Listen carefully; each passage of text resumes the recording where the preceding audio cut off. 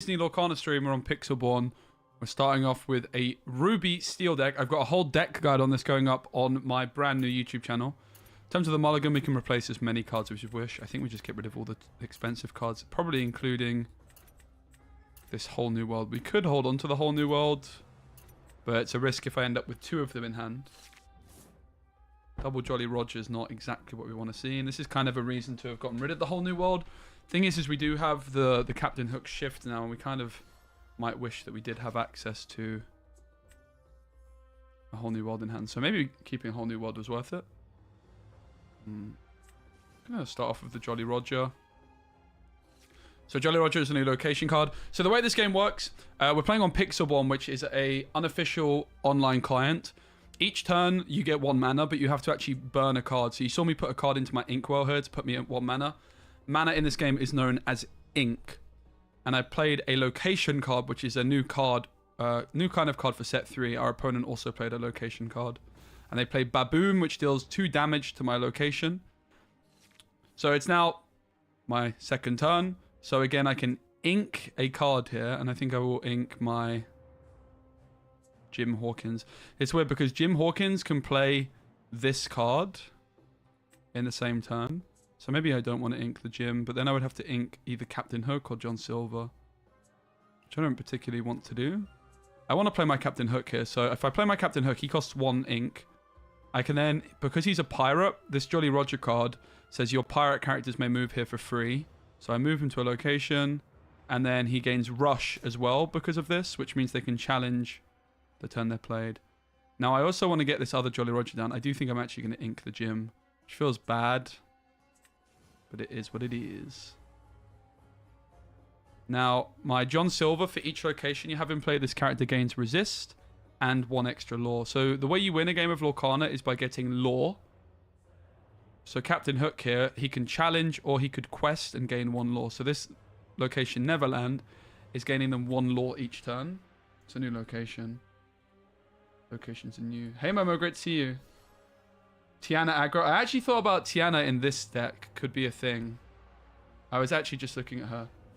Yeah, I'm going to be covering Momo. I've got a new YouTube channel for Lorcana, and I am actually going to do like top 50 cards in Lorcana. I'm going to be doing... I've done a full set review. I've done like a tier list on super rares and legendaries, but it's all going to go on a new channel. Wink the Maui.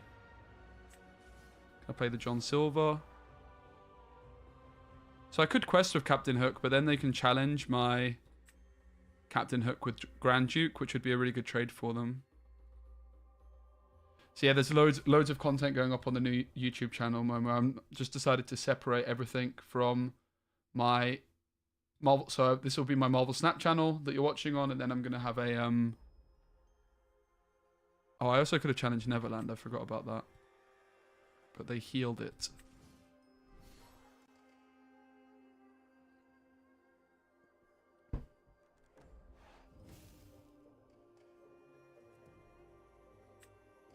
Interesting turn. Shift Hook is quite tempting because then I can remove Prince. Let's ink the mini. Let's go Shift Hook. As Rush.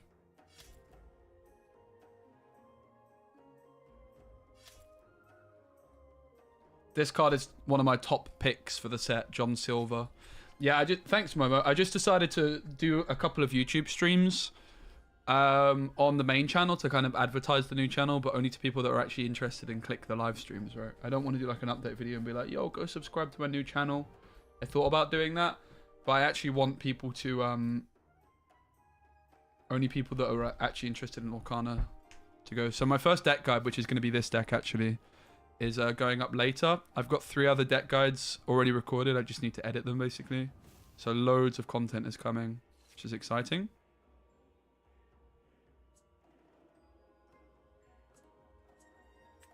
Get another location down. This means my John quests for 4, which is obscene. I won't ink anything here. Maybe Captain Hook challenging Neverland was better, actually. I forgot about that location.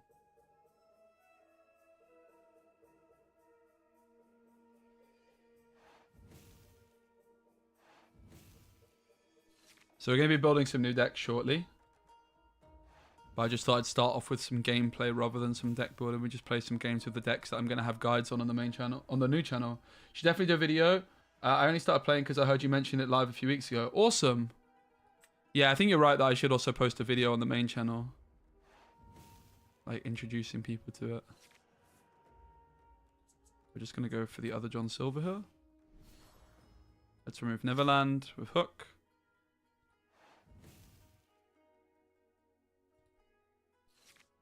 Yeah, thanks, Momo.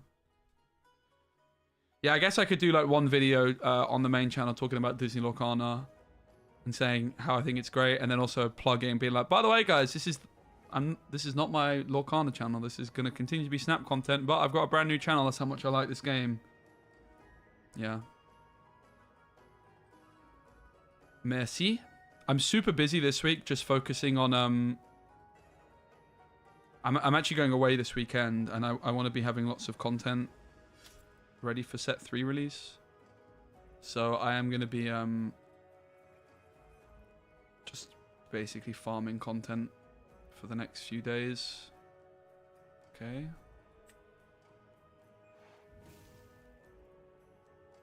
Don't really want to go for a whole new world. It gives them more value than it does me. I'll take the trade. GG, it's all over. So that's this deck. I think like the thing I noticed from this game is I liked the setup more. Except I think I don't want the Mauis. I think I want Queen of Hearts still. I was also thinking about Tiana being okay for this deck. It's also possible we just play a couple Mauis and a couple Queen of Hearts.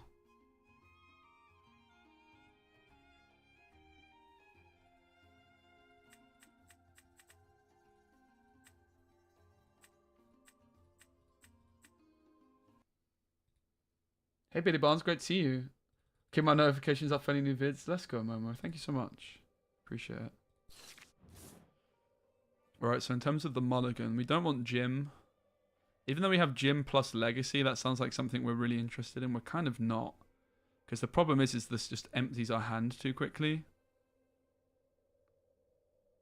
Maybe we should try and hold on to this. Shere Khan can go. Probably Beast can go. So kind of need to get rid of the Hook. I think I'm getting rid of the Jim.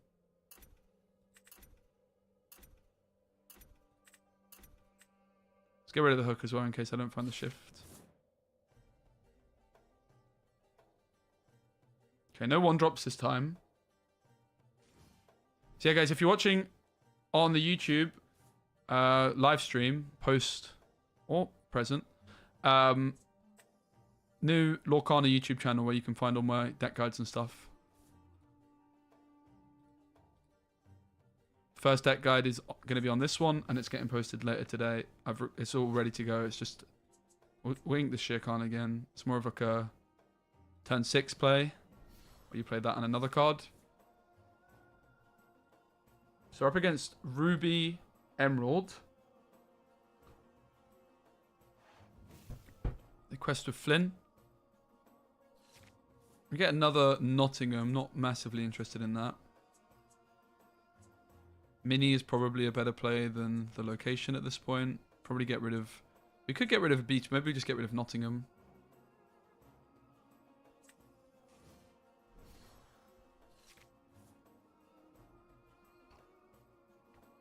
So compared to the list, which I'm actually posting on my YouTube later, I've cut the Robin Hood package. The 1-drop Robin Hoods. And we did miss 1-drops here. Okay, that's pretty gross. I really like this card kit. I think it's very, very good. The downside of it is that it does, like, add cards to my hand as well. We probably want to go for Legacy here. Get rid of Smee.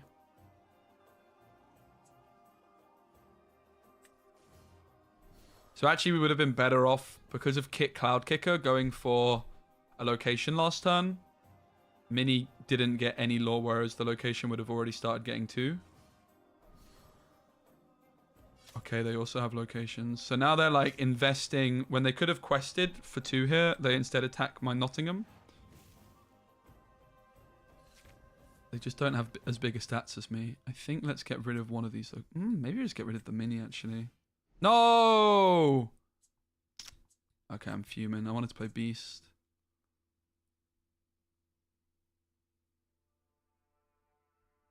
I mean, we can move mini here. Does nothing, but why not?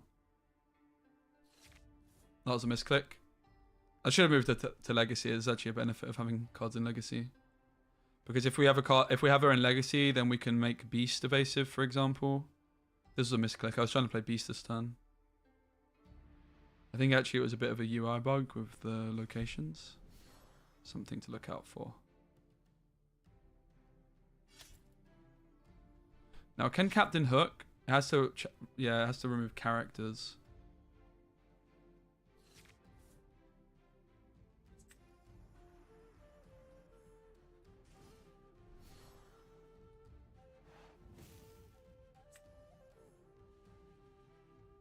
Locations are pretty damn interesting, though. Big fan.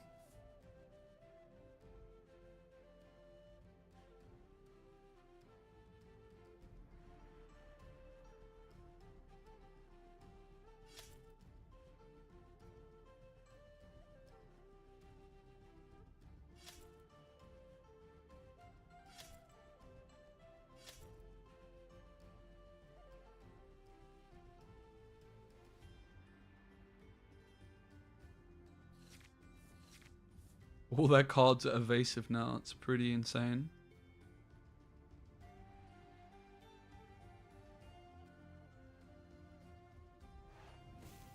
So we could go for double location.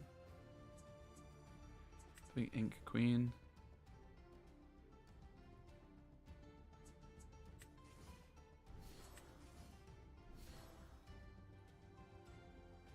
Double location is just more aggressive in terms of questing here. They can't remove Beast and one of these.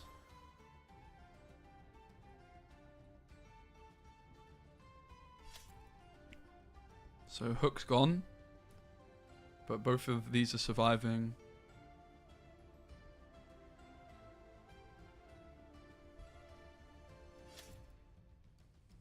And they're not even questing, they're trying to remove it, which is just giving me such a lead in terms of aggression.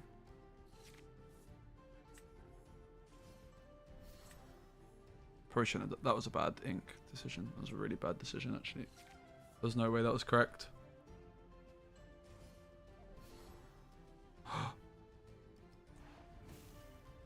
The Ursula.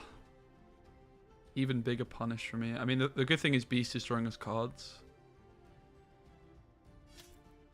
Why are they not? Okay, sure. But we're within touching distance.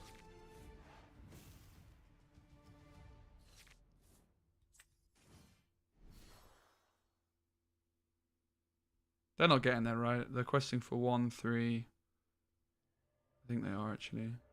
1, 3, 4, 5, 7. Nope.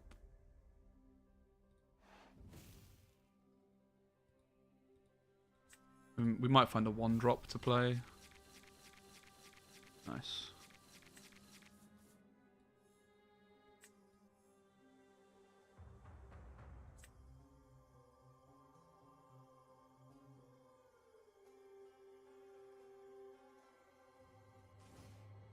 Nottingham's better against Be Prepared.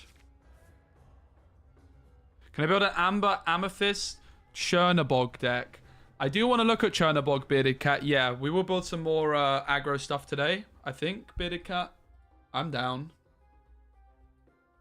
I don't know if it's what we'll start off with. Chernabog is definitely a card I'm interested in, though. Thing is with Chernabog, I think Chernabog is just a card you include a single copy of. I don't think you ever play more than one. Because there's such big anti-synergy with each other, right? And I'm not sure what I would pair it with. Amethyst could be an option. I think Emerald is very good. Steel also has bodyguards now. There's lots of different ways you can build aggro now, right? Ruby is also very good with aggro. There's a new Stitch card, which is working like Pinocchio. They also have LeFou, which is really good. You've, of course, got... I think I like the look of Emerald because of this card as well. So Emerald... A problem that you're going to run into with aggro now is obviously there's still Grab Your Sword, which this Ursula can deal with, for example. And then this card also can deal with the 3-cost Ursula because it's a 2 attack, 3 defense card. And it can sing Let the Storm Rage on twice, removing 2 of your aggro threats. But if you've got Cloud Kicker, you can bounce the Ursula back into hand, denying the sing song. So I do like the look of Emerald in general for aggro. I do actually have an Emerald, Amber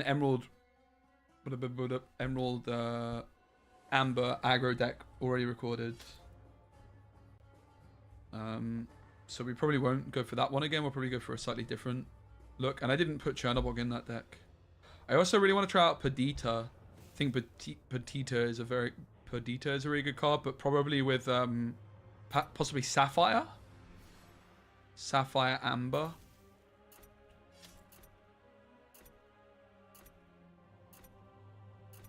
I think let's build some decks.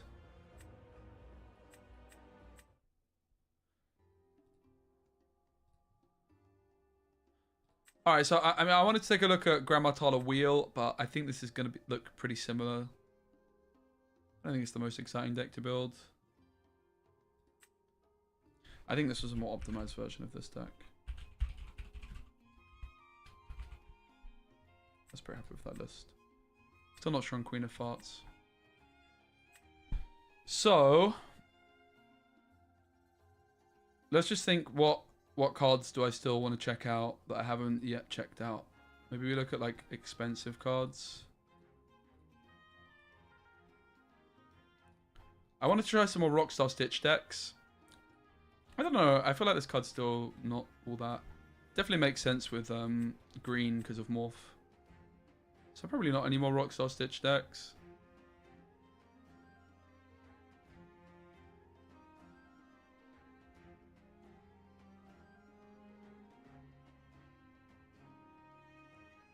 Right, so these are all the expensive set 3 cards. So Chernobog, I'm down to try.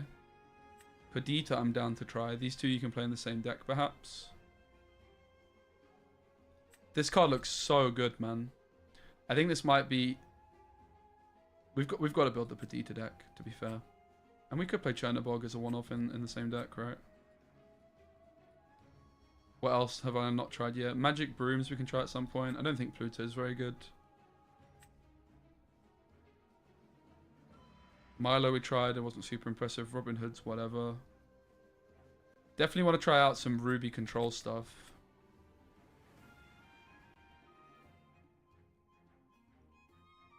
Hey Zuzu, someone said this yesterday as well.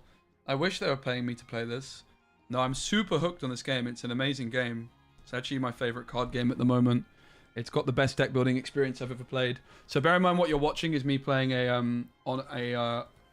online client, a fan-made client of a physical card game. Star Wars Unlimited. Yeah, I'll probably give it a go. I looked at the rules. I did play like on a I'm just going to restart because this bug's going to annoy me.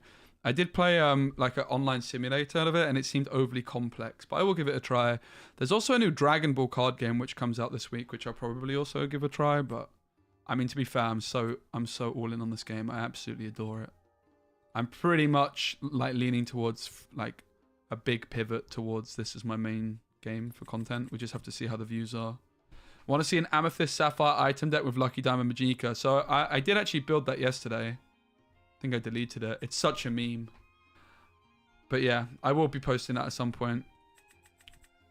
We need to... I played one game with it and then molded and rage quit because... I'm trying to think what happened. They discarded something from my hand. I think they discarded the magic dime from my hand somehow. That's like... So yeah, I want to play with Perdita. So Perdita, when you play this character and whenever she quests, you may play a character with cost 2 or less from your discard for free. Now, it's uninkable. And it's a 6-cost uninkable. 6-cost uninkables are actually pretty awkward cards to play. Unless you have some kind of ramp. So it's important to remember, like, let's think about what ramp tools does let's just look at orange first. Let's just like look at what ramp tools we have in amber alone, because we can consider those. So there's the new Pluto card, which is a ramp tool. I don't like this card though. It dies to let the Storm Rage on. It's just going to die a lot. It's uninkable. The fact it's uninkable is the issue, right? Now, there's also the 2-cost Lantern card, which is a card I do like, but if it gets removed by Benja, who's very, very good, wow, that is really, really rough. And Benja's a very good card, and Steel's very good, so not also that huge on Lantern. Yeah, Mufasa is definitely an option. Doc is the best ramp tool that Amber has. This is actually a very good card. Whenever this character quests, you pay 1 ink less for the next character you play this turn. This is a very, very good card. So, while I'm like saying Perdita, maybe we want to play it with Sapphire because of ramp. Maybe that's also not super true. The other thing to consider is Perdita is going to be putting back 2-cost cards. So, like, what 2-cost cards would we actually want to be rezzing with Perdita? Well, we'd want to be rezzing aggressive questers. They're not exerted either. So, probably not a bodyguard. I mean, you could play the Simba and then, like, replay the Simba. But, like, aggressive questers, so, like, Lilo type cards would be fine. Obviously, Dalmatian puppies, but Dalmatian puppies are bad. Piglet is a very definite... Okay, I mean, we'll be playing 4 Piglets. So let's get rid of the Lanterns and the Plutos. Doc isn't definitely in the deck, but it's just a card I like a lot. And it helps us play Perdita if we don't go for a Sapphire combo. Pride Lands we're not interested in. This card's not bad, though. This card's pretty good as well, by the way. Yeah, I think Baloo's very good. I agree. I like Baloo a lot. Just going to be like... When I'm building the deck, I'm just trying to build it in a slow manner. But yeah, I agree. Baloo's very good. Most likely Simba is going to be in the deck still. What are the 1-drops? Obviously, like the other thing to look at is Rockstar Stitch. I already built Rockstar Stitch with Emerald. With Morph. And I'm not sure if I really like Rockstar Stitch without the Morph. I think it's too inconsistent. Stitch is dying a lot on 1, like or 2 or 3. Cinderella is a pretty good card. If we play Steel, she's definitely not bad. What are the 1-drops? I don't really like any of the 1-drops apart from Lilo. Obviously, Lilo with Steel sounds really good because then we get a ton of bodyguards, right?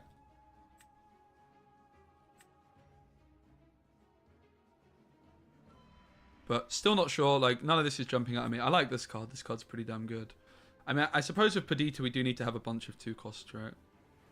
Which then makes you think Rockstar Stitch. But I don't know if it is Rockstar Stitch. I'm not convinced that it is. Again, Rockstar Stitch, I think, would be an Emerald deck. And I'm not really sure you want to go to 6 mana with Emerald. Like, we have Doc as ramp, but we need card draw if we're getting to 6 ink. Or we need... more ramp. So what we're saying is, what other ramp tools are there in this game? There's obviously blue has a ton. I don't think red has any ramp particularly. I also don't think there's really any particularly good. I mean, in fairness, there is some pretty good 2-cost cards we can res if we're playing. If we're playing red, we've got the Simba, and we've got the LeFou, which are cards I like both of a lot. So, like, this could be a deck you could go down the route of, but I just think that this is not going to be a Perdita deck. This is going to be an all-out aggro deck, and a deck I'm interested in trying. I just don't think that this Ruby doesn't really have any card draw, and it doesn't really have any ramp either. So, again, a Amber Ruby deck I think could be really good, but it's going to be more aggro than Perdita is looking for. So... red is out of the equation. I think green's out of the equation as well for similar reasons. It doesn't have enough card draw and it doesn't have enough ramp. We need ramp and card draw. In fairness, Ursula does give you some card draw now. But it's not like there's that many good songs to even sing with Ursula out because we're not playing Amethyst, we're not playing Steel. So I'm not interested in I mean, it could be like a discard. Could you play discard with Perdita? You could res some 2-drops. Steel does have a lot of good 2-drops, so you could res Morph. You can res Ursula. I don't think it's Emerald. I don't think it's red. So I think it's Grey. I don't think either has enough ramp tools. And it doesn't have enough card draw outside of a whole new world. And I don't think we want to be playing a whole new world in this deck. Grey, I just don't think gives us much that we don't. Yeah. So basically, as I was thinking, I just wanted to rule them out. I think it's either blue or purple. I'm actually leaning more towards Amethyst for the card draw.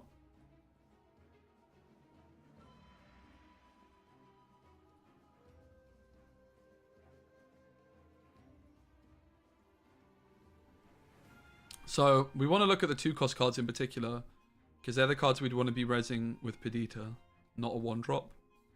Already, great card. Also very good card. So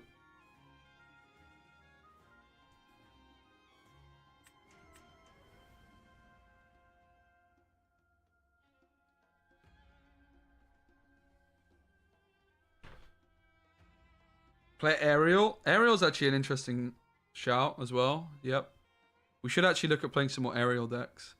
Okay, so Sapphire, so Amethyst rather has Mim, Pinocchio. What would blue have on offer? And let's not forget, there's also lots of other good 2-drops in Amber to res. Grammatala's not particularly good. Genie's okay. Nothing spectacular.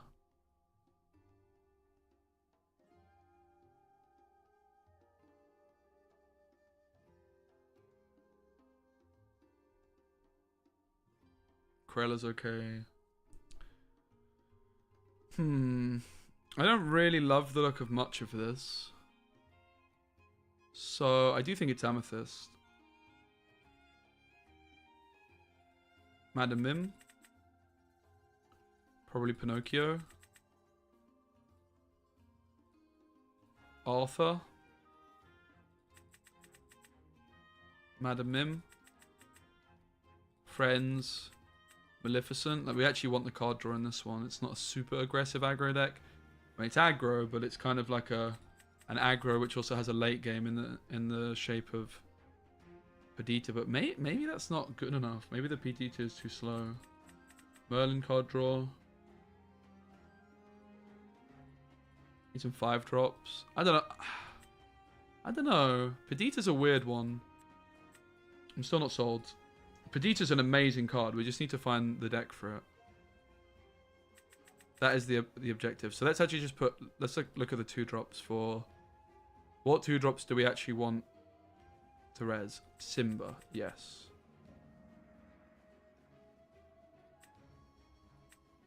Probably not wanting to play Lantern with Perdita. They kind of just synergize against each other.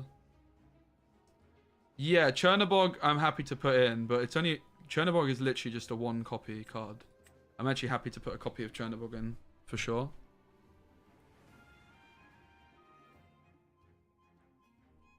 I don't think you ever play more than 1 copy of Chernobog, ever. It's literally just a card you put 1 of in.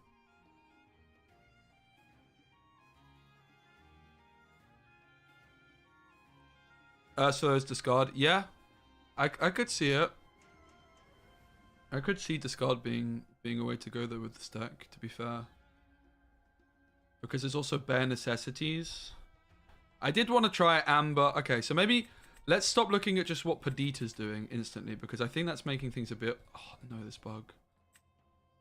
I'm going to have to restart. Okay, cool. It's too annoying.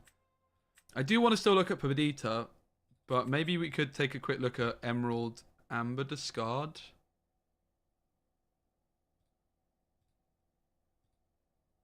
Because of this card, right? Chosen opponent reveals their hand and discards a non-character card of your choice. Meh. You can spin back your other Chernobogs and have a deck that will infinitely recycle itself. I mean, can you? You don't want your deck to recycle itself though, because you're adding loads of cheap cards back into the mixer. Now, I do want to look at Perdita. Oh my god, I love the deck building in this game. So much more going on in this game's deck building than Snap could ever dream of.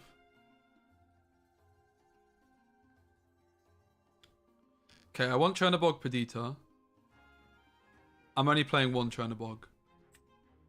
Read this card. For each character card in your discard, you pay 1 ink less to play this character. When you play this character, shuffle all character cards from your discard into your deck. Why would you ever play more than one of this card? You're going to have 2 of this card in hand and then just have a card that you cannot ever play in hand. You literally only ever play 1 of this card. There's no way Jose ever, unless you're playing like Steel. If you're playing aggro, shuffle back all your aggro characters. Sure, but at that point in the game, you like... I don't think that's actually a good thing. You'd rather be drawing like the big stuff. I mean, it's fine, but it's not actually like... Adding cards back into your deck is just an inherent bad thing at that point in the game, most likely. Obviously, if you have like Rockstar Stitch on the board, that could be a different thing. And that's the other thing to consider, obviously Rockstar Stitch. I'm still not sure what deck we're playing. I'm all over the place. Almost certainly Simba's going to be in the deck, right? We want lots of units. Piglet's definitely in the deck. So actually, what we can say for sure is it's probably going to look something like this. Piglet, yes. Simba, yes. Lilo, probably, right? Lilo, probably. And then if we go green or purple, we also have Maleficent.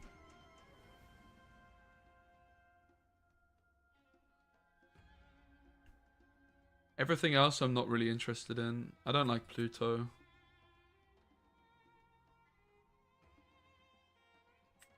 I think Stitch is dying too often unless you're playing Emerald. I don't think you actually want to play Rockstar Stitch. And if you're going Emerald, you're not playing Perdita, I think. It's too hard to get to 6. I also like Wendy. Wendy's a good card. And I like Doc.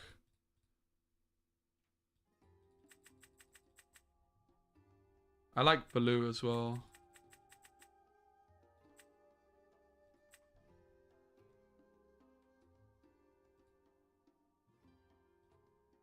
Any 4 costs? Rapunzel.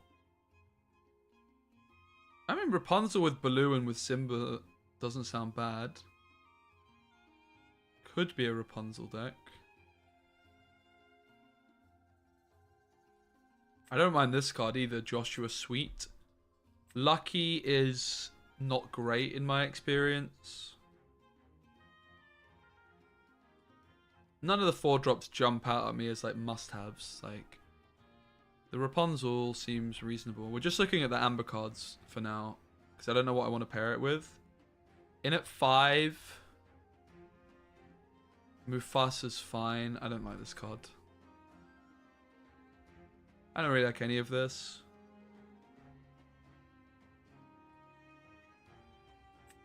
Kidda is okay. Kidda is okay. I don't like anything else at 5. And in at 6, I don't like any of this. Apart from maybe this. Yeah, Kidda's not bad. Kidda's definitely not bad. I don't hate her by any stretch. But she's not like a I must have this card kind of card. There's also Surfer Stitch. Like if we're already going to 6, maybe this is a song deck. Is this a song deck? If we're already going to 6, what stops us going to 7?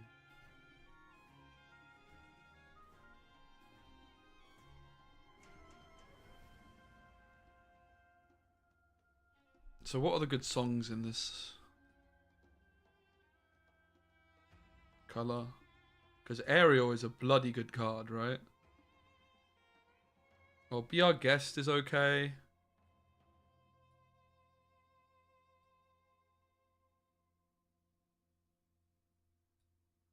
Okay, what if it's Emerald? What if we play Emerald Amber songs?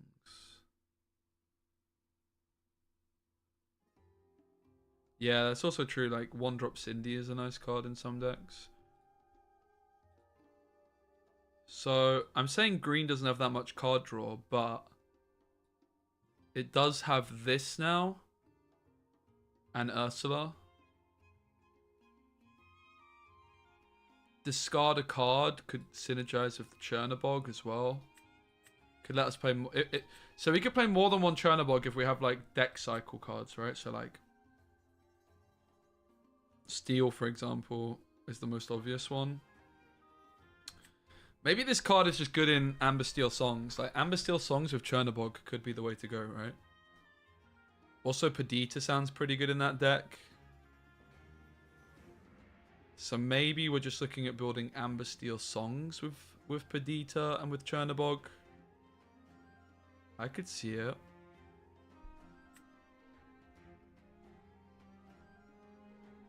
It doesn't feel like there's that many good songs in Amber. But you've obviously got the Aerial in Amber. There's this card, which I don't think is great. This card's fine in a discard deck. So maybe like an Aerial Emerald discard deck is a thing, but I'm not sure Perdita's there. We're all over the place, guys.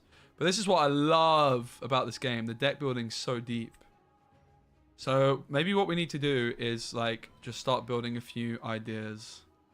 Because the Perdita I'm getting hung up on at the moment, but I do think Perdita's insane. So let's start off with Perdita, because I think orange-grey seems like the Perdita deck, actually, the more I'm thinking about it.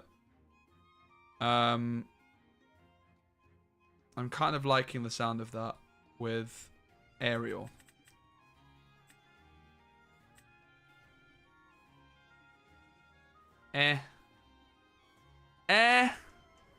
Guys, the deck building in this game is just something else, isn't it? It's actually insane. I'm so all over the place with where I want this deck to go.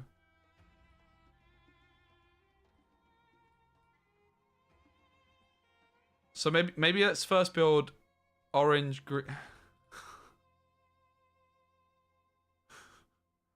Yeah, Chernobog does sound fun.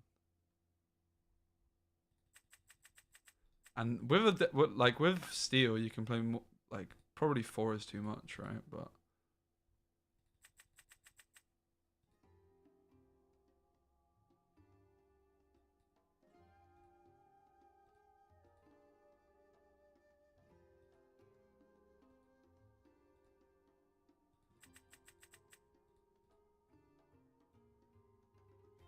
alright, let's look at all the songs.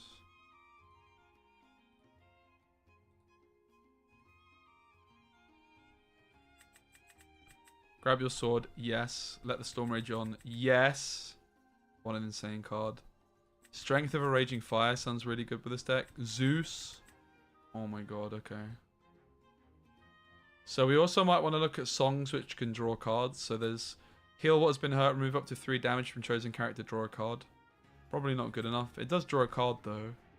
So you can sing to replace itself. Meh.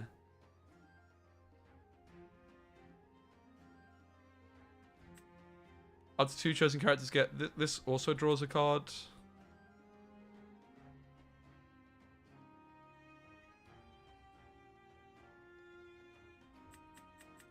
Yeah, I guess it's just better, right, as card draw. Okay, so this seems like a pretty okay setup so far. I still think this is too many Chernobogs. Perdita, like, I want to play this card. Can I play her? She shouldn't be the first card in the deck, but she is so good. Nah, I want Perdita. We can also play Surfer Stitch.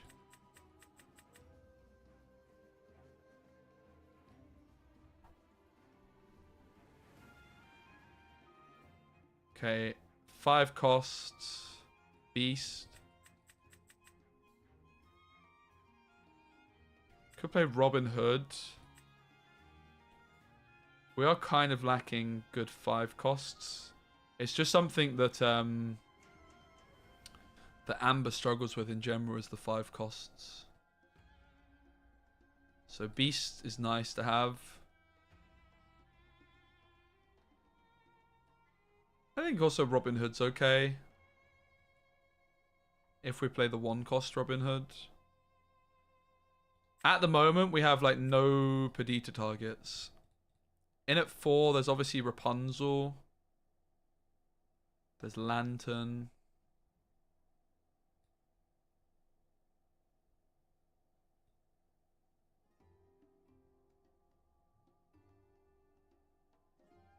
None of the 4 drops really catching my eye. Possibly Rapunzel.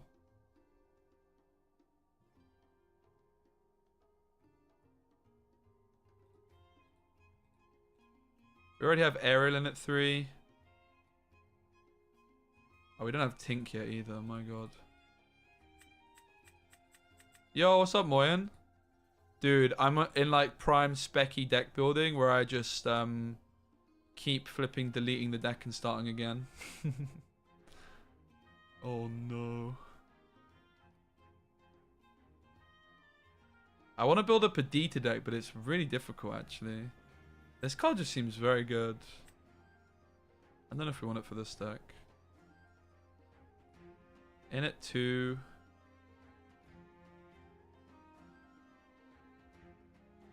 I mean, there's this card, right? Do we want to play it?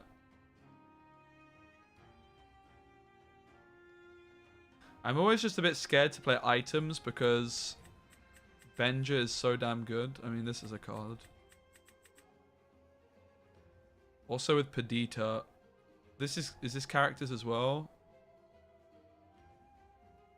Yeah, so we don't want to play Sleepy's Flute, I think, with the Chernobog stuff and with the Perdita. So Piglet and Mr. Smee is the main targets for Perdita. It's also Wendy is pretty good. In at 1, we're going to want the...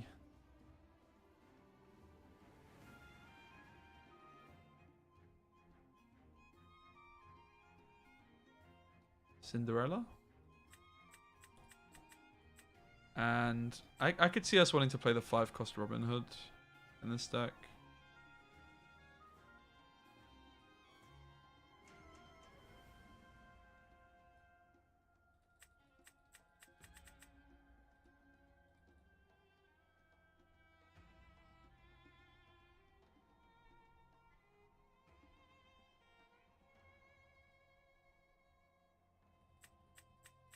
Okay, now I'm going to cut some Chernobogs to start things off. I don't want flipping 4 of them, despite what chat seems to think. We also might need to drop this down a few copies. Maybe the Surface Stitch can just go. It's too expensive. Chernobog can go down to 2 or 3. Probably 2. 2 is a lot of Chernobogs, guys. Don't get mad, okay? And then I'm not really sure on how many songs we're supposed to play and whatnot.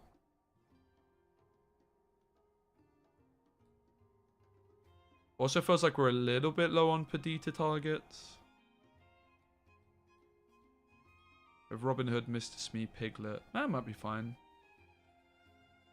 So we need to cut 2 cards.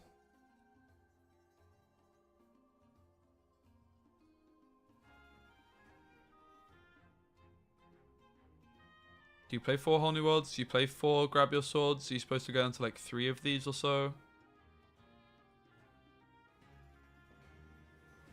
Yeah, we've got strength.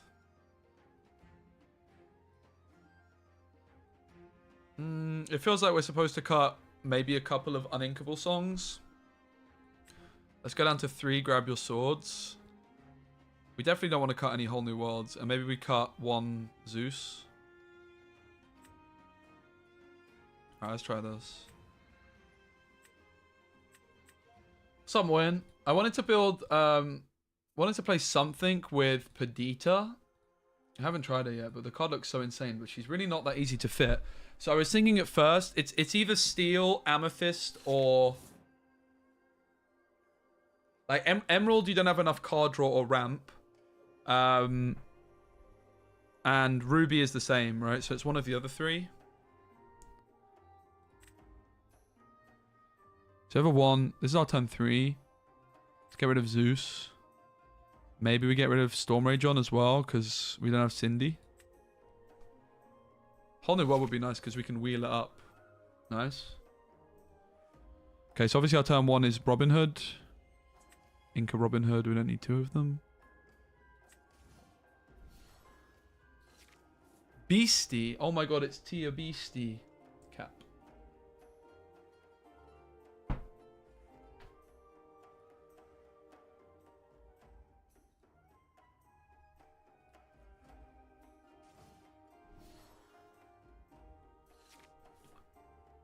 Okay, Aerial's our turn 3 probably. I think we get rid of Beast.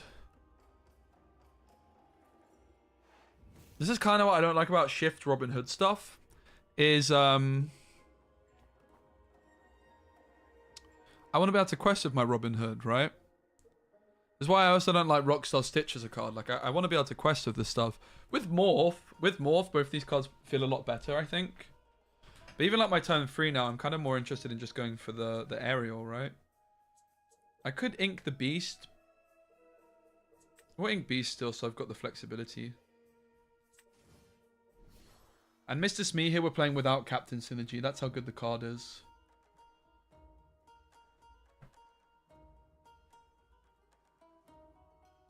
We could also go to 3 Chernobyls, possibly. I doubt we ever want to play 4. I think 2 is probably greedy enough. Okay.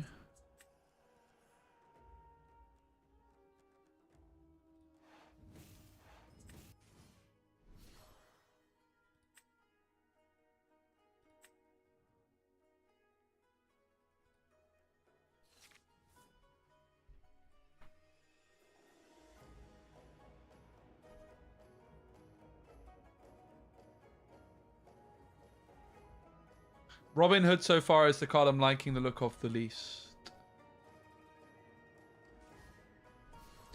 But in fairness, it would have been a nice option to have if I didn't have the old Aerial here, right? So we shouldn't dismiss it too much. The Robin Hood is still popping off here. I'm going to ink be our guest.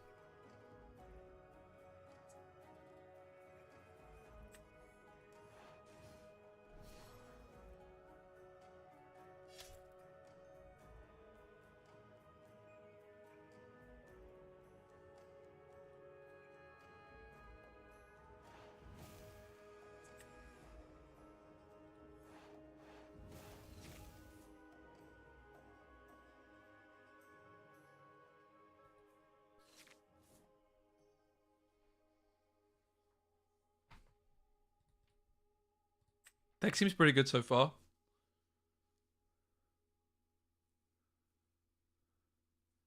Mr. Smee is about to sacrifice himself.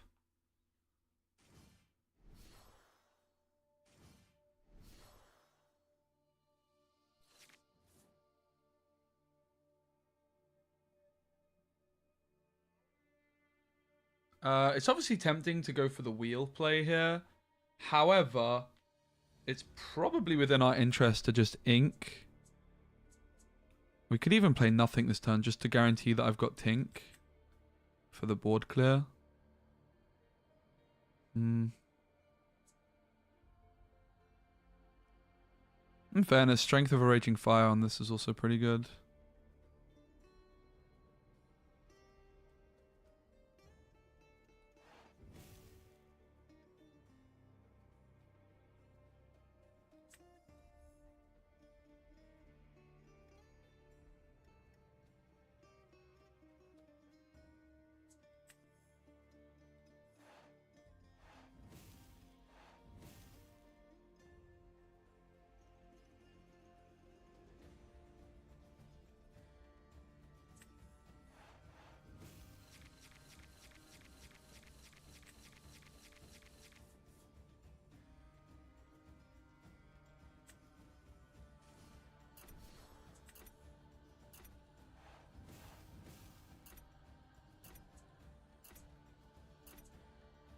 Deck feels pretty flipping strong.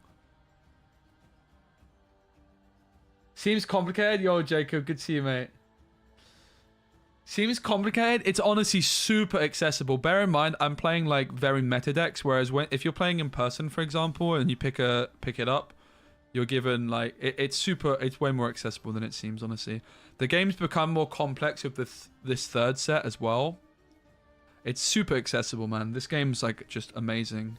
It's like a really nice mix of complexity without being like inaccessible. So far, I'm only playing 3 copies of Grab Your Sword, and that's seeming like something I'm not a huge fan of. We can quest for 8 here. 8 is quite a lot. Why is this not... Piglet is a captain. Mr. Smee and Piglet synergy, guys. Oh, that's actually so good. I was like, why has my Mr. Smee not died yet? Pog.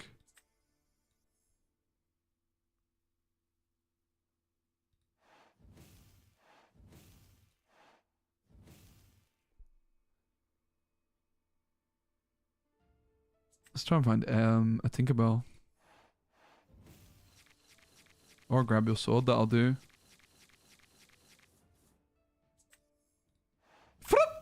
Haha! Adios, amigo. Okay, well this seemed pretty good. How long has this game been out for? The physical version came out, this is the 3rd set, so about 6 months ago. About 6 months ago. They've not really started like a big advertising run for it yet because like basically for the first set, all the stock sold out. And then the second set, I think that the second set power level was not super high overall. And the stock became more accessible. Whereas this set feels like the power level has gone up a notch again. Okay, this seems like a very nice deck, not going to lie. Pretty happy with the list overall. I think the main thing I want to take a look at is the Robin Hood. But they seem very, very good. Big fan. Whoops. The Robin Hood. Also, like, only playing... Yeah, I want to play more Zeus. I don't think... It's possible we don't need more 5-drops, right? Because the Ariel can sing the 5 cost stuff. So we might not actually need... Like, we already have Beast. Might be enough. So try cutting the Robin Hoods and the 1-drop Robin Hoods. I mean, in fairness, we might still end up playing the cheap Robin Hoods. Maybe Captain Hook is better just for control. I do like Captain Hook in general. And then I think I want 4 Grab Your Swords and 4 Zeus.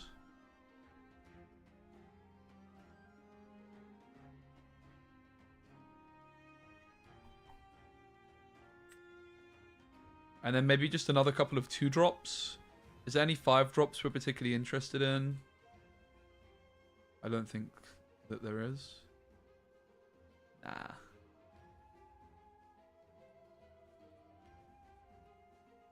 Simba, are you good? I'm not so sure that Simba's particularly good. We could play another couple of songs as well. I think just some more 2-drops. Maybe Jafar to deal with Mini. Moreover, probably just flipping... Wendy. A couple of Wendy's.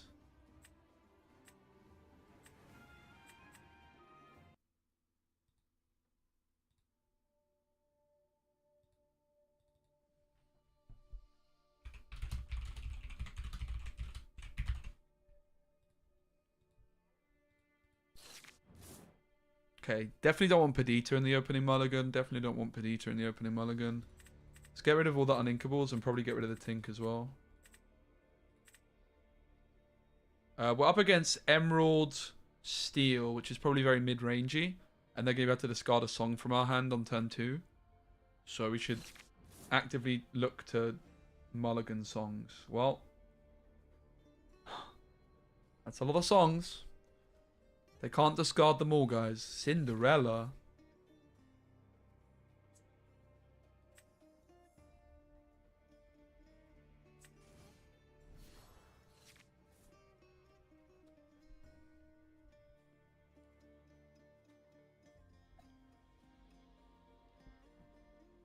I'm not sure on how many, like, maybe 3 Grab Your Swords is better.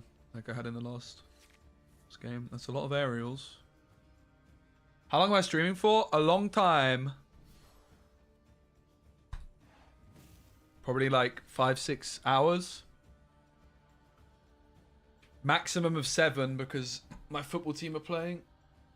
Hey Tekka, testing's been nice. I'm enjoying it so much. I'm really excited to be getting back into it. We've got our first video guide going up later as well. Grab your sword with beast is gross.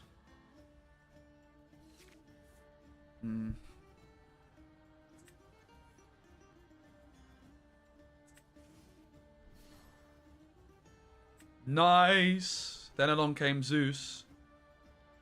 We can sing this with Aerial next turn and remove Beast. How's that for a comeback king? This also puts Captain Hook and Piglet in the graveyard. So my Chernobog currently costs 8. And I do have 2 good targets for my Perdita. Okay, they get to remove a song of choice. Unfortunately, it's probably the Zeus which is going to go. Yep. Can't discard my whole hand though, brother. We might find another Zeus with Aerial here.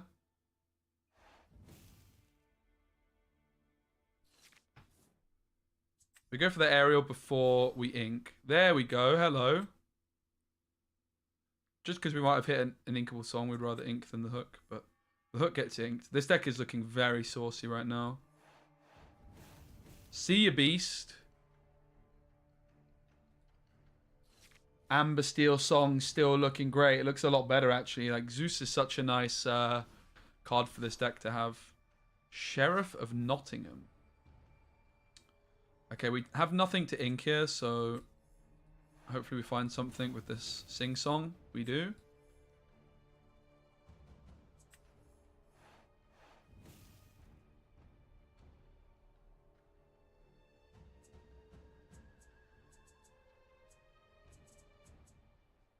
Interesting decision.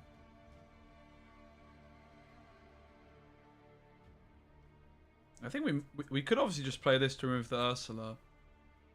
But I'm actually going to play nothing here. I get punished if they have another Ursula because they can get rid of my whole new world. Uh-oh. So maybe because I'm up against Emerald, I should have just gone for it. On reflection. But I do still have a lot of card draw tools. And I'm not sure why they're playing this when they can literally see I have this. We're just going to pay for it.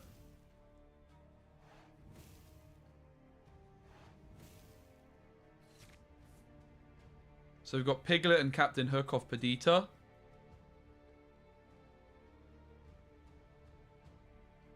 What a card Perdita is, mate. Absolute sauce. One of the best cards from the whole set.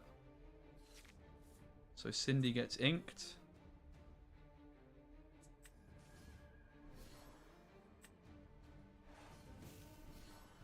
Piglet comes through.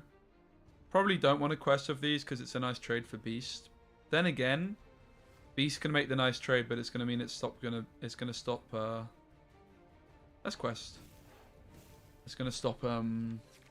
Words are hard. Drawing them cards if they do go for that trade.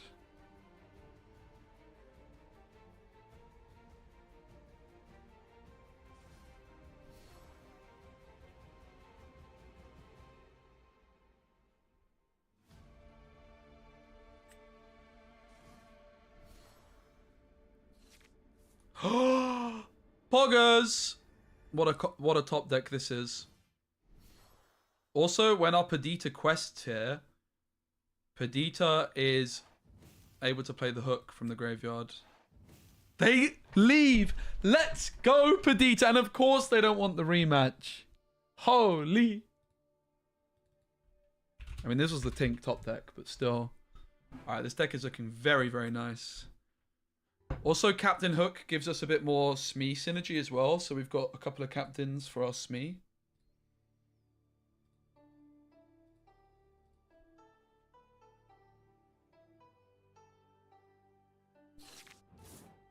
That was really strong. Yeah. Okay, we have Cinderella, Storm Rage on. Grab your sword can go. We're up against blue-red. I don't like Be Our Guest in hand. This is just a... Strength of Raging Fire can go too, because these are cards we want to be hitting with aerial. I think we can keep the rest. You could make an argument we should get rid of the Smee. It's good ink, though. Let's keep it. We have a lot of uninkables like Chernabog, etc. So let's just keep it for ink. We're going to be starting off with Cindy. Let's get rid of a Smee.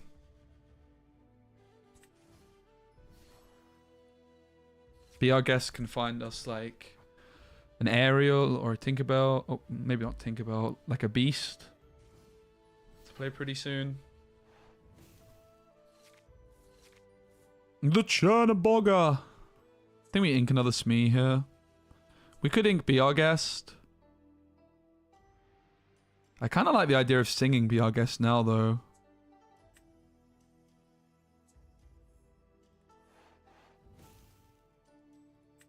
Okay, Perdita's the only option available for us to draw there. So this is like the concern about having a lot of uninkables. And this is a big reason we needed to be careful with the mulligan. And it's also a big reason I'm playing 2 of these currently. I actually think I just want to go to 1. I think 2 is not worth the payoff. The payoff. You're playing 2 to hopefully draw 1 at some point, right? But you only ever want 1 in hand. I kind of want to play the Piglet. I might honestly just remove this Grammatala. Is that really bad? That's really bad. Let's ink the Piglet then.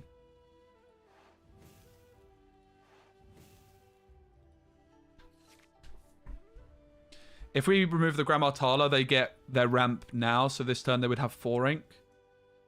So let's not do that. Yes, I'm going to go down to 1 Chernabog. 2 is too many still, I think, even in the stack where Chernabog can really pop off.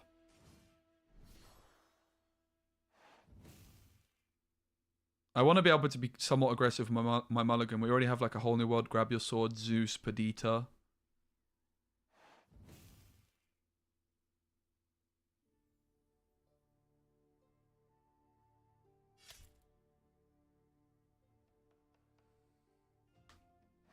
This card is insanely good. Okay, find a Whole New World.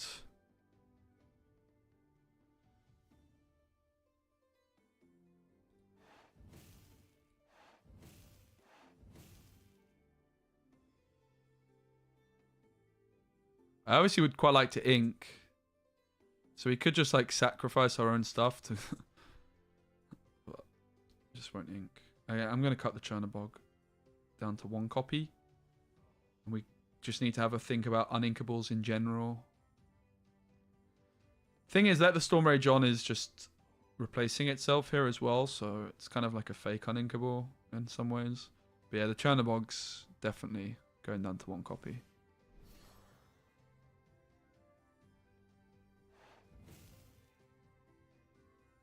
They're very likely to wheel soon anyway here.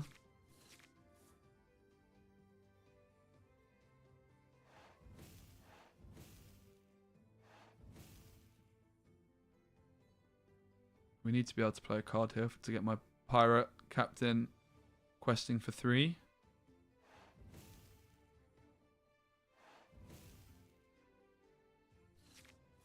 No.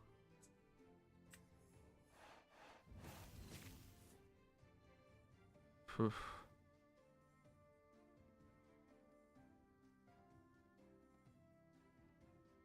Honestly, let's just play it. So we could have just played that. Have a cup of kind, sir. Yo, Pigeon of War, what's up? Did you sub? Because it didn't show up if you did. Oh, Pigeon of War, you're too kind, mate. Thank you so much, mate. I will. You know me, I love my coffee, so thank you, mate, so much. I really, really appreciate it, mate. Cheers to you for the 9 months. With the Prime. So this game, obviously, the uninkable situation is a complete mess.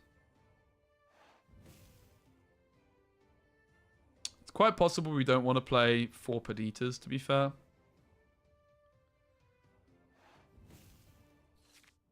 Because the card is a wee bit clunky, but the card is also insane. A lot better than a Chernobog.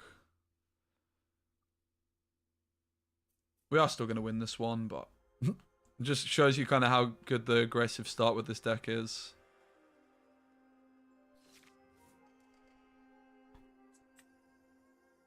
I'm just going to pay 3 here. Okay. Who needs ink? Not me, apparently. This is a handful of uninkables. Prime specky deck building. Just load the deck with uninkables. What could possibly go wrong? So this is also just something to bear in mind for the sake of our mulligan, that we do have a very high uninkable card count. And therefore we should be... Yay!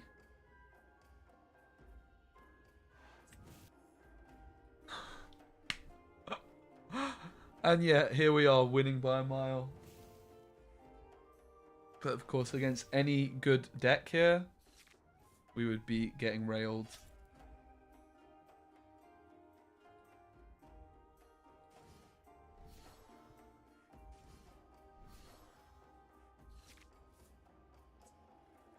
It is starting to get a bit spooky.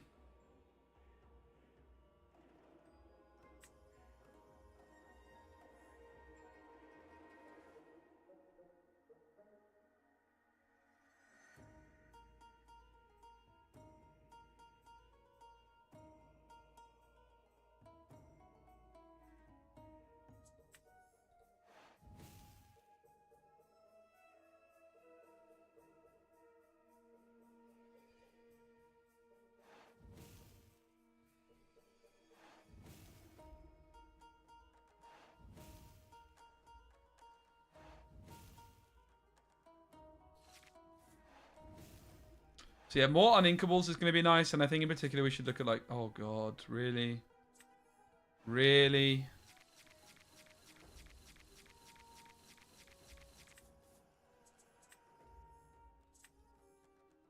Do we lose? 2, 4, 5. Yeah, we lost. The fact we almost won is ridiculous. Okay, so let's sort the hell this bloody deck out. It's a mess with uninkables. So Chernobog will drop down to 1. That's a good start. In fairness, how many uninkables were we actually playing? 4, 8, 12, 16, 21. I mean, it's not that many. It's certainly more than you should be playing. So let's go down to 3 Grab Your Sword and 3 Zeus. I think also like 3 Perdita is fine. I don't want to go down to 2 because this card's so good. But they do definitely have diminishing returns. And then let's just replace them all with inkable cards. So it's only Piglet, it's only Cinderella and Captain Hook as our 1-drops, which I think is enough. But we could possibly go to... I mean, like, the other thing if we're playing lots of uninkables is Simba-type cards, but meh. I don't really think we would want to be doing that. At that point, it's not really... It's worth just playing more uninkables, right?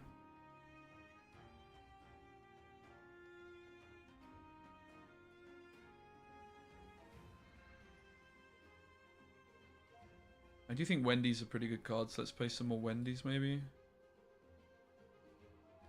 This card's also good.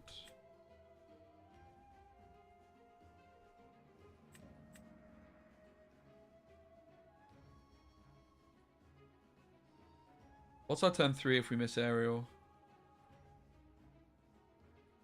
It does feel like we just need some more proactive 3s and 4s, right? So maybe it's not even more Wendy's.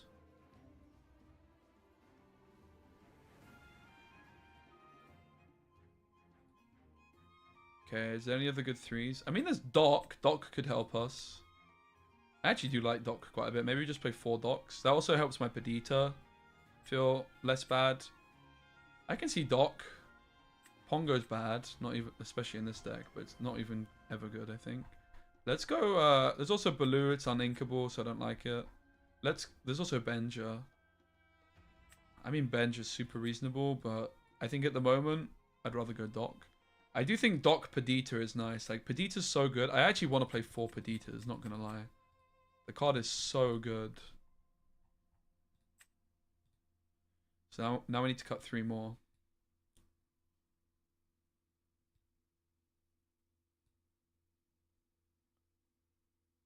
I don't think we need the Wendy's. We have Piglet and we have Smee as priority. Let's cut the Wendy's and then we can just add one uninkable card of our choice.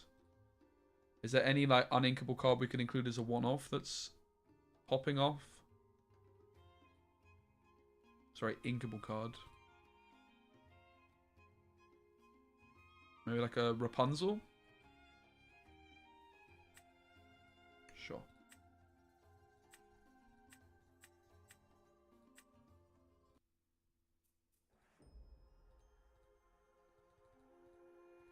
No, I think Chernobog is good in a song deck. I think this should be the deck Chernobog's best in because you have the whole new world. We just, like, this is it, right? Like, I'm really happy to see Chernobog in my opening hand because then he can't come back. Let's also get rid of a beast. Let's get rid of fire. Do we get rid of a piglet? I mean, it's ink. We've seen we do run into ink issues, so we should probably keep this hand. We could also get rid of beast. Turn 5 is pretty slow. We could keep this for ink, but I like being able to mulligan aggressively. We'll see if I end up getting punished for it. I think that the balance of the deck should be a lot better now. Let me find a 1-drop too. So let's get rid of Be Our Guest, I think. I mean, we could also get rid of the dock here. As Ariel's going to be our turn 3 play, probably. Might be a mirror. Cinderella on 1 is so good with Let the Storm Rage on. Just tried out Pluto and Pongo. I don't like them personally. They do look decent. I just don't think they're super powerful. Okay, so they actually go for the Cinderella, which lets us do the Omega Juicer opening play in the mirror, which is that. And that's almost game winning. Let's get rid of Be Our Guest. We already have the whole new world. We don't need the card draw. And Piglet is the priority here, because then we can play Ariel on 3 and Piglet quests for 3 already. What an opener. So powerful.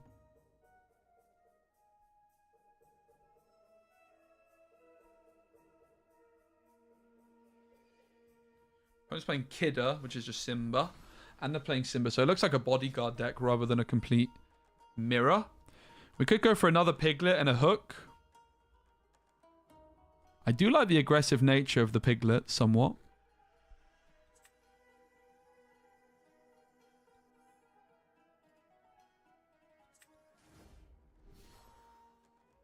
No songs.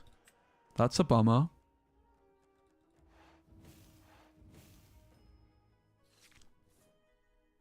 I'm not sure on the amount of songs people would usually play in these decks. Seeing a lot of Red Steel. Is this with locations? I'm actually posting my deck guide on that later on today. Michael. Yo, Guillermo, thanks for the follow. Welcome. Lovely to have you. Pongo comes through.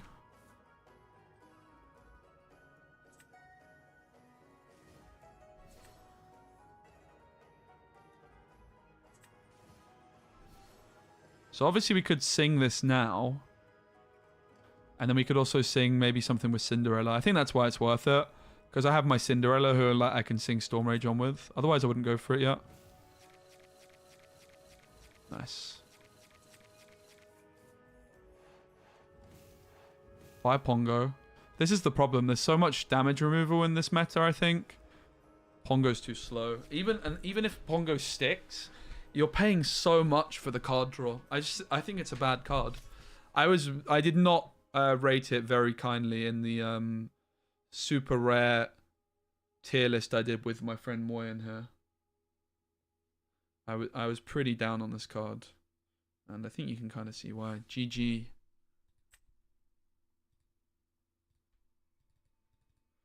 Deck's feeling good. To restart that up.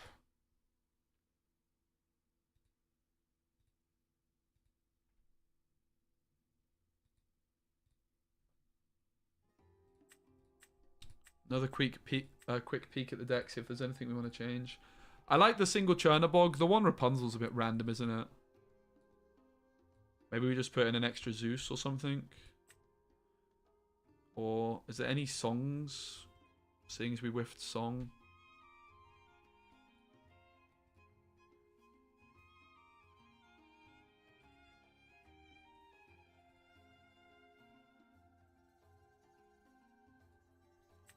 Maybe this, because it can draw a card. There's also World's Greatest Criminal Mind, right? For control, but I think this card is a lot less relevant now that you have Zeus. Zeus deals 5. I think this could be fine, but let's go for the card draw one instead.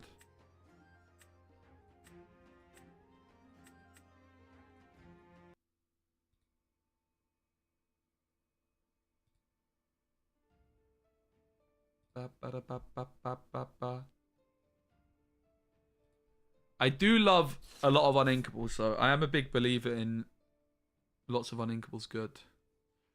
Okay. I want to get rid of a lot of the songs, even though I need the ink. Maybe keep this one. Because it's bad.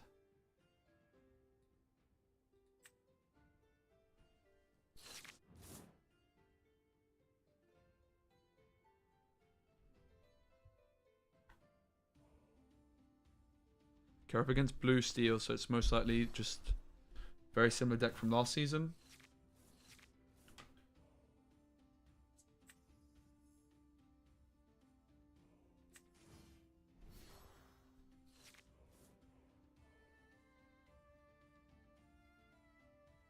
I do think we're maybe a little bit low on 1 and 2 cost cards. I'm not sure how many songs people played in these decks last season.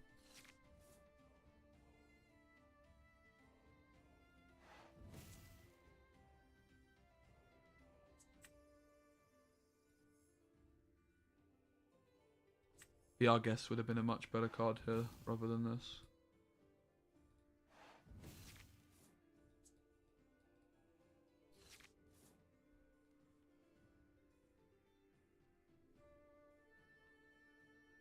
Might have also just been better to have inked that.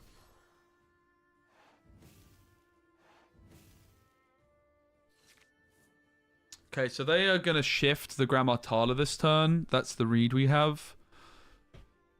So interestingly, what we could do is we could go for Let the Storm Rage on to remove this, which seems bad, but we've got a huge read that they have Grammar Tala in hand. And if they also have a whole new world, we kind of just completely disrupt their game plan with this play. So I'm going to go for it.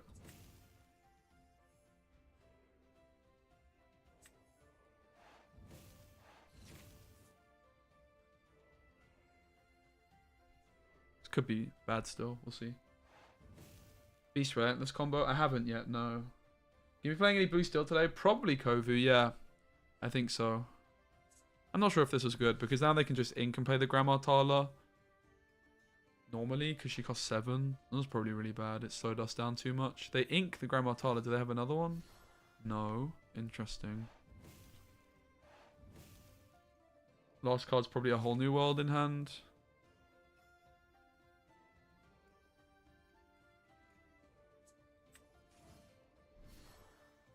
Okay, the aerial's whiffing quite a lot. I don't know if that's just bad luck or what. Not happy with how I've played this game so far. I'm going to go back into the deck builder. The deck feels a bit clunky in terms of like the ratios of stuff we have. Like I'm missing the aerial a lot. Surely they're singing a whole new world here.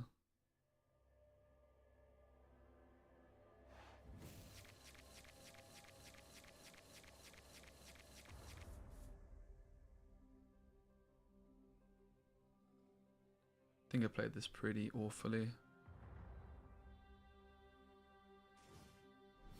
But we might still be okay.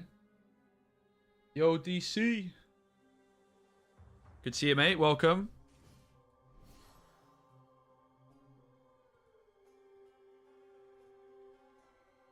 Location.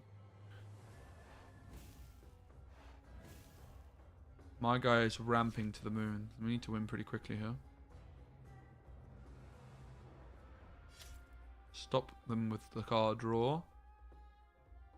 We could go for Beast and get some card draw of our own.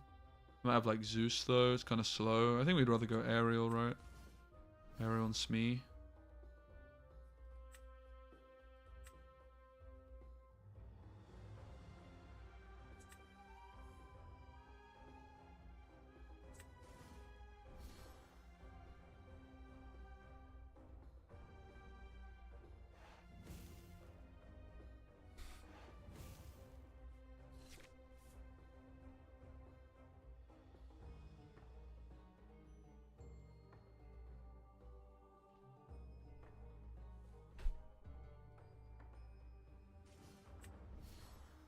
There she is. So whenever a card is put into your Inkwell, gain 1 lore. This is like the main card to be building around with. The steel wheel. The wheel of steel. And Cogsworth is a belter as well. Damn. Wow, yeah. This deck looks very good, right? Because I can't even interact with this, so grab your sword. And then my Along Came Zeus comes a lot worse. This game looks pretty over, actually.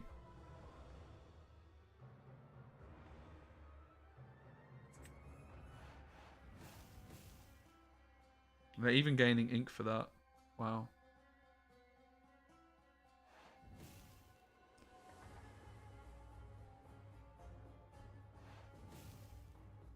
Is Beast a captain randomly? Nope.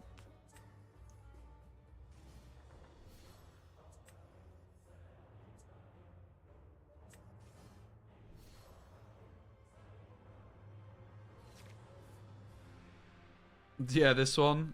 Yeah, it's true. My day's been nice, DC. I did a bit of video editing. I got a really good night's sleep as well. I've not been sleeping super well recently, so getting a nice night's sleep was a big benefit. And then I went for a nice walk this morning. Okay.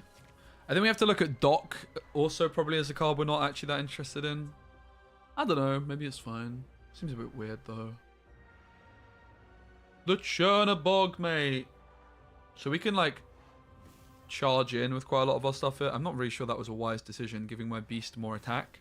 I think it was very, very foolish. Because we can now just charge into the Cogsworth. Sing, grab your sword. No. Huh? What? Some very odd decisions here. How's your day been, DC? I didn't get the longest night's sleep, but it was like an uninterrupted night's sleep. I have a lot of problems at waking up in the night often. But yeah, anyway, here comes the beast. And it survives too. They really messed up damaging it. Right, now I want to sing grab your sword probably. Can I sing it twice? Nay. Grandma Tala has to go, but so does Belle. I could find another grab your sword with Ariel, but I wouldn't be able to sing it twice anyway.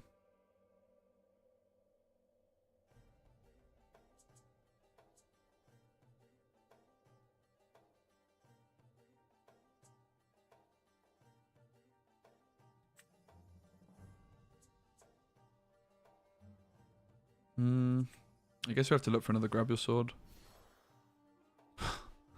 Keep whiffing my aerials, man. GG.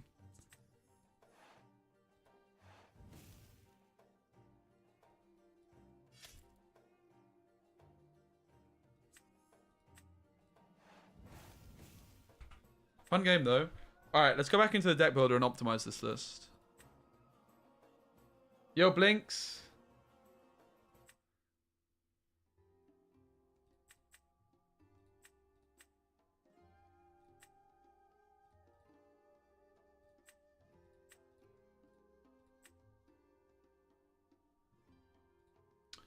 I also shouldn't tunnel vision on Perdita too much, right?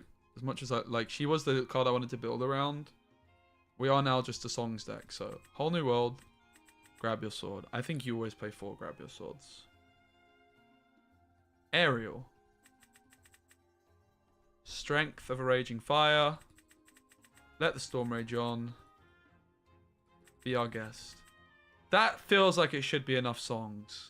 4, 8, 12, 16, 20 songs. That's a lot. And I don't even have Zeus yet. 24 songs. That's got to be enough, right?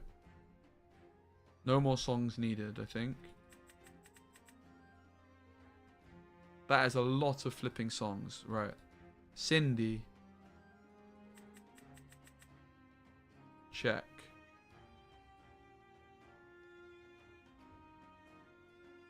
Smee and Piglet. Check.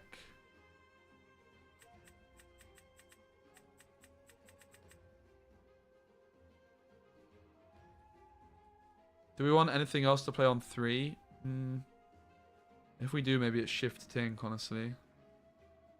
I think like Small Tink's a very underrated card in general. I could see it being this. I think early Tink is looking very powerful. I could see us playing Small Tink. Tiny Tink. I actually really like Tiny Tink, honestly. It's better than this Dock idea.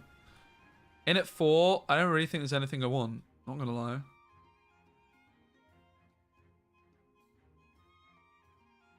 I think there is nothing I want in at 4. In at 5, we want Beast. And I think that's it.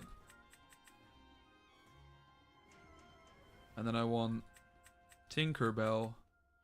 I do want a single Chernabog. Maybe. Or maybe don't. And I like Perdita. She's so good. Perdita. And we have 3 extra slots.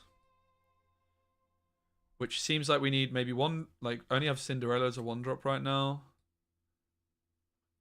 That seems a bit risky. We could also drop this down to like 2 copies or something. Tiny Tink I like the idea of because it gives us a turn 4 as well.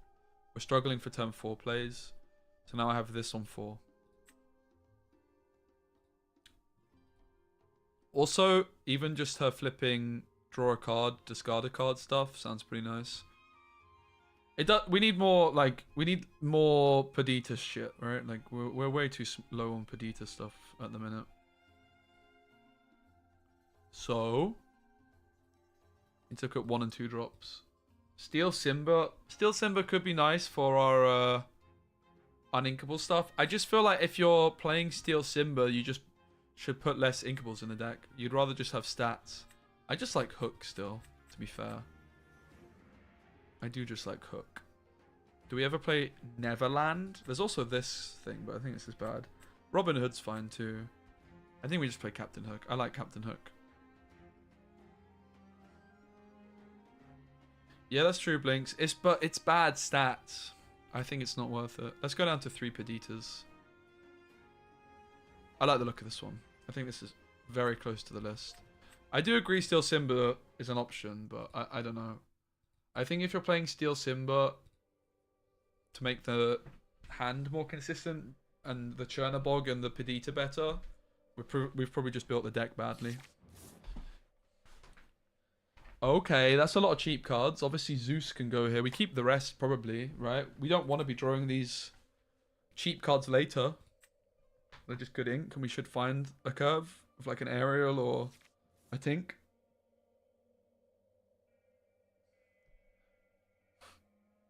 I think like we've got to look at Chernabog as just. I don't think there's such thing as a Chernabog deck necessarily. I really don't think any deck should be playing more than 1 Chernabog, unless there's some like mental combos that I'm not thinking of. Like, but this like color combo would be the mental combo, the crazy combo of Chernabog, right? And realistically, this deck just feels like it's going to be better built. You know, it's an Amber Steel Song deck. So a mental Chernabog deck is not going to be like the best way of playing Amber Steel. Didn't get a ton of sleep yesterday. I had to help out my brother who has a newborn. Oh, mate, I'm really sorry to hear that. I hope they feel better soon. Let's discard the Zeus. Gonna ink the Smee.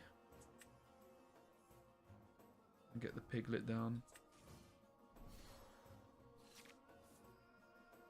So they can morph into... They can go Beast. I'm also going to be posting a deck guide on this, probably tomorrow. I think that just mid-range Emerald Steel is the front-runner best deck in the game.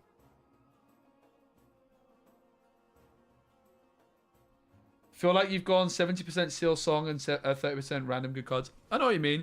I think we've like tweaked the deck more now though. I think the deck should be doing better than it was looking in the last game. I hear what you mean though. Yes, Losbella, of course. So yeah, each turn you gain energy, which is or mana, which in this game is called ink. We have to get rid of the Piglet and go for the Tink. I do agree though with Perdita. Thing is, Perdita is the card I wanted to build around. That's why I'm feeling a bit sad about it. Wait, no! I thought it was when she dies. Oh no. Give me a rematch. Yeah, Perdita, I think we might have to drop down to 2 copies. Card's just insane though, but 3 too many probably. Perdita is so good. Okay, yeah, I can explain. So in terms of the mulligan, you can replace as many cards as you want. Nice. This is a really good hand. This is more like what we're looking for. I don't want to take too many mulligans, but I wonder if we even get rid of the aerial just because I have Tink into Big Tink, which I think I'm more interested in. And I want to find the aerial later on.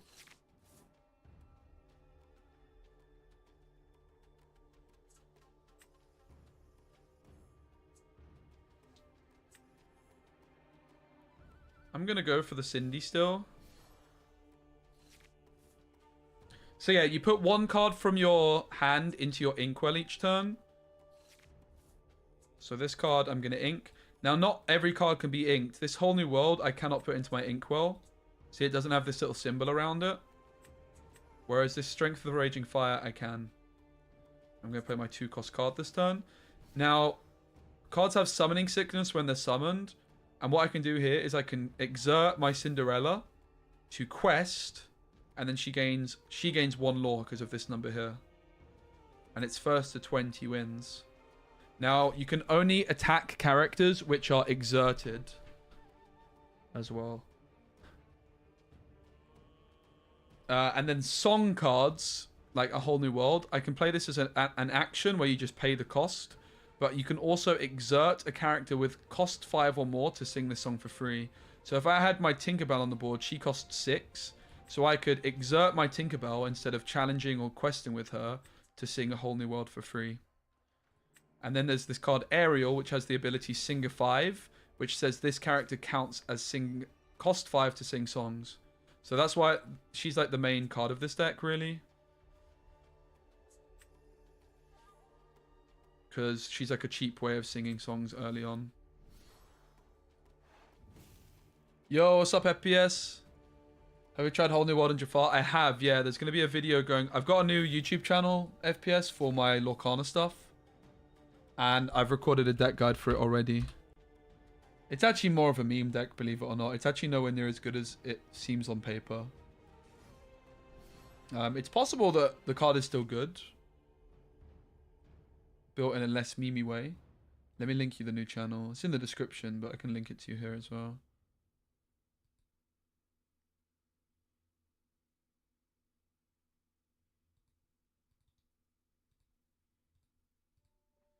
Found it? Nice. Okay, so this turn we're going to go for the Shift Ink.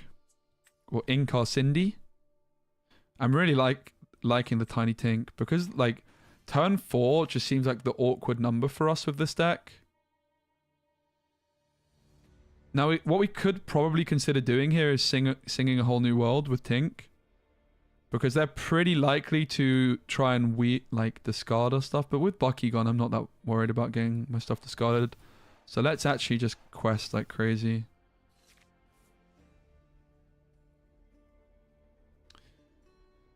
The concern is if they have Giant Tink in hand, they can trade out our Tink, which is really good. But the good thing is we're already at 9 lore. But they can wipe the board here with a Tink.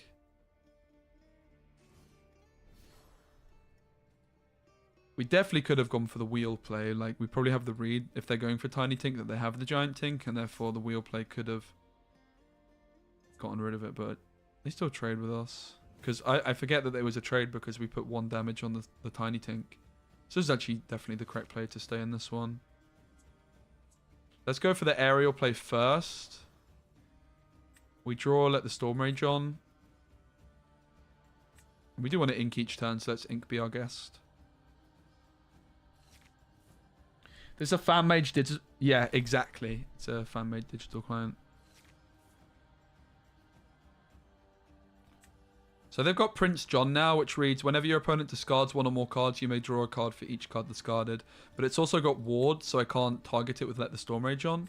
I am going to go for A Whole New World here to refill my hand. They're going to draw so many cards here. We could even turn it into a mill gamer. Because... I guess it says you may.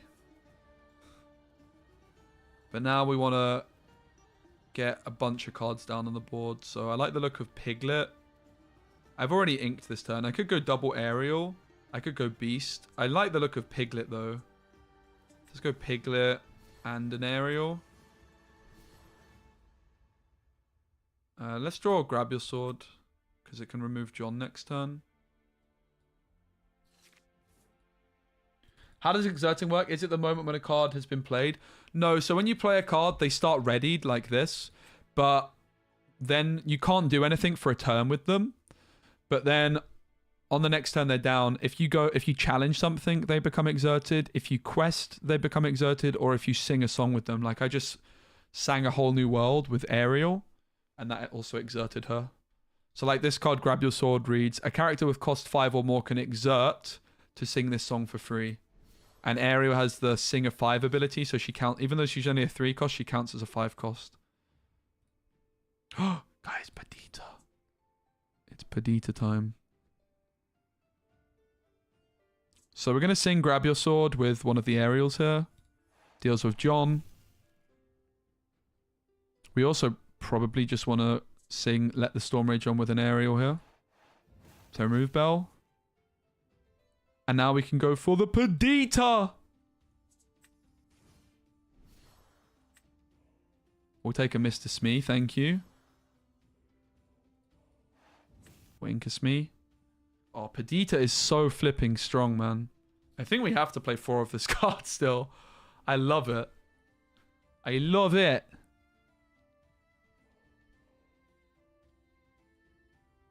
How'd you get into it? Yeah, it's a physical game. It's actually not niche. It's actually like this game is going to be super popular and mainstream. I have to say, this game is like so damn good. It's a Disney card game, right? It's going to be the most successful physical card game in a long time, in my opinion. Unfortunately, due no commands, but here we go. She's in our hand. So Perdita is when you play this character and whenever she quests, you may play a character with cost 2 or less from the discard for free. I'm super high up on this card. We obviously want to get rid of all of these. We can keep the rest. I do not hate the idea of inking the Ariel for similar reasons, but of mulliganing the Ariel because I don't want to ink her, but I don't think that'll be a good idea. We find the Perdita again. This list is looking really smooth. I'm really happy with it. So we're definitely going to be going for the Ariel on 3. Okay, Cindy on 1 over Hook because I find Let the Storm Rage on. Oh, this deck is feeling sourced, actually. I'm liking it a lot. Is there an official client? Yeah, I think that there will be. But not anytime soon. I think they want to let like the infrastructure of the game, like the ecosystem of the game rather, of like the local tournaments and that kind of thing develop first. That would be my theory. So we saw them. It's interesting. I can remove the Merfolk. We actually don't have a 2 cost, so we probably play the Hook still. Let's get rid of one of the Tinks here. I can remove the Merfolk, but I'm actually quite tempted to remove the Morph. Like, most likely their turn 3 is some kind of shift play. Another Perdita is a bit not ideal. I can see us dropping this card down to 2 copies. Or 3 copies. I think I'm at 4 at the moment. Yo, FPS, thanks so much for the 11 months of the Prime. I really appreciate it. Ravensburger have a huge emphasis on local game stores play, so I don't see any digital time soon. Yeah, I would agree. I would imagine it's going to happen though, right? Like, they have all the digital assets already on the app.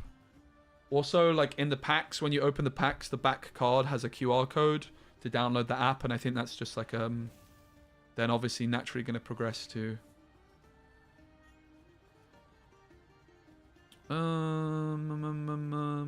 So we could let this go. I think we just don't care about this Perdita in hand, right? They're awkward, so we'll challenge it. We could have left it and then shift Tink next turn.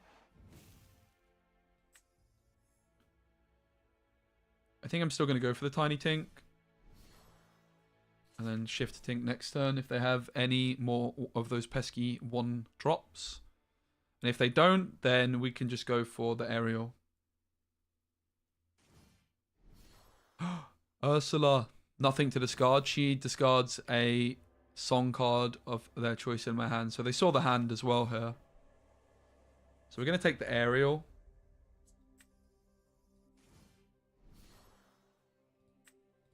We can sing Be Our Guest instantly with Cinderella, if we so desire.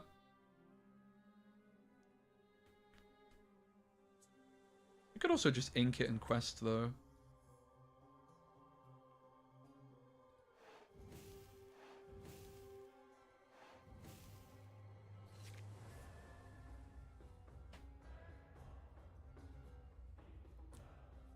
I am a big Tiny Tink fan in general, so I'm pretty happy to have 4 Tiny Tinks in this deck. Lucifer discards 2 of my cards. Pretty brutal.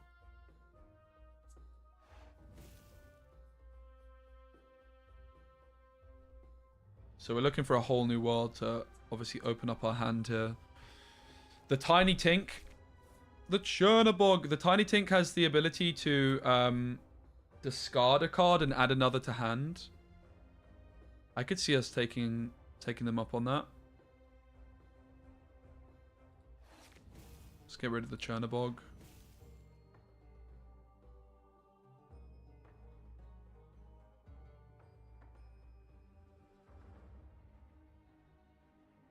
We could still go for the Tink play here.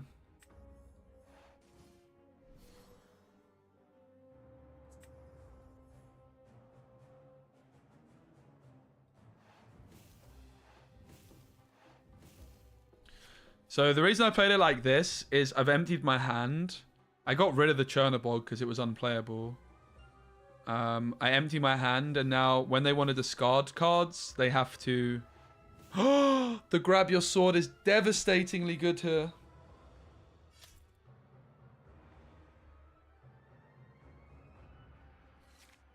That's a bit of a stinker, isn't it?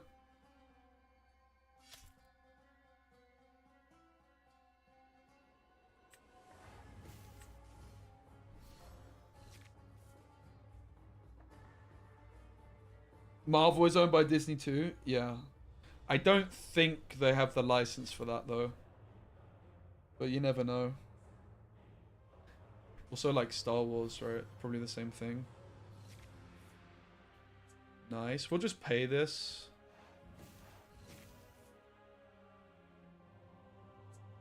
We'll sing this one though. 1 Cindy army.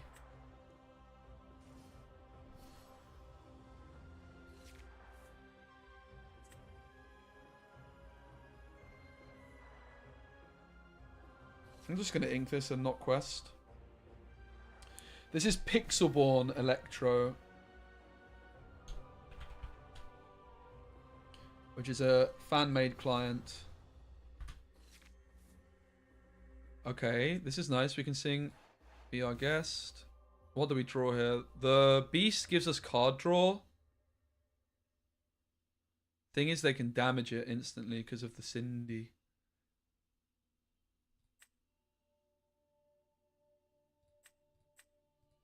Let's go for the Tink.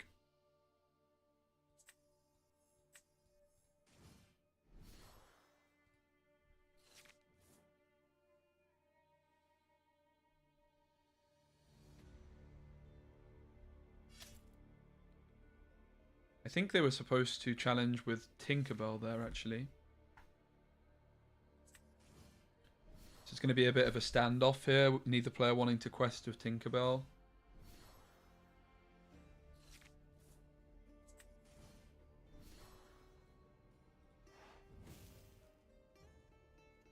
If I quest with...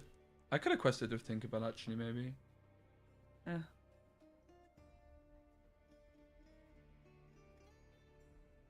Cinderella really popped off for us here, being able to like sing Be Our Guest and still play the Tink in the same turn, so it couldn't be discarded.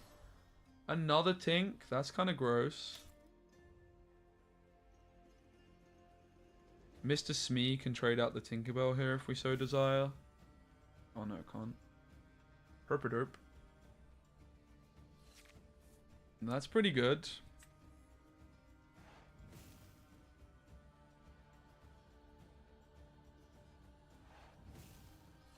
I'm going to take the quest. If they want to remove our Tink, it's a trade.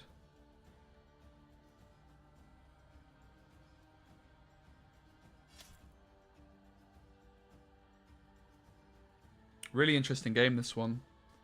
Piglet is gaining 2 lore if you have 2 characters or more in play. So Cinderella, when you play a song, this character may challenge ready characters this turn, so that's kind of scary. Money card, the Perdita. Oh my god, what a woman. What a doggo.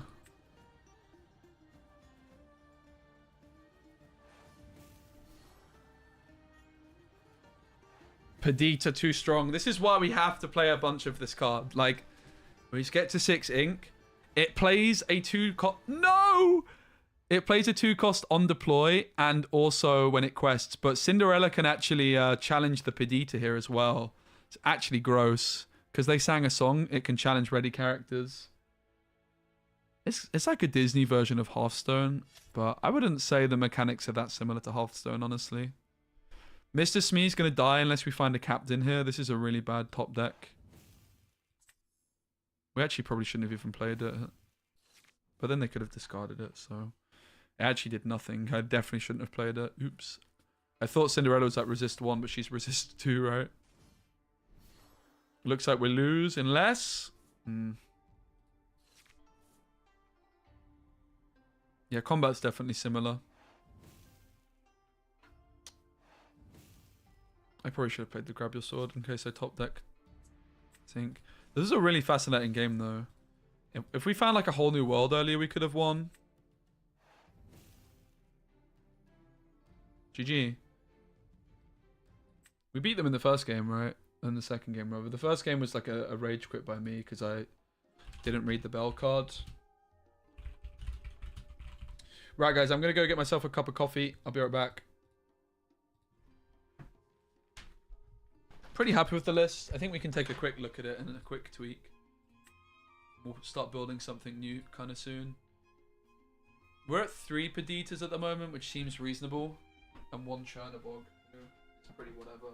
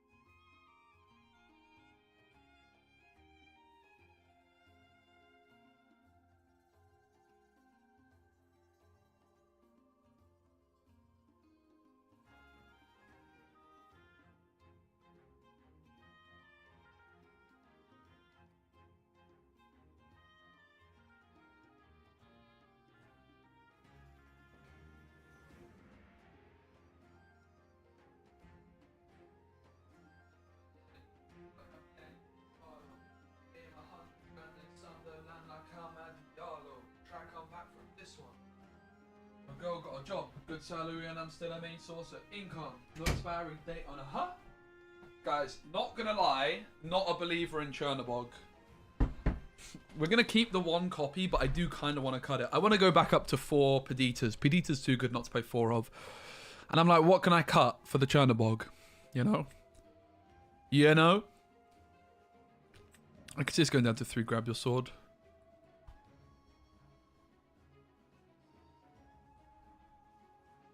I could also see it's going down to 3 Zeus. I want 4 Peditas though.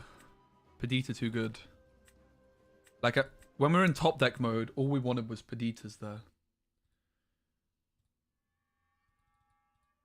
Looks solid, but not very original. The deck build... No, so the deck builder, bear in mind, DC, this is just a fan-made client we're playing. This is just a fan-made client. This is a physical card game. This fan-made client is made by one man. One single dev. The biggest legend ever. Pavel. Now, when you think of it, it's like, holy moly, you thought this could have been the real client, right? Actually mental. Let's get rid of the Tink, maybe. I mean, we can ink the Tink.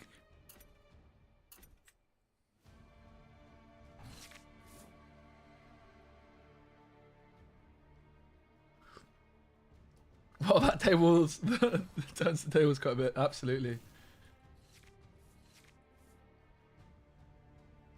Well, this could be our turn 2 play, I suppose. Let's get rid of strength. We're looking for the Smee and the Piglet. With that, everyone would have dropped the game because of lack of set 1. Kind of agree. Do you not use Dreamborn for deck building?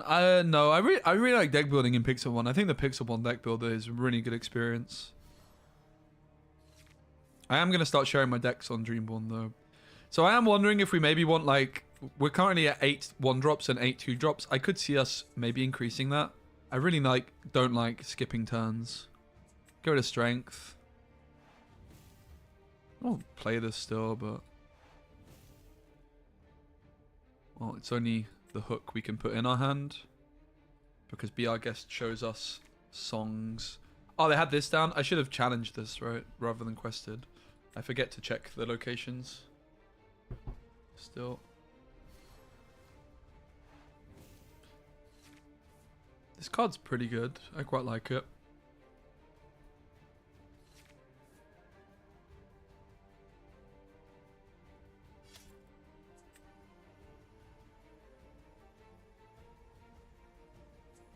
I could see us keeping the hook. Maybe we drop a Beast or a Tink. Or Tink. Let's drop this Tink. On an Aerial. I think Zeus might be a better card to deal with like Grandma Tala stuff. We should have removed this by now. Oops. Yeah, no, I agree, Maleficent. I don't think people would have dropped it, but I do think that... I think Pixel 1 is just masterfully done, right? If they wanted it down, they would have taken it down by now. I was actually like worried about making content using it. But it's been up for so long now, like I just decided to go for it. It's also like basically what Tia decided to do with the tournaments.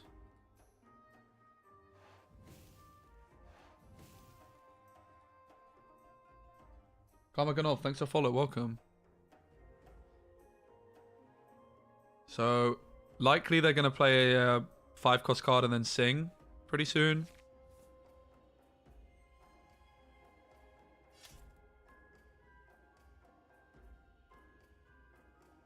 Just get our other aerial down. Let's ink the Tink and play the hook. Oh, this can actually deal damage to locations as well, which is quite nice. It's actually pretty relevant.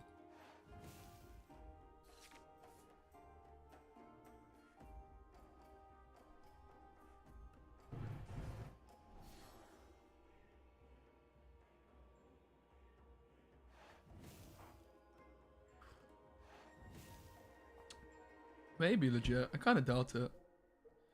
Traveling to the UK later this week? Nice. Are you going to any events. I know that there's like there's like a nice event happening on Friday in London, which unfortunately I'm unable to go to because I'm actually going to be in Germany this weekend.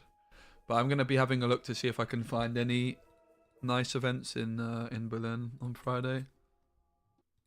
I want to try and pick up a couple of the starter decks and play with some friends when I'm there. I might even, unfortunately my phone that I'm using right now, the camera on it kind of sucks. But I might even see if I can like find a way of doing a pack opening while I'm away.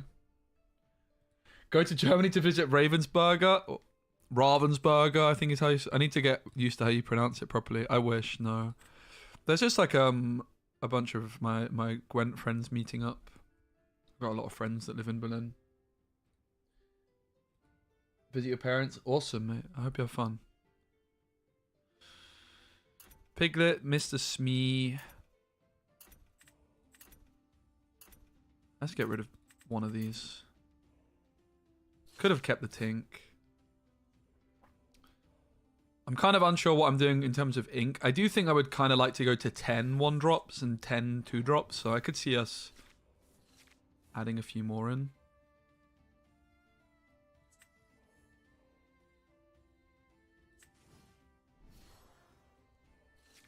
Have some good donut? Oh, I will.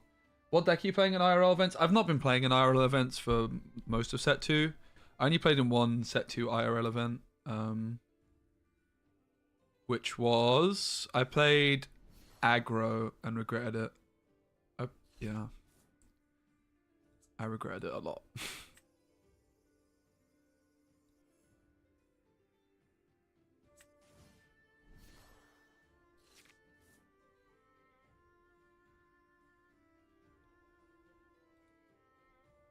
Yog, solid, thanks for follow. Could have sung with Cindy. Strength of Raging Fire. Yeah, that's true. Right. This is a misplay. Thanks. I am worried about my ink. Never punished, though. So decision is if we go Smee or Tink. And I really like the Tink, being able to discard all these pesky uninkables. Tink is like... People were saying we should add Simba into the mix. And Tink is kind of filling that gap, right? While also giving us a nice turn 4 with Giant Tink.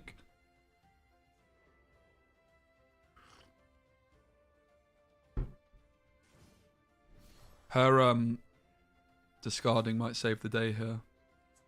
Nice, let's sing this with old Cindy. Do we draw a Smee or another Tink? Probably another Tink, to be fair.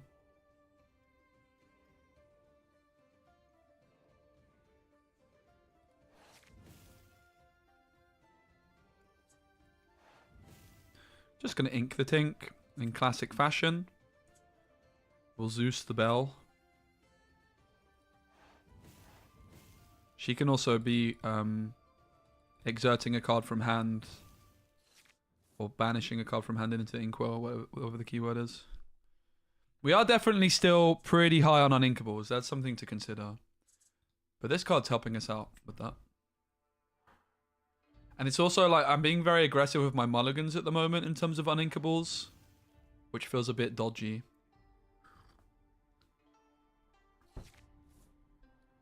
Well, we need to find a flipping uninkable Tink. Come on, Tink. No! Yeah, we've got to tidy up the amount of uninkables, man. Or I just need to be less aggressive with the mulligan. One of the two. I'm probably leaning towards being less aggressive with the mulligan.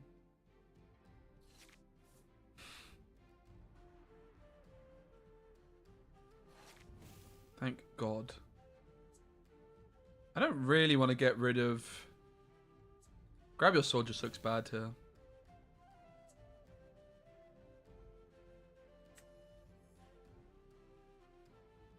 We could have played Ariel and then probably just inked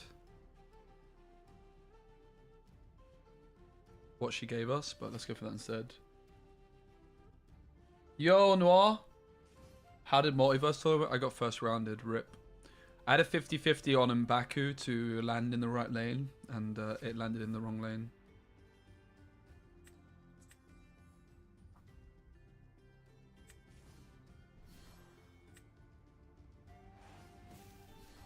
It was fun. To be fair, I was pretty keen to just get back to the Lorcana gaming anyway. Yeah, that's true. We don't want to sing a whole new world, do we? Eh.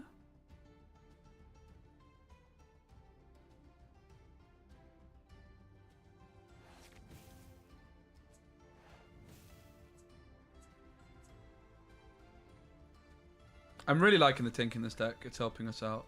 I think we just need to be less aggressive with the mulligan. But maybe, therefore, I just want to play a couple more 1 and 2 drops. So I'm finding my curve more consistently. Without having to mulligan so aggressively, right? I think we probably... Oh, we don't want to challenge with Perdita because we get a lot by questing with her. So Perdita quests, which gives us our Cindy back. This Perdita, unfortunately, there's not like much in the graveyard for right now, so we're not too interested in going for it. This is maybe why like we just need some more 1 and 2 drops as well, right? For this, it lets us mulligan less aggressively as well.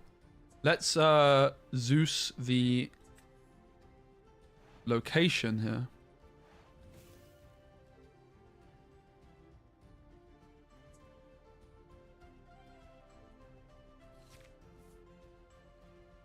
Any Corvus decks? It's out tomorrow, right? No, but I probably will make a video on Corvus.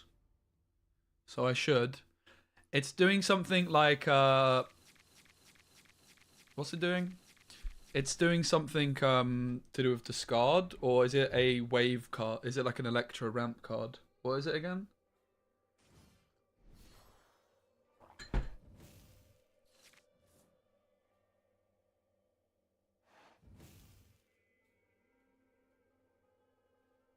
Discard 2 cards and max 1 energy. I haven't brewed anything yet, but I probably will.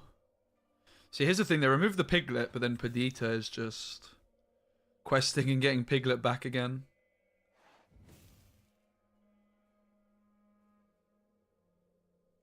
I definitely think we just want to add some more 1 and 2 drop characters for this deck so we can be less aggressive with the mulligan without getting rid of all these powerful uninkables. So Perdita quest. Piglet back. Oh my god, what a combo. This actually gross. Okay, that seems like that's a bug. That's a bug. I'll screenshot that for Pavel.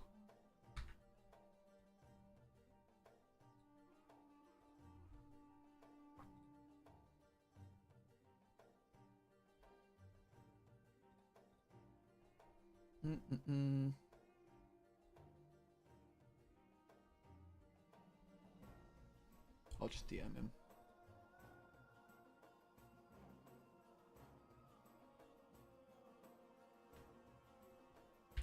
I think we res this with this one Piglet with Perdita twice.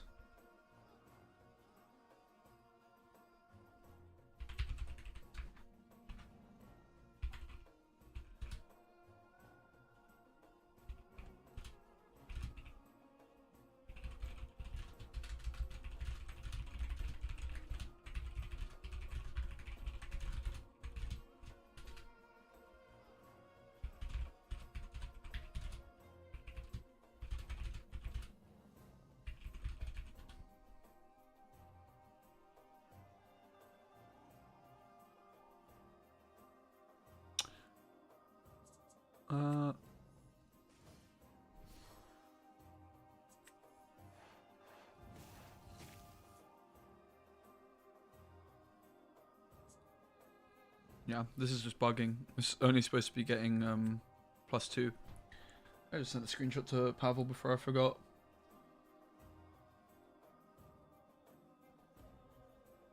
Maybe wait to see if it's a visual bug. True. 20 Lord Discord? No, in the Pixelborn Discord. I actually just sent that one to him as a DM because I couldn't find the Discord. That's a good question though. If it's just a visual or not. I guess we'll find out in a few games. We're gonna raise the same guy with Perdita again, so we're expecting it to what, go to 6 now? Okay, it stayed at 4. Interesting. That's interesting.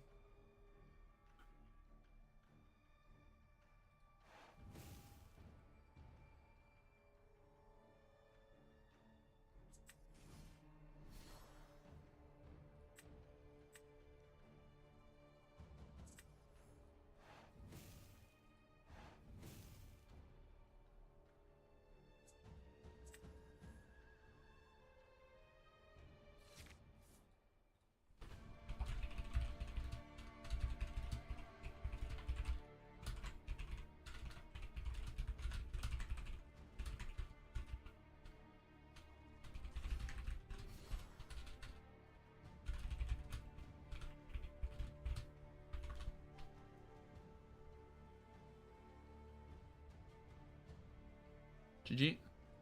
Alright, I'm pretty happy with this list. Maybe, I think again, we just want to make the uninkable ratios a bit better. And like I say, maybe add in some extra 1 and 2 drops. I don't really like the Chernobog, but we'll keep it. People will want to see it. We didn't play it once yet. So maybe we could drop, like, Then Along Came Zeus down to 3 copies. We could drop Perdita down to 3 copies as well, to be fair. I feel like the card's just so good, I want 2 of them.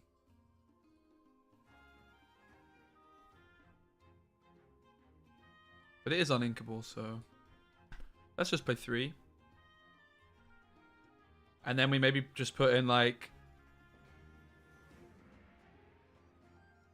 what we had kind of originally, which was 2...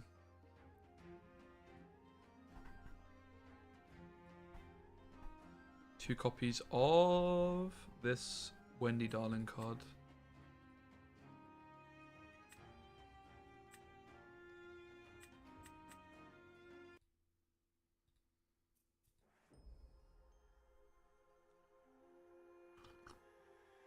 Chernobog's pretty good as a one-off, I do think. Do you think it's going to get value sometimes, and it's going to be popping off?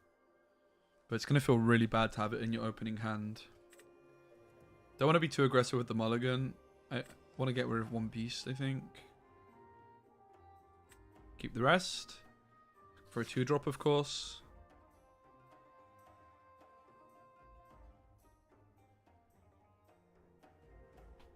So Cindy seems like the better option because I can sing Be Our Guest and look for a 2-drop.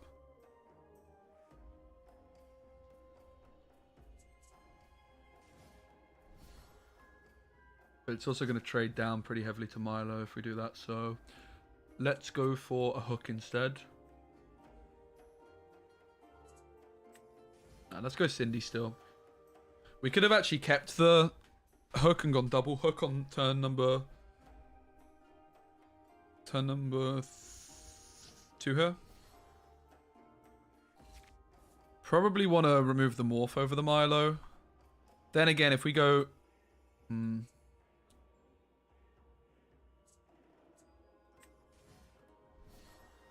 Bit of a weird one.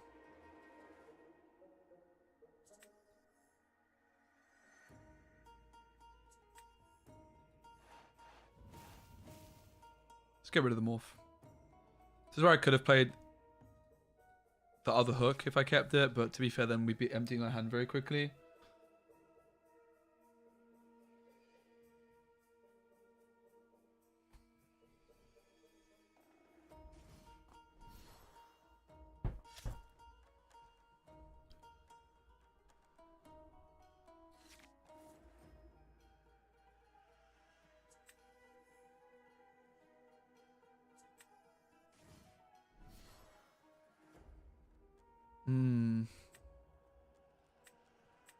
Let's go for the Zeus. We definitely want to take this because Milo shift threat. If they go for the Robin, then we've got the Zeus. We could also just play it, perhaps.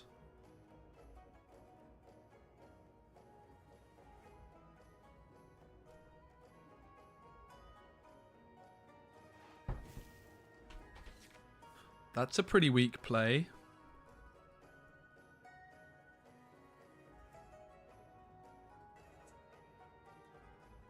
I think let's Ink Tink here. Let's sing this.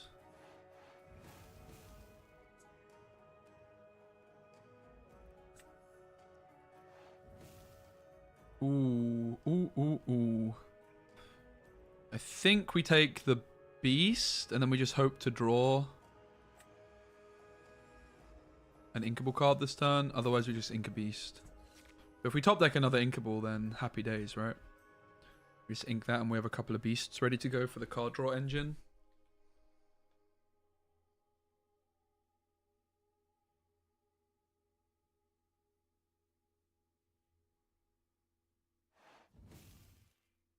Okay, Mr. Smee's going to be sacrificing himself very soon here.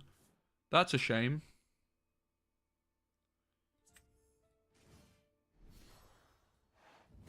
Rip Mr. Smee.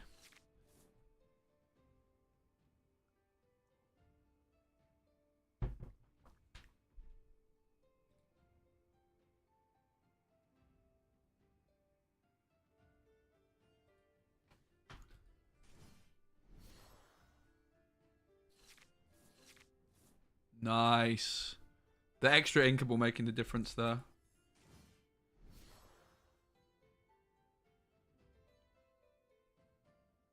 So this stops the beast drawing, but then if I quest with my own beast, their beast removes mine. So let's just leave our beast where it is. We want the card draw. Yeah, exactly, just pass. Okay. This is where if we had the Spider-Man point emote from Marvel Snap, it would be pretty relevant.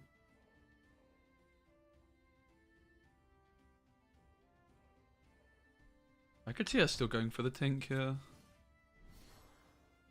And passing again, bit of a Mexican standoff.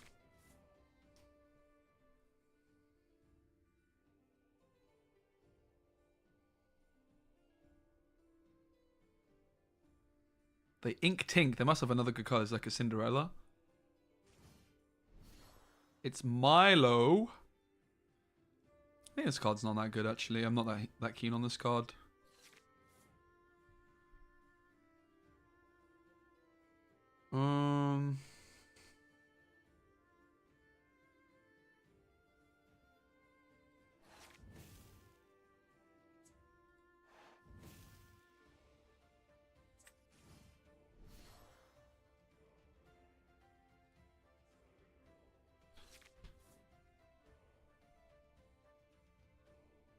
The problem with this play is that they can challenge my Tink with Tink and then remove the Piglet.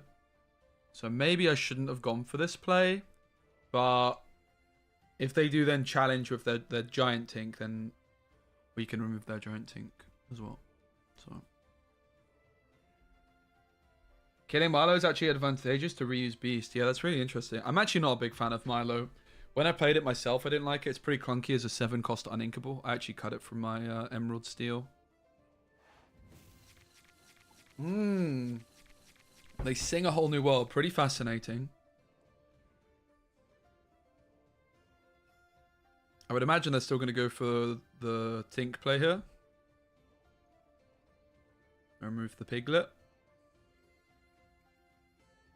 Hey William, great to see you. Yeah, I've got a whole new channel dedicated to this game. New YouTube channel where I'm going to be posting it. I'm doing some live streams on this channel here to kind of market it a little bit. But all my videos and deck guides and stuff are going to be going up on a different channel.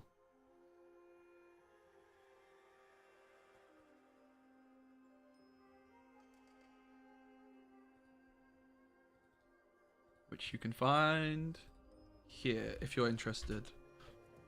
I can explain how it works a little bit. Then along came Zeus, comes through. This is why I really want 4 of that card as well. It's just so good. Really interesting game here. Ursula can discard a song of their choice. They're probably going to get rid of Let the Storm Rage On over a whole new world. That's what I would get rid of. So they see our hand as well. They have the full intel here.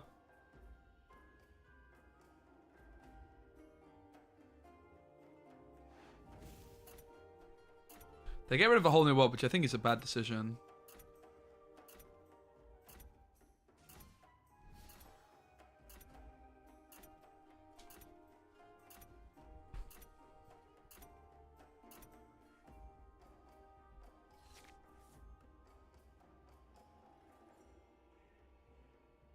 Okay, I mean, we're definitely going to quest with Piglet. I also quite like the look of singing a whole new world with our Tinkerbell here. Ariel looks pretty good to find Grab Your Sword. I think let's go for that first. No sign of Grab Your Sword. I think we take the Storm Rage on.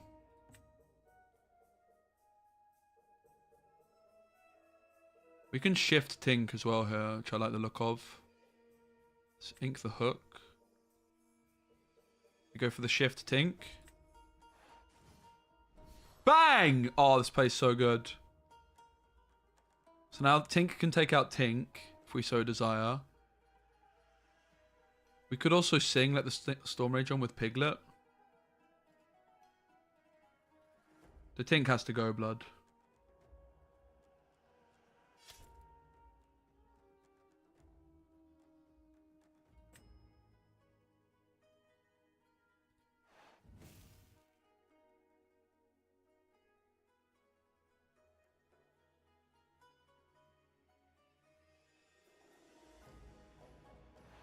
Well, if we're going to sing Let the Storm Rage on, it should actually be with Beast, right?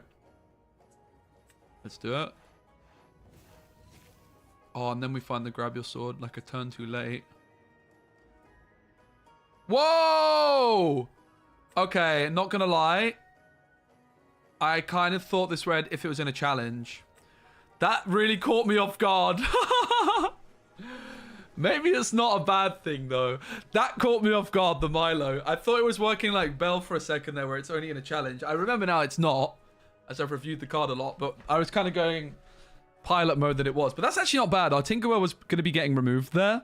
Our Beast, okay, that is a problem, though. The whole new world is devastating. We're actually in a situation where we're going to end up getting milled here if we're not careful as well. I'm going to get milled if we're not careful. So I was supposed to leave the Milo exactly where it was and not remove it there. Okay, well, they've started to thin themselves as well. So if they keep thinning, then we might be in a position where we can sit them down and mill them. But this is all very scary without our Grab Your Swords.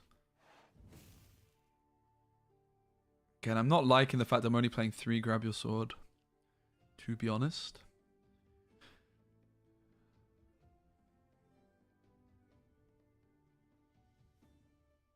I mean, we have to take the Beast. That much is clear to me. Let's ink this and let's play Let the Storm Rage on and maybe just remove Milo.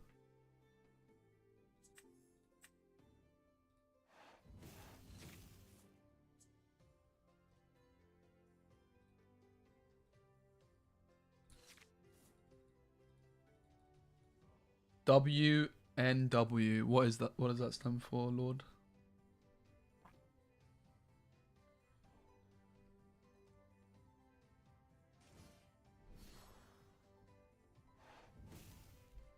Whole new world. Yeah, I cut him from my deck, but he was definitely like he was like very much a consideration. Okay, they're at 25, so the mill game plan might still be alive if we can control the board enough. We could go for that. But we're running out of time. Thank God for that. That is a huge moment in this game. It's not doing that much though, is it? To be honest. It's not doing that much at all.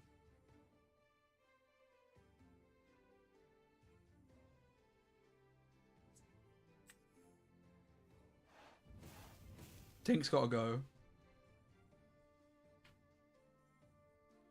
If we remove Robin Hood, they draw a card. That seems pretty good. I think we're actually trying to like reverse this and mill them. I think that's basically where I'm at.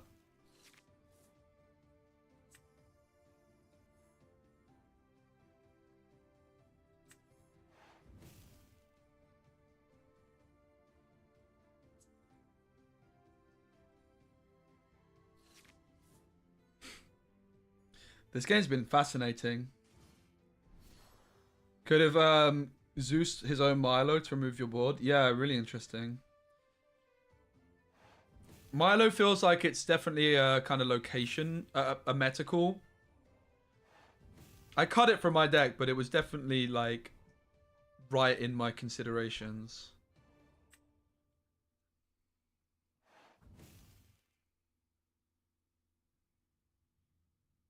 Characters gain ward and evasive. That's pretty gross.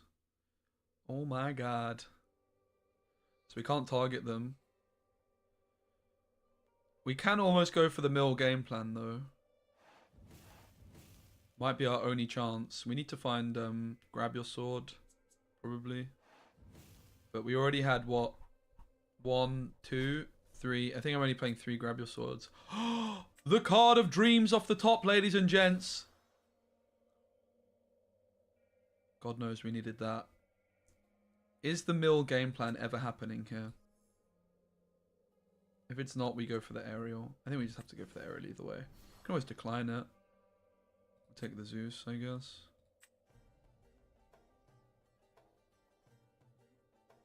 Yeah, it's very much almost over.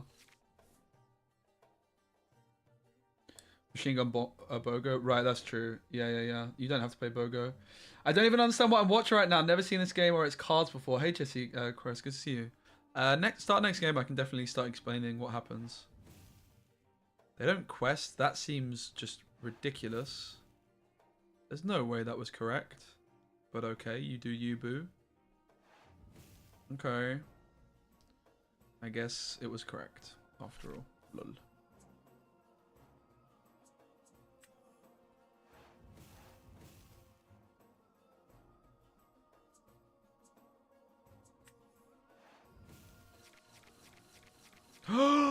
We finally play the Chernobog.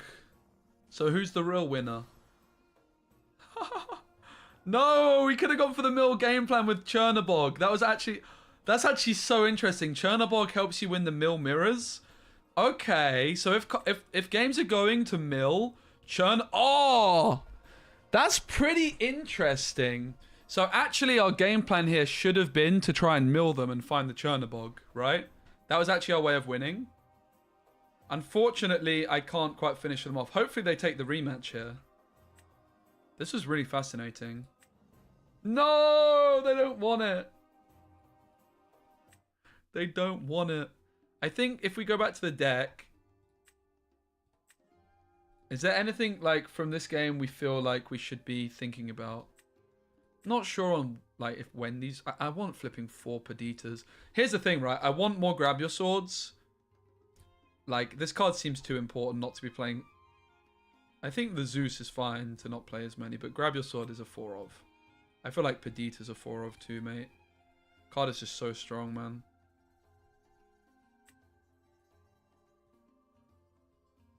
Alright, so let's cut the Wendy's again.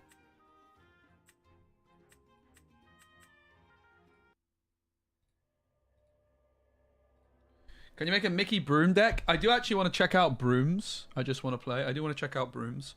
I also need to check out the starter decks at some point. We'll probably play a couple more of this deck and then move on. What was the timestamp on that one? Because that was a super cool game. Yeah.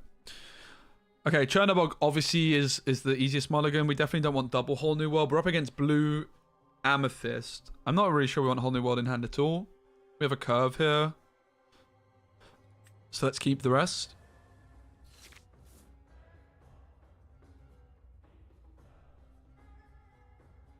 Yeah, Perdita and Stitch is definitely something you could go for. I actually think it, like, I built a Rockstar Stitch deck, which is going to be going up on my YouTube probably tomorrow. And it was with green, with Morph. And I just couldn't get, like, you need some kind of ramp or some kind of card draw tool to play Perdita. And I feel like Rockstar Stitch is only good with Morph. That was my kind of hot take. I could be wrong on that, though. It definitely makes sense to pair them together on paper, but I think in practice, I don't know. I'm not a huge Rockstar Stitch fan in general, but I think I can definitely see there being a Perdita Rockstar Stitch deck still, for sure. The Perdita's not been that good in this deck, in fairness, but I think it's just good enough that it's just, as a mid-range card, it's just good enough. Do we want a quest with Cinderella? I think you actually do. You want to just let them challenge with Grandma Tala now because it's also a shift threat. Let's ink the strength.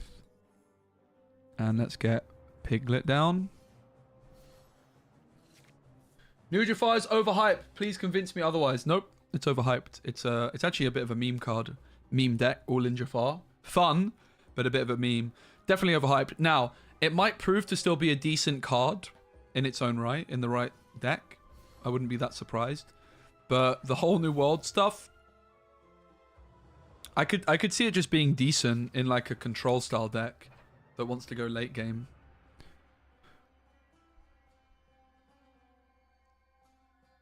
Okay, we'd quite like to get rid of this.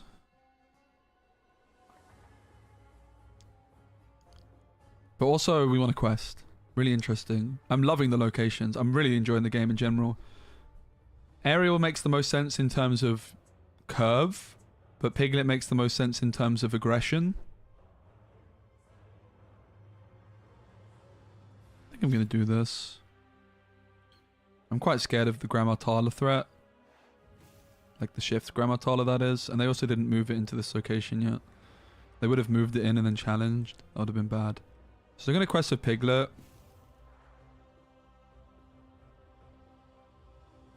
Going for another Piglet. Ink the Smee.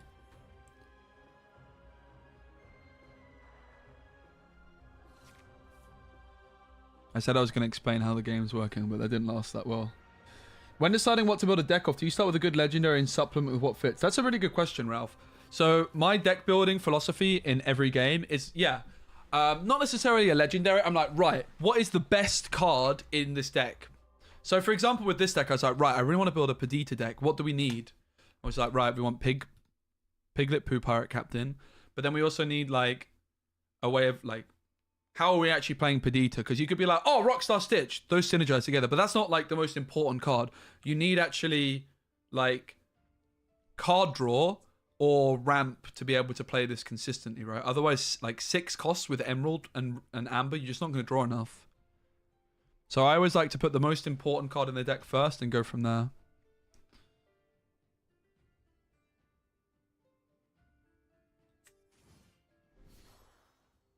I don't think we want a whole new world against Sapphire. We just want to ink this anyway.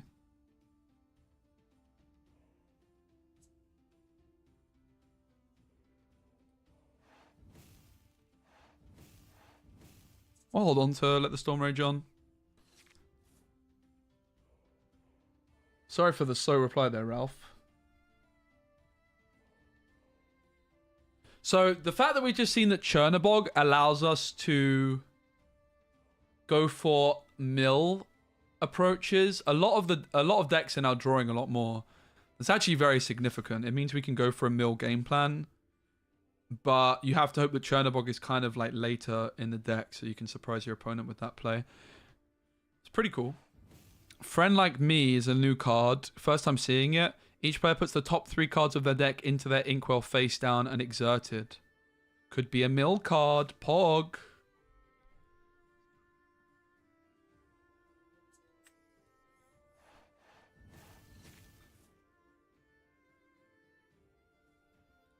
So Perdita can come down because I have Piglet in the graveyard.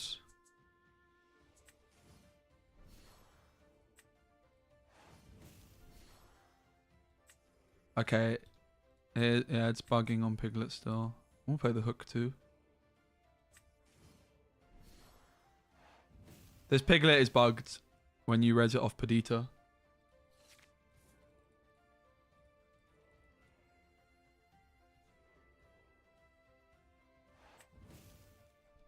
I feel like it's pretty bad, to be honest. Not gonna lie. GG. Alright, I'm happy with this list. I think we're done. Let's do a deck intro. And then we can move on to a different deck. Ba-ba-da-ba-ba. Deck intro time. Ladies!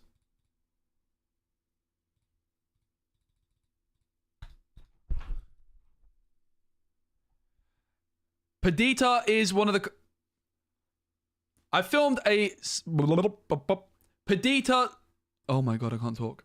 Perdita Devoted Mother is one of the best cards in set 3, but because she's uninkable and quite expensive, she's not a card that you can put into any deck. I wanted to try and build a deck around Perdita, and this is the list we ended up with. She is... I wanted to try and build a deck around this card because of how powerful she can be. When you play this character, and whenever she quests, you may play a character with cost 2 or less from your discard for free. This card is not entering the board exerted, which means that your Perdita can quest for 2. If you res a card that can quest for 2 or 3, that's putting down 5 quest instantly And when Perdita herself quests, you get another 2-cost card back on the board. It's an incredibly aggressive card and really difficult to deal with. The thing I love about her in particular is the fact that when you play her, she's instantly giving you a card on the board. So even if she gets removed before you're able to quest with her, she is trading up to all removal in the game. She is amazing. She is an amazingly strong card, and I put her in the S tier for the legendaries in my legendary tier list. With her being uninkable, though, 6 cost is quite expensive, though. So in order to get 6 costs for an uninkable card can be a little bit tricky to play, though. So we're going to need to be either playing some ramp tools or a lot of card draw in order to be able to put lots of cards from our hand into our inkwell. So...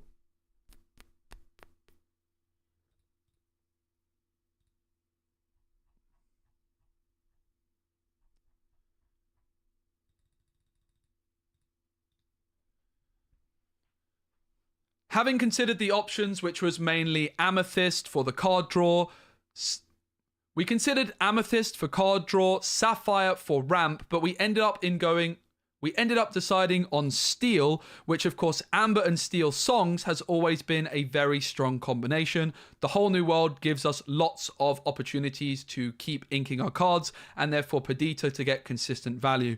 Added to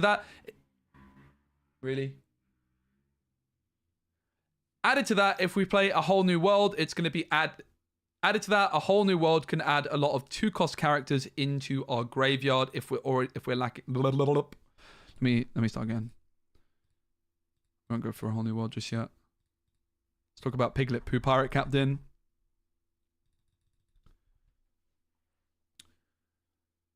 Another amazing card from set 2 is Piglet Pooh Pirate Captain. I also put him in the S tier for the super rare cards in my super rare card tier list. This card can quest for 3 if you have 3 characters on the board. It's a great card to play on turn 2, but an amazing resurrection target for Perdita. This means we play Perdita on turn 6, we resurrect a Piglet, and already we're threatening to quest for 5 lore on that turn, and then Perdita could resurrect another Piglet. It is a really aggressive play on turn 6 to threaten winning the game very quickly. Cool.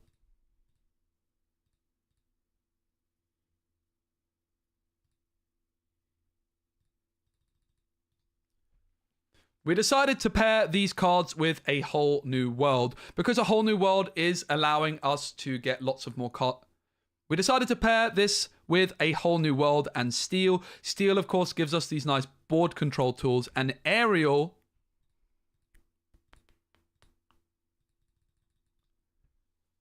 and of course, Aerial, Amber, Steel Songs has always been a meta deck from set 1 and set 2, and Perdita seems like a fantastic addition to this deck.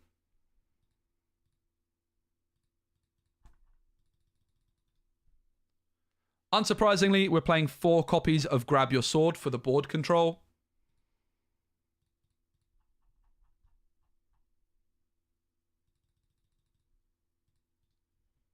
We're also playing 4 copies of We're also playing 3 or 4 copies of And Then Along Came Zeus. We do need to be careful about the amount of uninkables in this deck, but I'd ideally play 4 of this card. It's great. Being able to sing this card with Aerial is amazing, and you can also damage locations with this card, which are seeming like they're quite strong, and that can be really useful.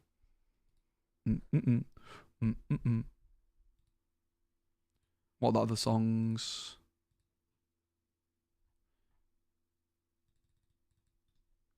We have 4 copies of Be Our Guest, which is just a nice song for Aerial to find. It's a good option to ink it as well.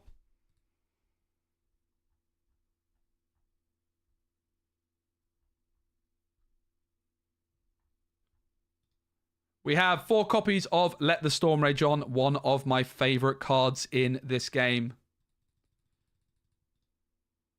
And our final song we're playing is Strength of a Raging Fire, another card which can just be used for ink, but also a good control tool.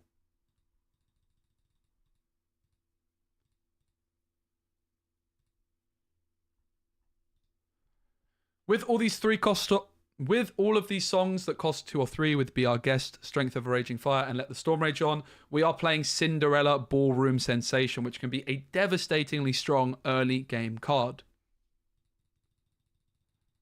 All right. Now maybe we mention the Chernobog.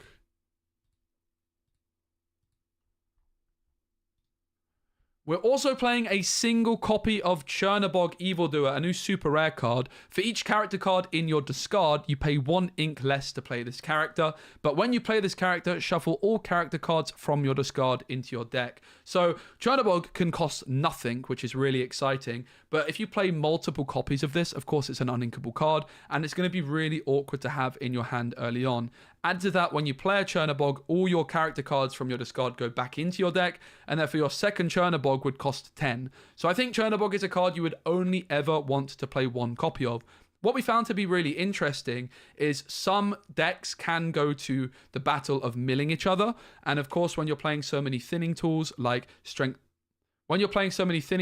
Aerial and A Whole New World, it's very likely that we will lose the battle for the mill. However, Chernobog can add so many cards back into our deck, and we can surprise our opponent by playing a Chernobog and A Whole New World to add a bunch of cards back into our deck and mill our opponent for the victory. Cool. I guess we just look at curve now. Yeah.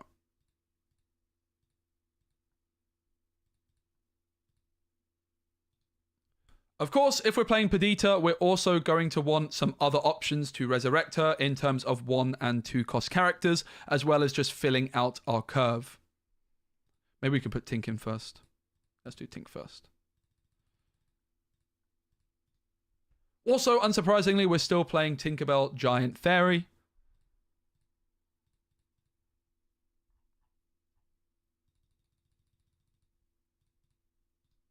As well as Beast Tragic Hero, who is a great card draw engine if we don't have access to A Whole New World.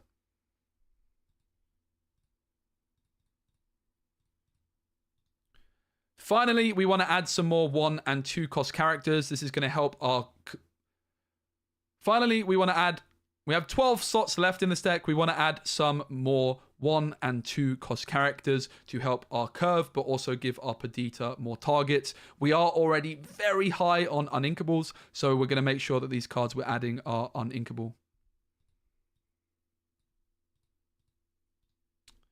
For the 1 cost, I do like a bit of Captain Hook action. He's just very strong. Also, a lot of locations have quite a lot of health. So I think Captain Hook got even better with the release of locations, as 3 attack is a lot. Did I forget about something? I think I did, right? It's a card I forgot about.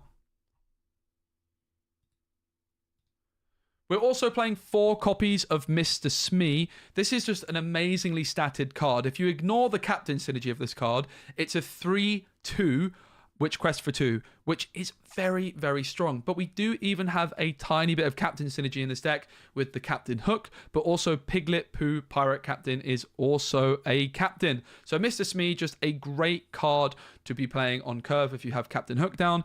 But also, even if you don't have the captain synergy, this card is still very strong. What did we forget about, chat? What did I forget about? Is this game new? It came out like 6 months ago. This is a fan-made client. Oh, the Tiny Tink. Yeah.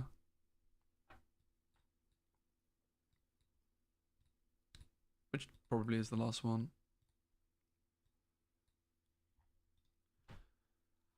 We have a whole bunch of uninkables, and I have to say in general, I'm a big fan of the Tiny Tinkerbell. She's going to help us against aggro decks, and I think this card's really underrated. We don't have any proactive 4-cost cards at the moment, so being able to play Tinkerbell on turn 3 into Giant Tink on turn 4 does even out our curve a lot. And because this deck is so high on uninkable cards, her ability to be exerted and draw a card to the...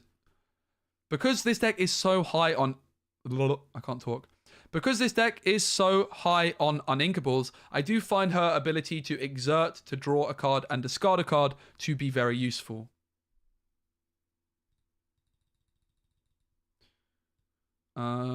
probably should just then mention that how many, let's count how many uninkables we're at, because it's a lot. We're at 8. Where's the Chernobog as well?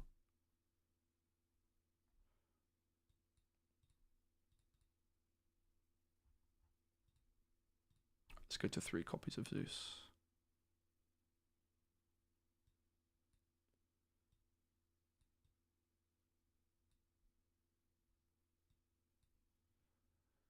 So with this one off Chernobog, we're at 61 cards. And I do want to mention that this deck is currently very high on uninkables.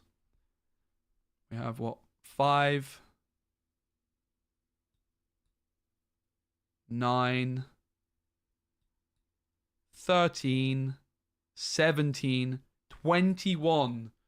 We're currently at 21 uninkables, which is a lot. And you're going to need to be very, very careful in your mulligan as a result. I am then going to just remove 1 and then along came Zeus to bring us down to 20 uninkables. However, if you do find yourself running into a lot of issues, you might want to consider dropping the Chernobog, dropping Perdita down to a 2 or 3 of card. Also, you could drop down the Grab Your Swords to 2 or 3 copies and add in some more inkable songs. However, I love the look of this list. It's aggressive, but you do need to be very careful with your mulligans and don't over mulligan. Don't mulligan away your inkable cards because you are going to end up with games where you're not able to cycle your hand. All you need to do is get 3 ink, get an aerial down, and then sing a whole new world, and that's going to open up your hand again, and therefore playing more uninkables I do think is worth it in this case. There's a lot of very strong uninkable cards in Amber and Steel. If you enjoyed this video, make sure you give it a like and also give the deck a like on Dreamborn. Don't forget to subscribe because there's loads more Dizzy Lorcana decks coming. Cool. Thanks for rocking with me for the intro. New deck time. What should we play next? We probably should try some Grammatala.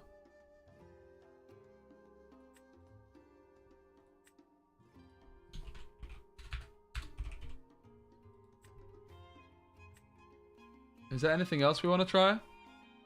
New Mickey Mouse? What's the new Mickey Mouse?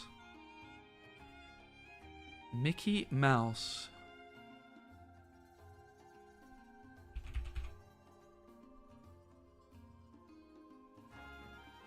Oh, this guy? I think this card's pretty bad, but we should, you're right. I think this card sucks, not gonna lie. But I do actually agree that we should try it out. I don't want to try it out just yet. This card is too bad. I want to try some OP decks first. But you're right, we should.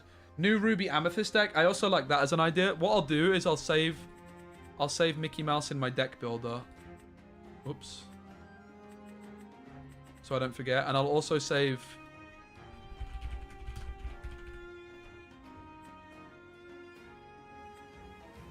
Ruby Amethyst in my deck builder too. Not gonna lie, Ruby Amethyst is probably just an aggro deck now. I do want to try Ruby Control though. Ruby Control. It might be paired with something different. I think it could be paired with like Do It Agains. So that if you're be prepared, get wrecked, you can just do it again, put it back in hand. Yeah, Sapphire Steel I think is maybe what we go for next. It's definitely something I'm interested in trying, but let's see if there's anything else that jumps to mind.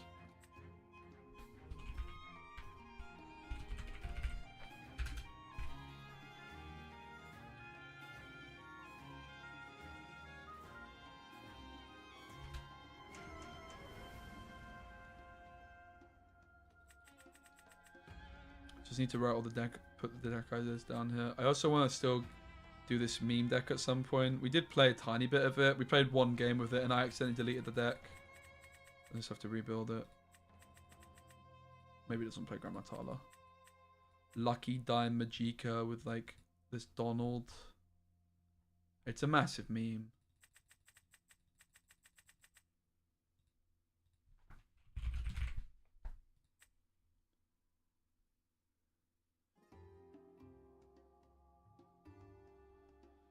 Grammatala, be prepared, then ramp on ink.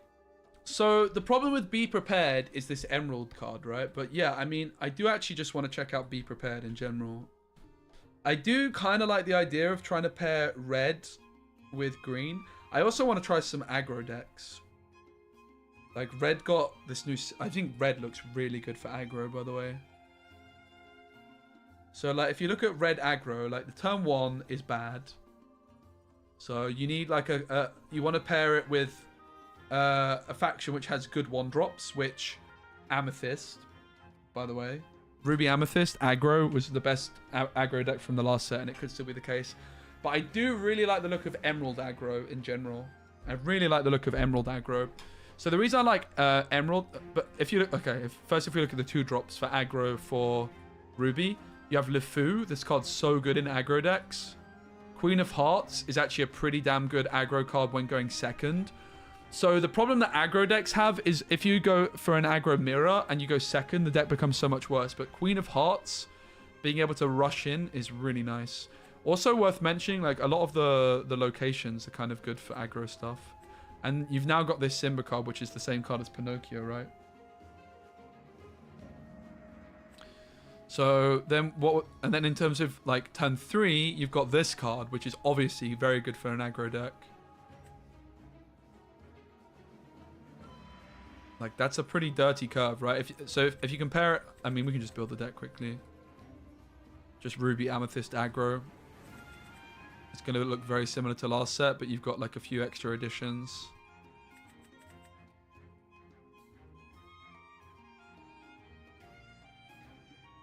You don't go above 4 ink. I was playing Pongo last set.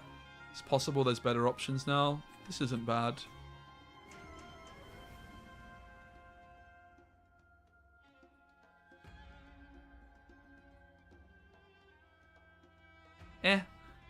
Here's the thing, right? This doesn't look that impressive. It's only like 6. It's only 12 cards, but Amethyst just has so many good aggro tools. Oh, there's also this card, Fan the Flames. Yeah, this is a competitive game for sure. There's an official pro circuit that's starting in May. So with the release of set 4, this is set 3. There's also local. This year, this set is going to have local game store tournaments once per set. Like, so your most local game store will most likely have it. Where if you finish in the top 4, you get an exclusive Enchanted card, which is going to be worth a lot of money. But then, yeah, if you pet, like, we need the 1-drops, and you've got Maleficent and Pascal, which are so good. Also, this card's very good, Chernobog's Followers. Whenever this character quests, you may banish them to draw a card. Probably don't want the card draw with this deck, though. And then you've obviously got Madame Mim, Pinocchio. Could look at playing locations as well. In at 3, you've obviously got Arthur, Madame Mim Fox. There's Spellbook, which is pretty good. We should look at a Magic Broom deck too. This card might be bad as well because it just gets you lore instantly. It's kind of cool.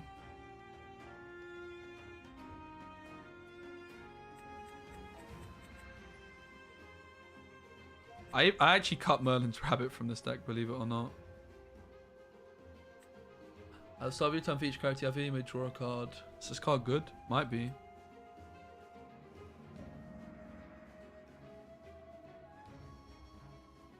So something like this for aggro, like, I don't even think you want card draw necessarily. The concern I have with aggro is how good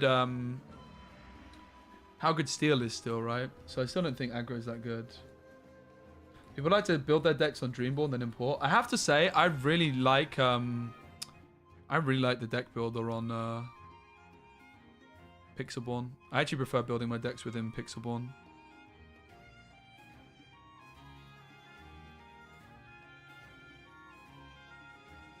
The only thing I don't like about it is the search filters. This deck just doesn't look that good to me, though. It looks very similar to last set. It didn't get much. It just got Simba. I mean, I can finish building the deck, so we've got it, but... I mean, just getting Simba is a pretty big deal, though, but... There's Befuddle. I don't like Befuddle in this deck. But yeah, it looks like this deck only got Simba. This deck was good already, though. This deck was very underrated. I like Queen of Hearts. Yeah, this card's okay. Pua, I don't think it's very good, though. Like, this is slightly understated for its ability. Like, there's a lot of cards that do the same here. Like, Aurora from Sapphire is the same card as this, but you can shift her, for example. And Aurora is a vanilla card. We wouldn't actually want her go... You are paying in terms of its raw stat. Like, if you compare this card to Mr. Smee, right? Mr. Smee's a 3/3. Okay, it can damage itself and be a 3/2 that quests for 2, but still. I do agree it's not a bad card, though. I don't like it particularly. Now, a lot of you are going to say, Specky, where's your card draw? I don't want it. I actually think you don't want card draw. Now, the other thing to note is I don't have many 4-cost cards yet. But because of Merlin's Goat, you do want to go to 4. Bongo. Is there any other 4-cost cards we want to play? There's this guy. He's not terrible. Queen's Castle's not terrible either, to be fair. 7 willpower is a lot.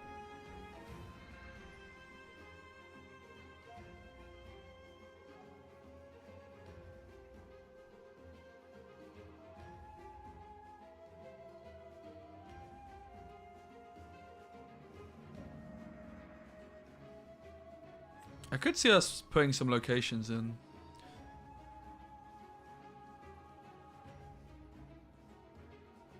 Not Jolly Roger.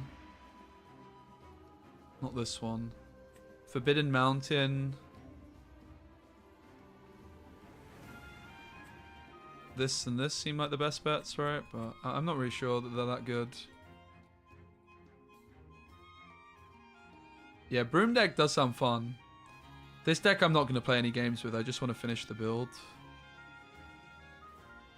A lot of people are going to be like, where's your card draw? But this deck doesn't want card draw. Oh, we should play 4 spell books. Probably. And then I could actually see us also just playing 4 of this... 4 of this card, because it just gets you ink instantly. Well, we'll take it for a spin. 1 game or 2. I don't have high hopes for it though. I think it's a good deck, but I don't think it got much better. And there's a lot more. It actually got worse probably because there's a lot more damage pings available. A lot more people are going to be playing like. Basically, there's a lot of steel still in the meta. So Merlin and Source and Spellbook probably go uninkable. Spellbook is good early, but we have a better curve without it. And Merlin will end up inking if we keep it in this hand.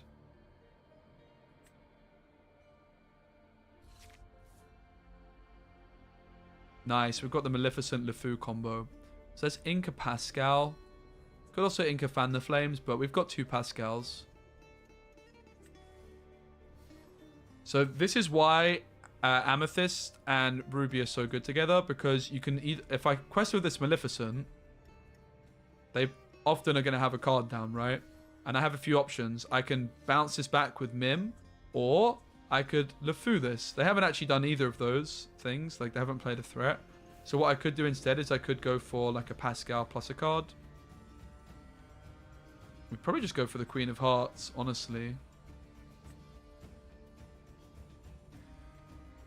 Like, the LeFou is just not doing much here. We'd rather save it for later. So even though the Queen of Hearts isn't getting its rush, we'll just put it down still. Ready to remove the Pluto when it does quest. Or exert itself, rather, for its ability.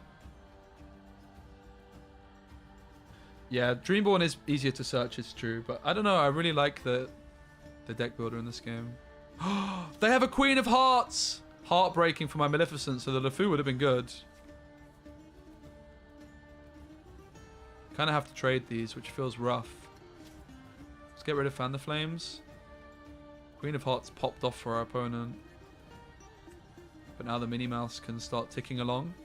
We didn't respect the Queen of Hearts. It's not a popular card to be played. But you can see there why I like it myself. It's a very, very aggressive and powerful card, potentially. But yeah, I actually like the look of Emerald more for aggro. The new 1-drop, I think, is particularly powerful, the Merfolk card. And they also got this 3-cost kit Cloud Seeker, which can bounce cards back into hand, which I think is very nice against like the new Ursula, for example. Like they're going to be like wheeling up to sing Let the Storm Rage on, and then you can just bounce it back. But I don't really like the look of aggro.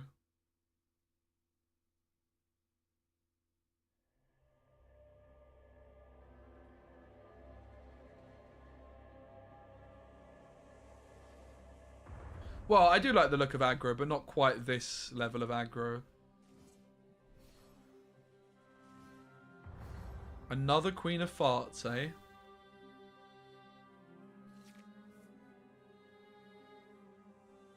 Where's my Arthurs, man?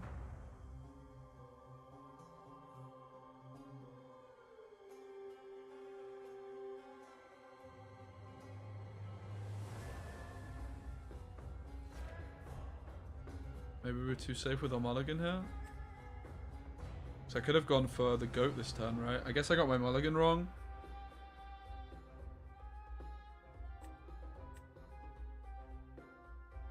Also spellbook this turn. So like the 2 cards I mulligan would have been the cards I would have played this turn. And I actually just ended up doing nothing instead.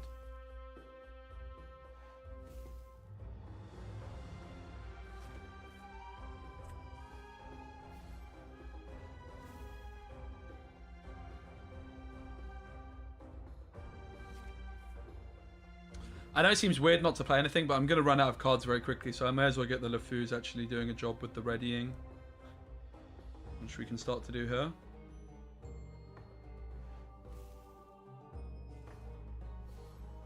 Oof. We're getting railed, I think. Yeah, that's true. Queen did wreck our game plan. That's a fair point.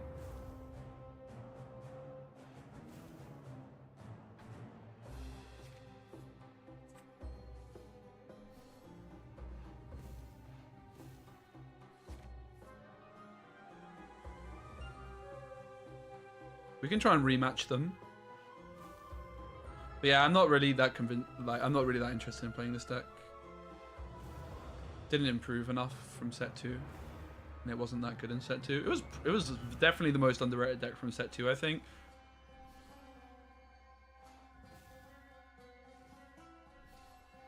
Pluto Mufasa's kind of a cute idea.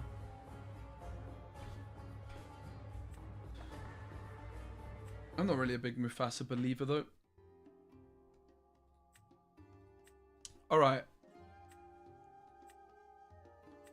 Let's do some Sapphire Steel. Let's build this. So. Grey. Blue. Whole New World. Yes. Fishbone Quill. Yes. Grandma Tala. Yes. I like that this card's good now. I always like this card anyway. I think she's always been quite underrated. This location seems good as well.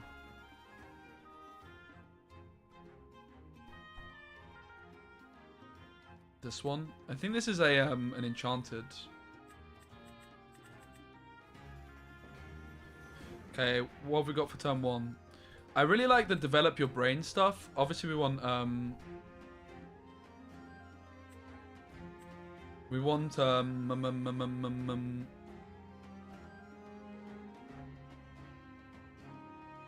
where's the popsicle? Am I blind? Yes. I think develop your brain stuff. We saw towards the end of set 2 a list that was playing like develop your brain for the consistency. I think it's going to be really important in particular now because of the Ursula card in green that can discard your Whole New World. You almost don't want your Whole New World in your opening hand. You just want to be top decking it, right? And develop your brain is giving you consistency on that, which makes this card even more important for the meta. So develop your brain ×4. Nothing to hide is obviously quite good, but I'm not going to put it in there straight away. I'll put it as a one-off because I think we probably do want to play at least 1 or 2. I'll put 2 in for now. And that's enough 1-drops, right? Popsicle, like we don't need the 1-drops too much.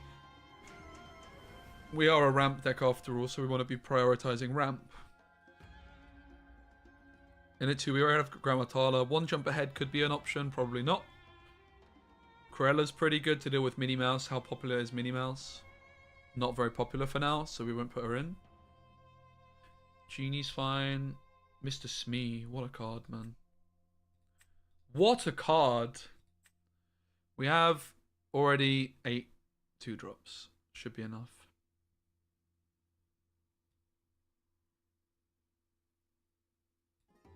This card's kind of interesting for the same reason, but I don't think we go for it. Oh, sorry, I was reading an old comment. I mean, that seems fine for everything we've, like... I don't think there's anything else jumping at us. Like, if we play like a Corella, it's like a meta call, right? But there's not many Minnie Mouse Carefree Surfers doing the rounds at the moment. Fishbone Quill we already have. Mickey Mouse we probably still want. A couple copies of. There's also Pooh. Not a huge Pooh believer. I do like this card a lot.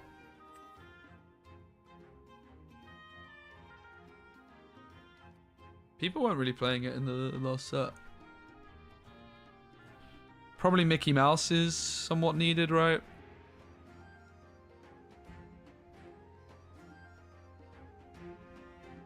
Couple copies anyway.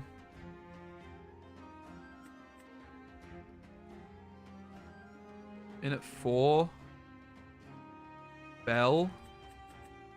Not super huge on Belle overall. She's not like straight in the deck. I think she might be getting cut. There's also like this Zeus card which makes her worse, right? Flaversham is definitely a ×4. Nick is pretty good as well. Don't know if we play 4 Nicks, but probably close to 4.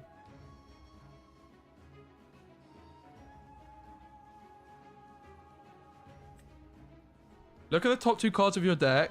Put 1 in your hand and the other into your Inkwell face down and exerted. Pretty interesting card. Amber Sapphire with this. Sounds kind of cute. You're ramping and it's replacing itself. It's pretty cool. Damn. Holy 9 defense. That's a card, bruv. That is a card. That's a lot of defense. Mickey Mouse, Kappa. We want this probably ×4. Do we want this ×4? Probably. In at 5. Obviously we want the whole new world. Beast probably. Cogsworth definitely. This is bad. This is bad. I don't think we want any of this.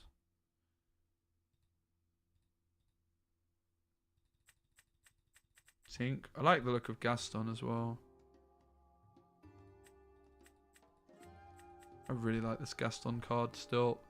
I was really happy to see someone win a tournament using it. Hades, obviously. Not sure on Let It Go.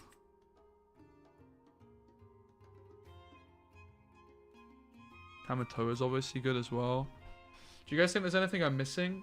To be honest, this deck doesn't seem like it got much better. It's just playing and flipping Grammatala. Which is a... I mean, that is a big deal still. I'm just going to run to the loo. Any other cards you guys think? Let me know. That looks kind of whatever. That looks good.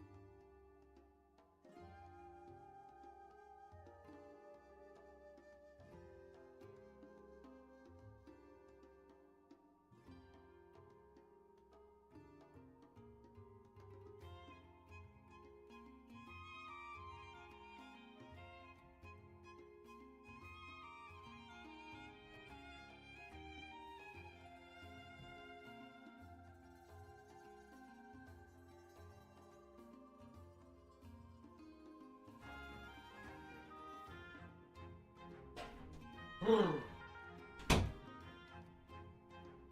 person. I want to try find the new control deck because I don't think it's red purple. I'm not gonna play this right now. We built it, but whatever. It looks kind of not that interesting to me. Yeah, Belle. We could play Belle. We're not playing Let It Go yet. I don't know if Belle's that good, to be honest. She dies to Zeus. It's pretty bad. Belle dying to Zeus is pretty bad. It's a pretty big deal, right? Probably drop the Gastons down to 2 copies and drop the Nothing to Hides. I mean, we could play this. We will play this today, but I want to flipping build Emerald. Basically, I want to build some Be Prepared decks. But the question is, what do you pair Ruby with? Because I really think it's Emerald. We could play Do It Again. That sounds pretty pog. Do you know what else I was thinking might be good? This guy. Okay, do you know what I already realized is the problem with this idea? Where am I drawing cards from? Where's the card draw? Oh, hello, I know. Card draw. Here. This is the card draw. So what songs have we got?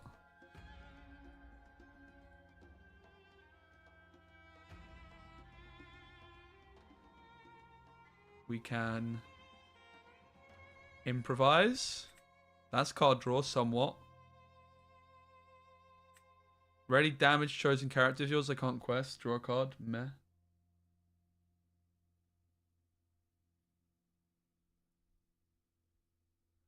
Ethan Ambitions is just a good song, to be fair. It's not the best Ursula song, is it? Because you're actually damaging yourself a bunch. Obviously this one.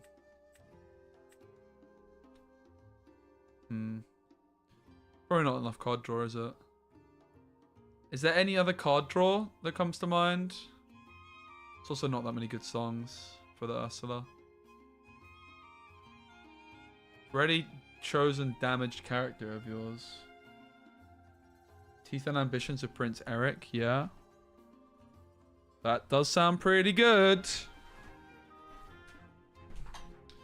The card draw is the concern, right? We do need card draw still. Maybe we could play like some kind of discard stuff though to also like make it awkward for our opponent.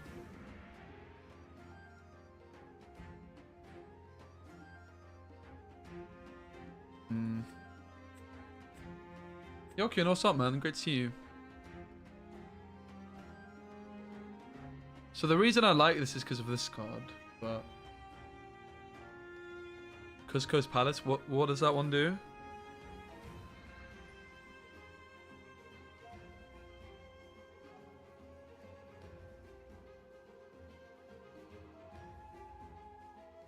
The Ursula feels like it's a little bit... Okay, so maybe it's not this. Be prepared.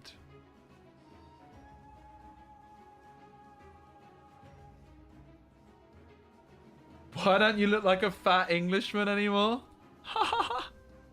Thanks, man. I'll take that. I'll take it. I mean, we could obviously still play red purple. Is there anything else we're interested in terms of... Right, so Ruby lacks card draw. Maybe red blue, so we just ramp up to Be Prepared instead. Could it be red blue?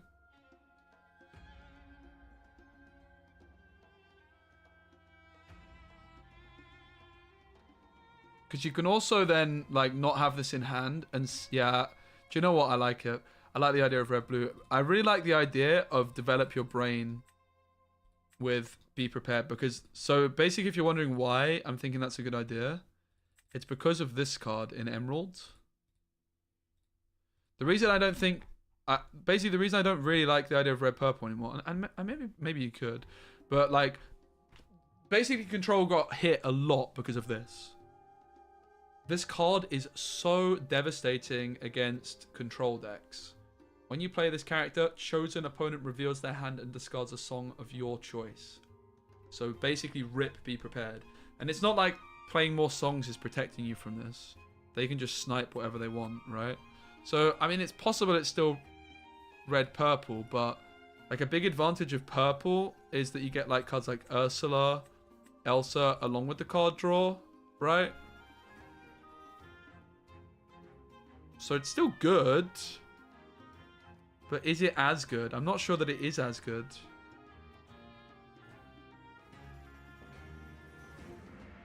Red steel just doesn't really make sense because you have be prepared still. Like, you don't need be prepared and grab your sword and tink. That's too much. Like, the other problem with be prepared is there's now locations. But there's also now locations. So locations plus be prepared mean that we can stick stuff on the board after we be prepared. So let's look at the red cards that we're going to want to play, right, first. And then we can, like, look at what else we want. So in terms of super expensive cards, there's not really much I'm interested in. I don't think we can afford 9 ink. We want to go to 7 ink. Scar's good, but it's uninkable. So I don't think we want Scar either. This Maui card's terrible. So, not much, basically. We're looking maybe for an ink color to combine this with that can get 7 ink and benefit from it. Right? Like, because we want to go to 7 ink. So maybe that's a good way of looking at it. Like, what 7 cost cards are elsewhere? Hello, Hades. Hello, Grammatala. Lucky Dime, probably not. But Grammatala, yes. I do quite like the idea of red-purple. Red-purple's calling my name. So red-blue. Green, no, nothing there apart from Milo, who's uninkable. Orange, no. It's only Stitch, who's not what we're looking for. Purple has Jafar. Jafar be prepared is kind of interesting. I could see Jafar being pretty good actually in a control deck now. Because like this card is still popping off a lot with friends. So, and then grey. So let's build red-blue control and red-purple. Let's start off with red-purple because it's a bit more boring, right? So, 1 cost cards for red-purple. Probably not many of them. We probably still want to play the bounce package stuff. This card's very good now, right? Whenever this card quests, you may banish them to draw a card. That's definitely in the deck. We also have access to Rafiki now if we're interested. It's possible the bounce package is gone, but it's probably staying. So we probably want some more 1 cost cards to bounce back, like Mini or whatever. But we'll leave it like just Chernobog's Follows for a moment, and we can add more stuff in. More 1-drops if we feel the need to. In terms of 2-drops, let's look at the new ones. Uninkable means no. Forbidden Mountain as a location could be an idea. The stuff is like forcing them to challenge into it, right? Is there any new locations that cost 1 in these? It's only Jolly Roger, which isn't what we're going to be wanting for this deck.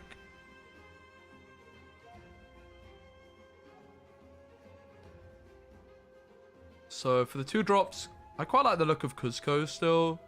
When this character is banished, you may draw a card. I didn't like it that much before. Obviously, the Madam Mim is the most likely. We probably just want the bounce package, right? Teeth and Ambitions is a pretty good card. Forbidden Mountain looks interesting. I'm kind of not bothered that much by any of the 2-drops. We're probably going bounce package. Obviously, we want Friends. We want Maleficent. They're in the deck. Probably want Madam Mim. We're going to want Minnie Mouse.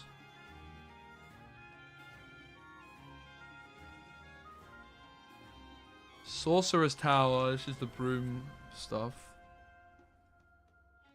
Ariel's not very good. This is not great. In at 4. Jafar. This card's pretty good. Goat and Rabbit, most likely. Probably going to play the bounce package. Anything new? I don't really like the genie. It's uninkable as well. This card looks pretty cracked, right? At the start of your turn, every character you have here, you may draw a card. This card's very, very good. I think we probably play 4 of this. Is the evasive part important for this? Maybe not. The Eric's also pretty interesting.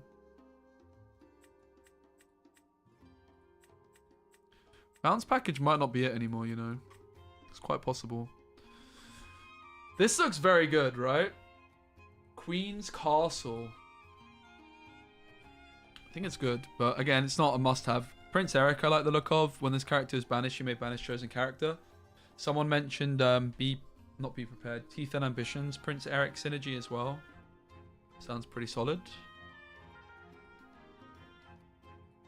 In at 5. Maui.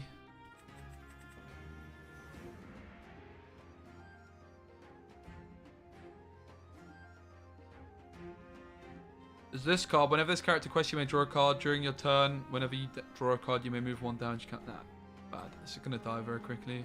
There's Jim. We could look at Jim. Jim could work in this deck. We have enough card draw for him. Jim could be where it's at, honestly. I could see it.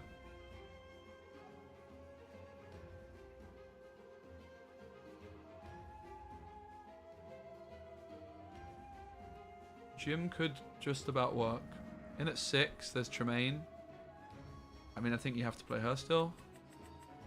There's also this new Hydra card, which looks good. Also, Medusa looks good. But, like, look at all these uninkable 6 drops. Wow. When you play this character, banish chosen opposing character with 3 or less. Hydra, whenever this character is dealt damage, deal that much damage to chosen opposing character. And Tremaine. These are all so good. And then in at 7, there's Ursula. There's Jafar. Probably don't want Jafar. Ursula, do we even want her? This is kind of what I'm saying, right? Like, I don't know if there's really that much stuff we want here.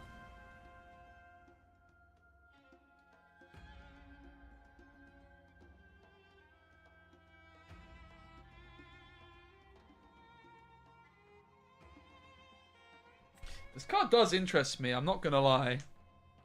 I have a feeling this card actually might be good in this deck. This card I do... Like, it's inkable. That's the beautiful thing about it. It's just a nice way to gain lore late game, right? Jafar, like, and then you go friends on the other side, and that's 2 ink. 2 lore, rather. It's a pretty big deal. He could actually be quite good in this deck. The fact he's inkable is very, very important. We have so many... Of these 6 costs, we have so many... Like, Hydra, Tremaine, Medusa. I want all of these. And they're all uninkable.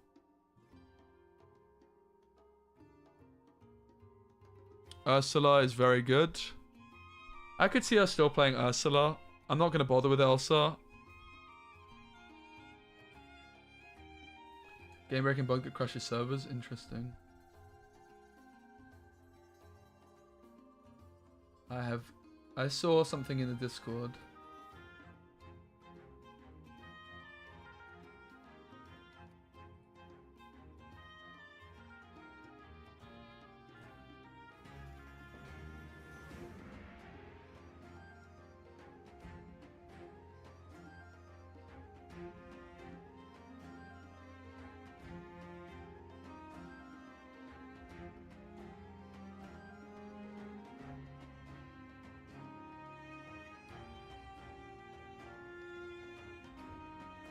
Pixelborn Discord says they're down again. Are you sure? I haven't had that notification.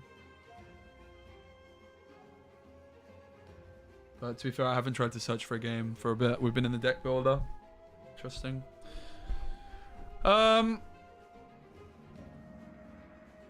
Okay. Jafar in control. I can see it.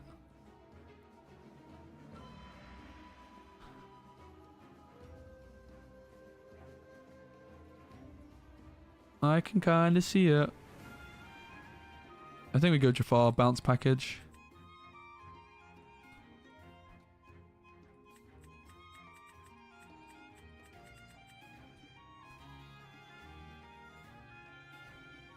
Cuzco as well. We need some more another one drop. Mini or Olaf. Okay, so here's my first attempt at the new control. I have no idea, so I'm not playing much that costs 7 or more. The Jafar might just be bad, because we're not even trying to shift this Jafar, we're just actually playing it for 7. But we're just going to ink it most of the time. But it's like a way of getting lore late in the game. We've got Merlin package with the Mims. I don't have the 3 cost Mim here. So we have to cut something already. Probably just cut like some of these 6 drops. We're also not playing Eric right now. Which I do think this card looks pretty reasonable. Prince Eric. Also locations I think look good. There's Jim who you could consider. This deck is very, very difficult to build actually. How many other locations are there that are good? I mean there's this one too, it's uninkable.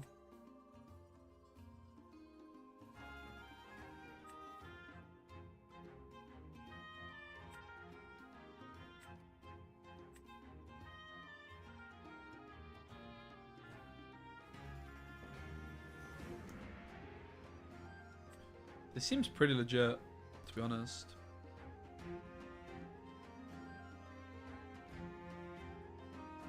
This card seems pretty damn good.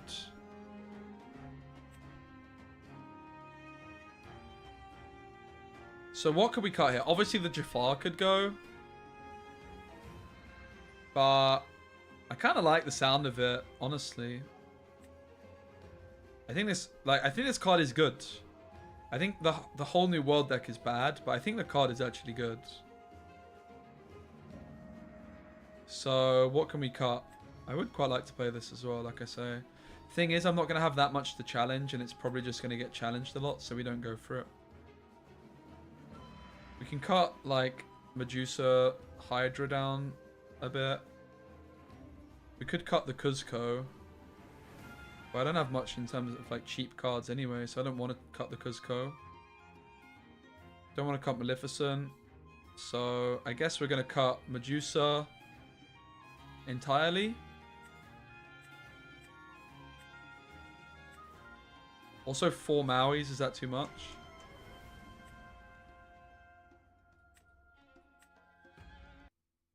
Possible the servers are down apparently.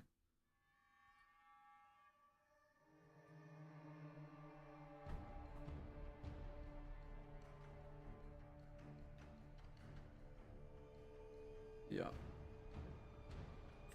Well, more deck building it is. Hopefully I can still restart. If not, we'll just do some deck building on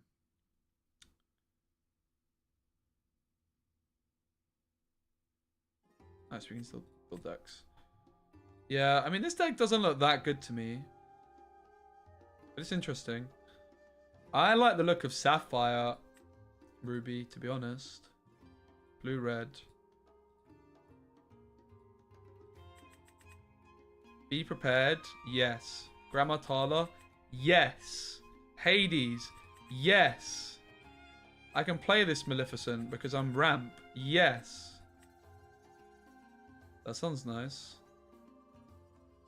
We might still just want to cap out at 7 though.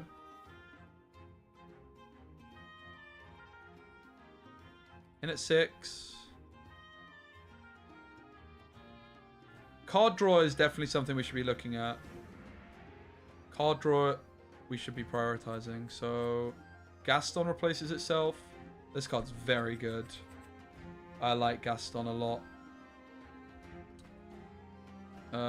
Develop your brain. Popsicle. Tamatoa sounds good because it's card draw.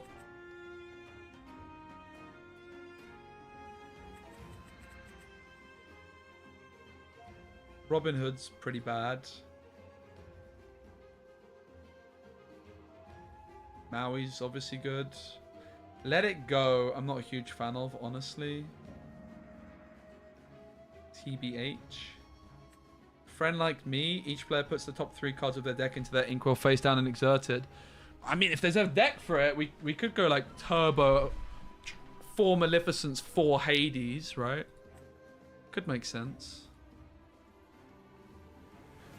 Is there any other card draw which is coming to mind? Obviously, we need to think about ramp. So, Grandma Tala. Mickey Mouse. Maybe Pooh. I don't like Pooh. We could play one jump ahead in this deck as well. Grandma Tala one jump ahead is kind of legit, actually. Is there another 2-cost card we'd like to sing that with?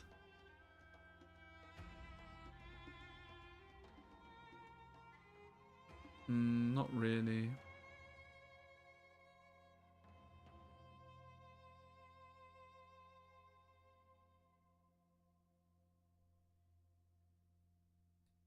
Flaversham and Nick for the draw.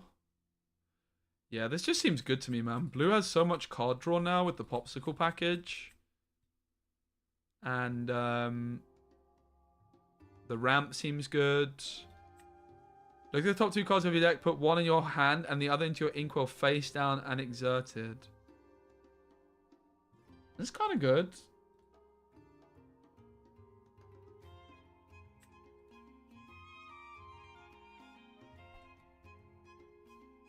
Yeah, Grandma Tala, Teeth and Ambitions is good as well, right? This looks like a good deck to me.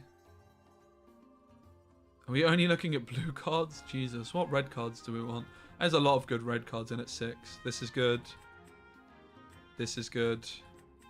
This is good.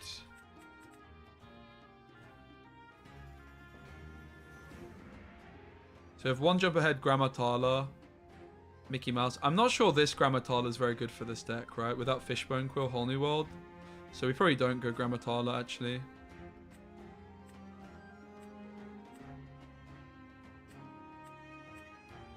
I mean, there's still the threat of the shift, though, right? So maybe it's fine.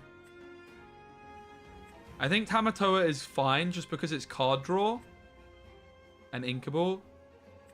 We just want as much card draw as possible, right? I like Gaston a lot. Be Prepared, Medusa. Like, all this is such good for control. I think you want the Maleficent, probably, with a ramp deck. This card, I think, is possibly good here, but it's probably going to die, to be fair. I like this card. During your turn, whenever this character banishes another character in a challenge, you may ready this turn. Conquest. It's pretty good. I mean, the other thing to look at is locations and gym, because we do actually have enough card draw where gym could work. Oh, there's this location. Whenever a character is banished here, you may put that card into your inkwell face down and exerted. That's pretty reasonable ramp. It's an inkable ramp card. This card looks insane. Could we play Gym? Maybe we could play Gym.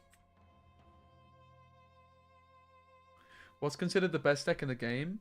Yeah, this set just came out. Before it was Ruby Purple or Ruby Amethyst Control. My front runner best deck is this though, or something very close to this. This color combo, green steel. I think it just seems so flexible. I went Chief Bogo route, but you don't have to.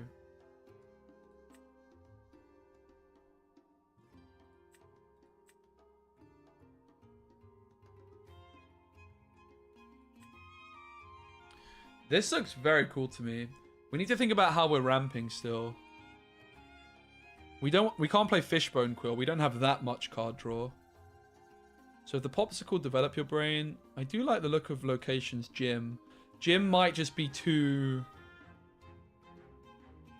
heavy on the cards in hand though. It's playing 2 cards from hand at once. So how are we ramping? There's no turn 1 ramp available. Turn 2 ramp is Grandma Tala, 1 jump ahead. This seems like the best option, maybe. Mickey Mouse we're playing. Pooh is putting cards from hand in, so I don't like the look of it.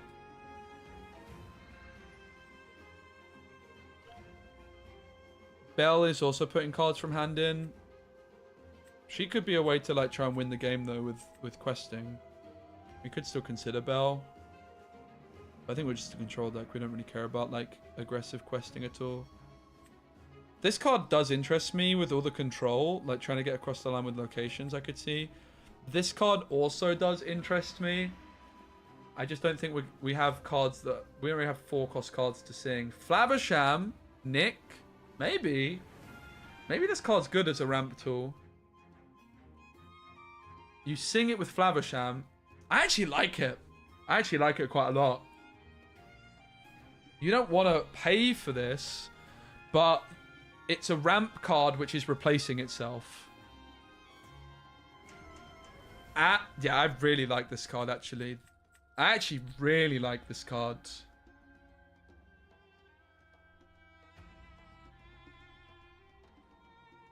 Nice one, FPS. I actually really like the look of this card in this deck. So, this card's doing 3 different things. Okay, it's a song, which obviously means we could play it for free. So, we can sing it with Flaversham, who is not a good quester. We can sing it with Nick, who is a pretty good quester. But Flaversham, singing this? Yes, please. Or like a Medusa that sings this, right? It replaces itself. We look at 2 cards, right? So like, oh, be prepared. Yeah, we'll take that. Oh, Mickey Mouse. No, we'll put him in the inkwell, right? That's really nice. Every time you put a card off the top in the inkwell, you don't have the choice of doing. Like, you don't get to choose usually, but with this we do. There's also this card, which I do think we should consider. I think it's bad though, still. Each player puts the top 3 cards of their deck into their inkwell face down and exerted. I don't like it. I don't think we need it. But that is a lot of ramp, to be fair. Like, we don't need that much ramp if we just play this once, right? Then suddenly, bang! You know? It's kind of interesting. Tamatoa is just there for the popsicles, so he's very cuttable. I do just think that we want as much card draw as possible. Grammatala, I don't really like the look of in this deck. I think you need the Fishbone Quill, and like she's a steel sapphire card. Why does it matter that the cards that go into your inkwell are exerted? Good question, Jokers. When you play this game physically, your inkwell is like actual physical cards, and when you spend the ink, you exert your card to show it. So what that means is that the card that goes into your inkwell, you can't spend that ink this turn. So if you play Mickey Mouse, it goes into your inkwell face down and exerted. So we play Mickey Mouse on 3, and then I have a 4th card in my inkwell. But I can't then play a 1-cost card that turn as well. That's why it matters. So basically it means a card which you put down into your inkwell isn't giving you extra ink that turn. It's giving you extra ink the following turn. If that makes sense. If not, I can try and explain it a different way. Let me know.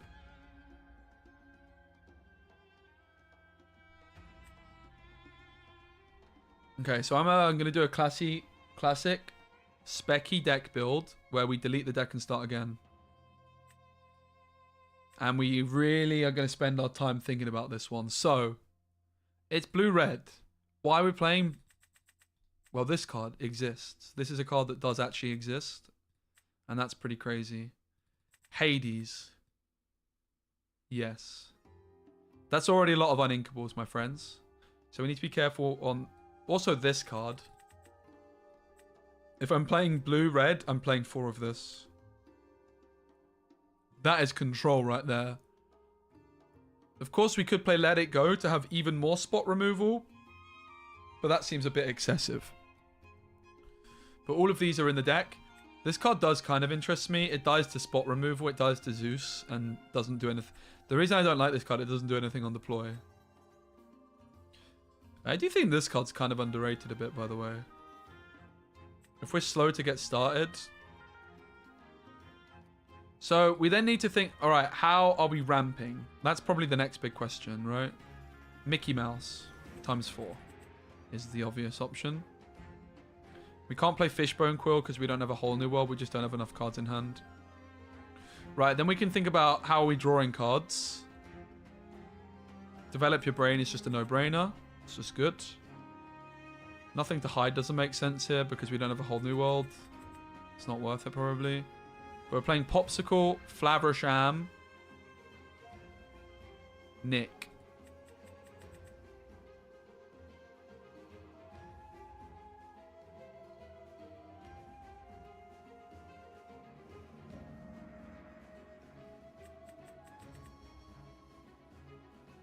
Yep.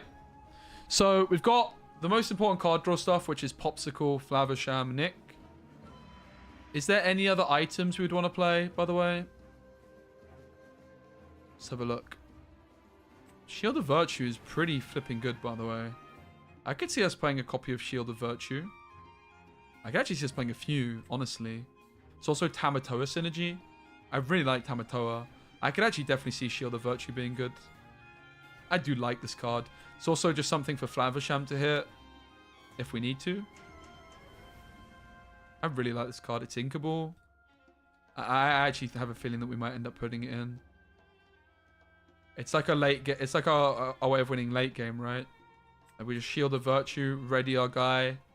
Can't touch me now, boy. In it too, is there any other cards I like the look of? No, no, no. No. No. We can't play Fishbone Quill. Oh! Yes! Oh, yes! This is it. The Heart of Tefiti. It's the reverse Fishbone Quill, but it's Fishbone Quill for Ruby. Oh, this is the card, guys. We play 4 of this. So it's like Fishbone Quill, except instead of putting a card in hand into the Inkwell, you're putting a card from the top of your deck into your Inkwell, but you have to pay 2 for it. So it's slower to ramp as well, because you can do Fishbone Quill the turn you play it. Whereas with Heart of Tefiti, obviously you can't do that on turn 3. You could ramp with it on turn 5, but you could play it on turn 4. So you play it on turn 3, and then on turn 4, you tap it and play a 2-drop. So it's a lot slow. It is a lot slower, but it's an inkable way of ramping without... And it's an item for Flaversham. It's an inkable way of ramping, and it's Tamatoa. I'm gonna play Tamatoa. I like Tamatoa a lot. It's drawing us cards. Card draw is good.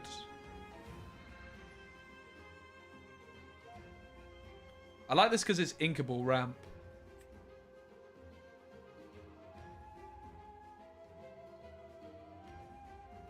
If you're playing the item package, are you not better off to lose Develop Your Brain for more items? Develop Your Brain is just such a good card. I think this card is just like... what's the reason not to play this card? Also, a guy that won one of Tia's tournaments recently that I casted, it was the last one with like the last... It was the last tournament, one of Tia's tournaments, had Develop Your Brain and Gaston in the deck. Because it gives you consistency on... Oh, that was actually for the whole new world combo, in fairness. So Develop Your Brain could go. I actually do agree it could go. I just think this card's so good. It's also just very good in this kind of ramp deck, right? You top deck Develop Your Brain, early game, you can ink it. If you're just in top deck mode, Develop Your Brain, you put your flipping Heart of Tefiti at the bottom and you draw your Maleficent, right? I think it's just good. I really like Gaston for the same reason. I think Gaston's just a great card. Very underappreciated. We're going to play Lady Tremaine, Hydra, Medusa. I want all these control tools. I think they're very, very good. Shield of Virtue might not be played. I like Tamatoa because it's card draw guaranteed. Any card which is giving me guaranteed card draw. Tamatoa also... Tamatoa is cracked. When it quests, it also adds me another card back into my hand. Yes, please. Right. Oh, the deck... No, I thought the deck got deleted. It didn't. The other card maybe to consider as a ramp tool is this. Also, we could still play Belle. Belle's not bad. We could consider How Far I'll Go as a ramp tool. Maybe just as like a 2 of. I think that's fine. We don't want too many of them, but we can sing it with Flaversham. And it's really good with Flaversham. Instead of getting 1 lore, we're looking at 2 cards It's really good with Flaversham. Instead of getting 1 lore with Flaversham, we're ramping and basically developing your braining, right? Instead of 1 lore. Oh, it's so good, actually. So I'm also therefore interested in looking at more 4-cost characters. This guy's kind of good, but I think I don't want to play him. He's uninkable. Is there any other good 4-costs? I don't like James. Oh, we don't have flipping Minnie Mouse wide-eyed diver yet. She's in the deck ×4 as well. Judy Hopps I don't really like.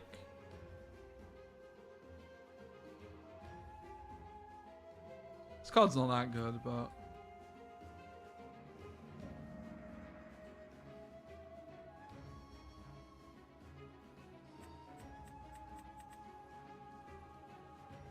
it's inkable.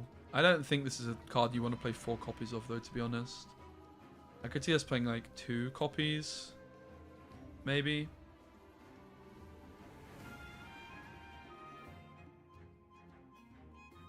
So we need some cards to play on 2.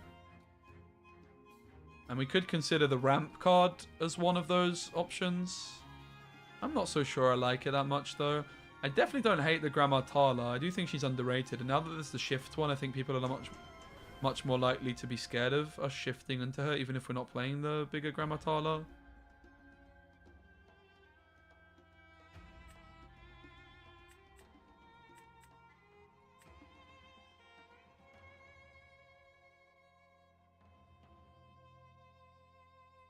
This deck's fascinating, man. I like the look of it a lot.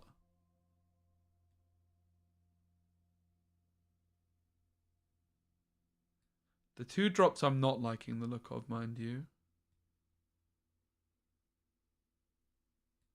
Does look like an area of weakness. This guy, we do kind of just want some, like, stats on the board, right? We could also just be playing, like, direct ramp tools. Just play this on 2. Gaston's not really cutting it. Teeth and Ambitions is not a bad card. Obviously there's Cruella and Jafar.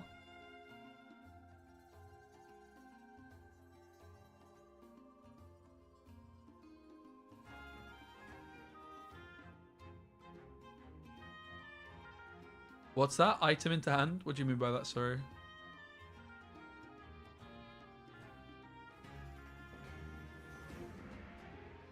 Chosen character gets -2 a turn, draw a card. That's not good enough for a 2 cost.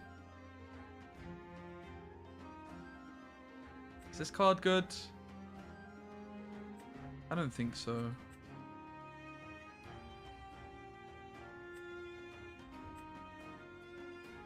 This seems like the best 2 drop, to be fair.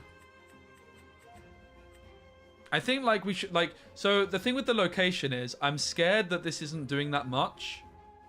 Right? Because they can just challenge into it. But if they challenge into it, they're not questing. Which is slowing them down. So, I think it's doing enough. Thing is, we don't have any 1-drop units either. So, I'm not able to get a card into this location until turn 3. So, I play this on turn 2. And then I play... like my Minnie Mouse on turn 3 or my Mickey Mouse on turn 3, and then I'm moving something in. It's just a bit meh. I don't know. Because I'm not playing any other cards that are getting down, right? This card's also a bit meh. I'm deleting the deck and starting again. I'm too confused. It's the specky deck building way. It helps us refine the list. So now we know what the deck's going to look like. Let's like build it from like 1 drops onwards. Develop your brain? Yes. Can you show me your card images link? Sure.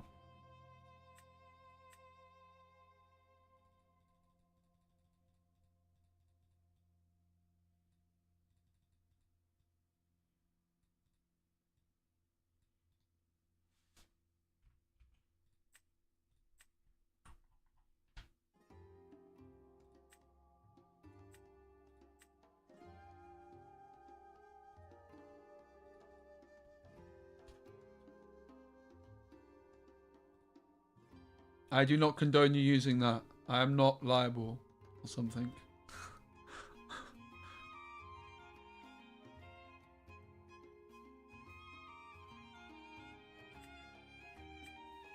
Right, Popsicle's in the deck 100%. I like Develop Your Brain a lot. I think this card's fantastic. I'm playing that too. So we don't have any 1-drop units, and I'm fine with that. We don't care. But we have to bear that in mind. In terms of the 2-drops, this is where it gets weird. I am still kind of looking at Grammatala. Also, like with this deck, Grammatala, Teeth and Ambitions is a thing, right? You can sing Teeth and Ambitions of Grammatala, sacrifice her, and you got some early game control. So I quite like the look of that as a combo. Grammatala, Teeth and Ambitions. That also makes me feel more comfortable about playing this location.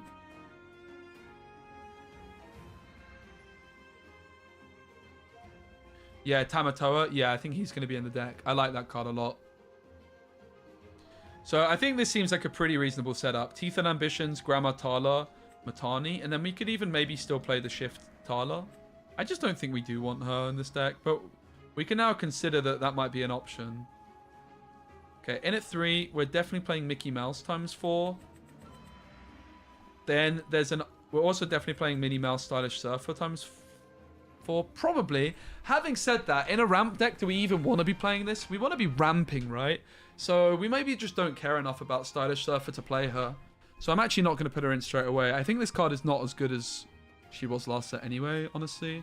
Lots of people are teched for her as well, with Jafars and stuff. Smashes. Zeus. I think that location is only good if you set... I think locations in general are better than they look in practice. The thing is, right, if someone removes this, it is stopping them questing. And we could play our Grammatala on turn 2, and then on turn 3, we could play Matani, pay 1 to move Tala in, and then sing Teeth and Ambitions. And that's a double ramp play. Does also take up 3 cards from our hands, but then we'd still have the Matani on board as well, right? So that would mean, or we would have on turn 4, 6 mana already. Yo, what's up, Jess? I do like this location. I do like this. I think this is also an enchanted card, if I'm not mistaken. And that's a bit of a giveaway that they reckon it's good too. Not definitely, because there's some bad enchanted cards, don't get me wrong. Is this one an enchanted? No, it's Bell's House. Ugh, Bell's House is bad. Bell's House is the enchanted. Rip. So we wouldn't get any starter decks?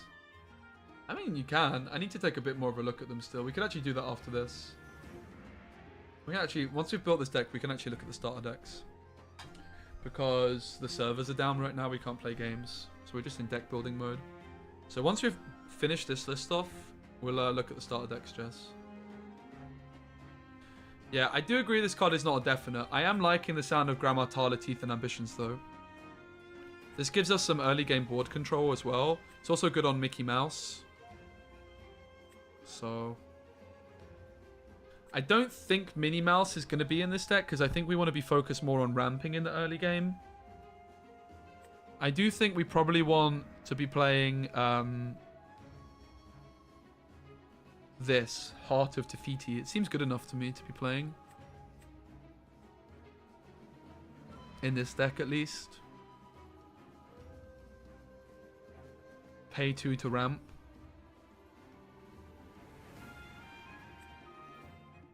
Because then we can stop, like, with this, we can stop, like, inking cards from our hand, right? So it is actually not, so maybe a better way of looking at this is rather than paying 2 to ramp, you're paying 2 to have an extra card in hand because you don't have to be inking cards from hand. Right? Nice one, Jess. Well, I'm seeing you this weekend, right? And I'd be super keen. I actually want to try and maybe even film like some in-person bits and bobs. When do you arrive? Maybe I could, if you're getting a booster box, save it until I can film you opening it. Pog! Farming you for content. Hey, Mage, great to see you. Saturday morning. Boo. This card looks good, right? I think it's good enough to play 4 of. Just because we want it. Maybe. It's not a definite 4 of. It's definitely in the deck, though, I think. This looks pretty good. The other thing to consider is if we're playing this, suddenly the Grammatala's not that bad. Because they're, like, the bigger Grammatala. Because then we're also... Yeah, we could play the bigger Grammatala still. Makes me feel better about playing the small Grammatala. I'm kind of liking the look of this deck quite a lot. I've got a little bit of a... No, I'm not going to say that. I'm playing Disney. Nope, not going to say that. I have to be politically correct and wholesome. I was going to make an edgy joke, but no. Alright, Flaversham, welcome to the deck. Nick Wild, they're my card draw tools. That's the other thing about this as well, right? I mean, we're going to be playing at least 2 of these, I would say. Probably at least 3, because it's inkable. I'm going to put 4 in for now, though.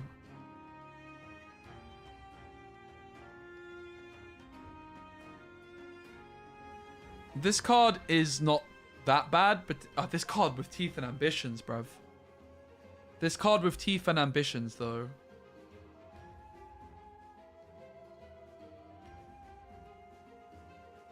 That is pretty fucking filthy. Oh! Damn it! I'm not supposed to be swearing. I'm playing Disney, guys. We could also sing this, this thing. Of him. I think we have to play Eric if we're playing flipping Teeth and Ambitions. Maybe like 2 or 3 Erics. Probably not that many because it's like 4 is a bad number. But Eric is best when you're destroying it in your own turn. So you could quest with Eric and then sacrifice him with Teeth and Ambitions. And then bang, it's like a flipping Maleficent that costs 2, kind of. Maybe we just play 4 of this guy, honestly. Probably 3 because there's, you know... I think 2 seems fine. Maybe 3, though. Like, you never want to play 4 of this because you only have flipping 4 Teeth and Ambitions, right? Maybe you do want to play 4 of him, though. Maybe he's just good enough to play 4. Can you explain locations to me? Say please. Yeah, so it costs... This one costs 4. It costs you 3 ink to move a card here. And it has 8 defense. You gain the 2 lore at the start of your turn when it's still on the board. And they can be challenged by characters. They can't be exerted. So they can be removed. You can play it and then it can be instantly removed. No, yeah, this is the amount of ink it costs you to move a card here. Yeah. Spoiler alert, usually it's not that worth paying ink to move cards there. But there's some cards which can move there for free, perhaps. And a lot of the time you just don't care that much about it. Like, the thing that the locations are really good for, to be honest, is the passive lore game. The passive lore gain with big defense. Because it also forces your opponent to challenge into them rather than questing themselves, right? So this deck might actually want to play some locations. If I had enough card draw, I would be interested in Jim, but I think that we just don't have enough card draw for Jim to be worth it. There's also this card, by the way. I don't think I like it, though. I do like the look of this, though. Maybe ×2.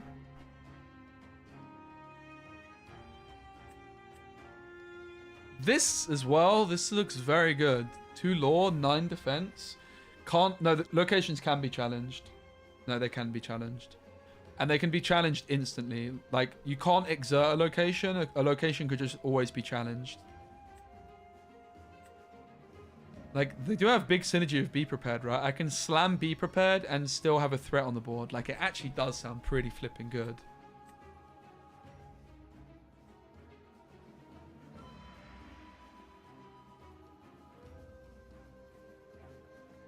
So, obviously, Maui is good. We probably want 5 Mauis, maybe.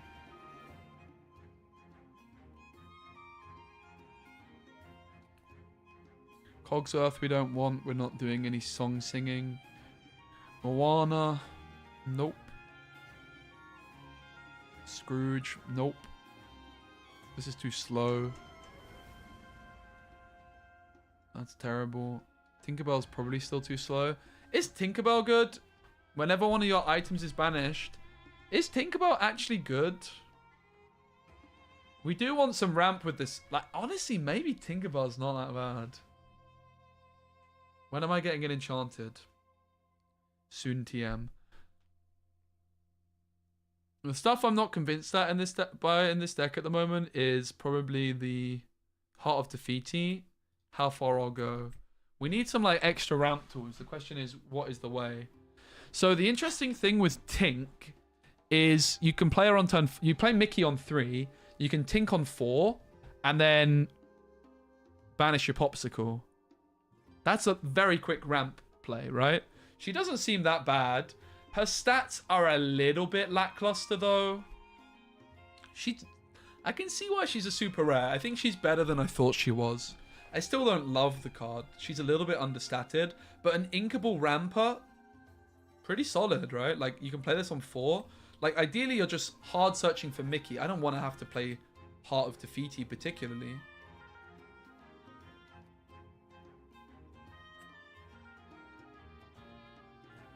I'm going to put Tinkerbell in ×2, Heart of Defeaty ×2, and How Far I'll Go ×2, because they're all considerations rather than definite.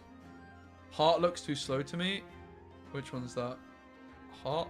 Yeah, I do kind of agree. I do kind of agree.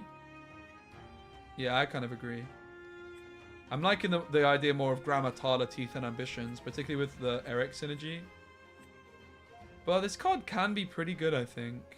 I do agree it's too slow, though. I am not a huge fan. It's also, the other thing I was thinking is just like a nice backup for Flaversham. At the moment, it's only the Popsicles we have.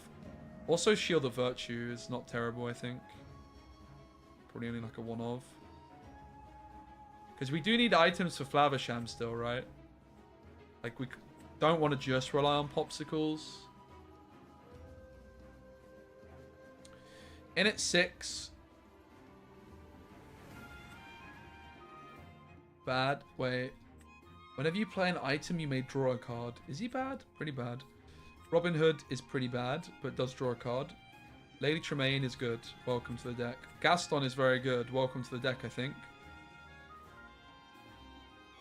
This card is so underrated, man. No one was playing this card in set 2, and I just didn't understand why. This card is absolutely insane. Quest for 3, guys. Or 3? I like it. I like this. I like this. I like this. I like this. I like this. I like this. Don't really think I like this that much in this deck. We do have the small Grammatala, so I guess we do. 8 defense is a lot of defense. She's inkable. She's not bad. Okay, so now we just need to cut 17 cards. All right, let's start by cutting the Heart of Defeaty.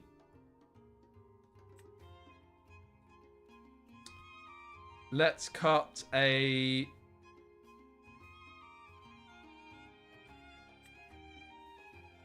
We don't have enough items for Tink. We're low on items as is.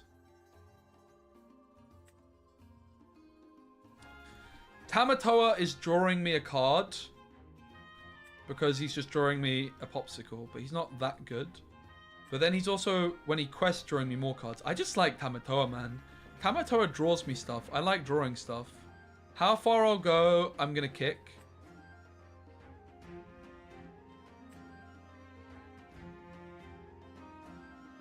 And now we need to kick some of these 6 drops, right? So probably Madame Medusa is the first to go. Or people are going to say Gaston, but Gaston's card draw. And he puts like bad, like Grammatala on the bottom and big card in hand. That's pretty good.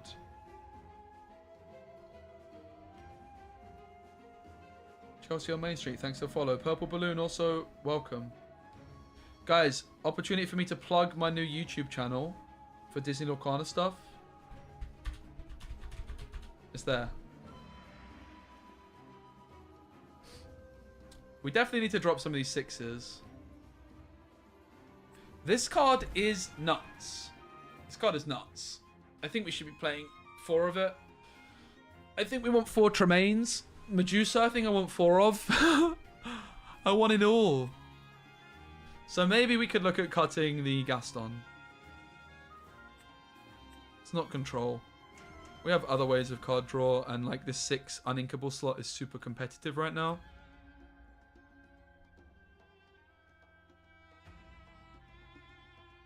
I don't really like the look of the Grammatala particularly either.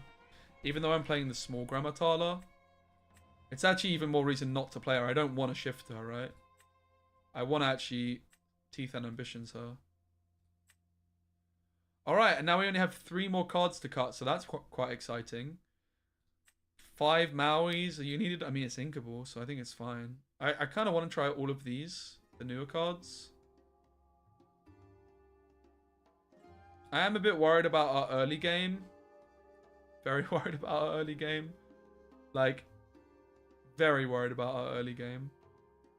But we can also just try and ramp in to be prepared super quickly. Our early game is super, super lacking. When you play this character, return an item card named Popsicle from your discard to your hand. Is Nick even that good? I mean, Nick is allowing us to Flaversham more consistently. I could see Nick being cut entirely, honestly. So you play Nick, and then you play a Popsicle. You play Nick, you play Popsicle. Maybe Nick's not all that. Nick seems more like a cuttable card to me. I guess the question is, what's better, Nick or Tamatoa? And the answer is it's always Tamatoa, right? Tamatoa is putting the Popsicle in hand instantly, and then it's also able to get the Popsicle back again if it's not instantly answered. I'm really worried about our early game. I think we need like some more stuff to play early.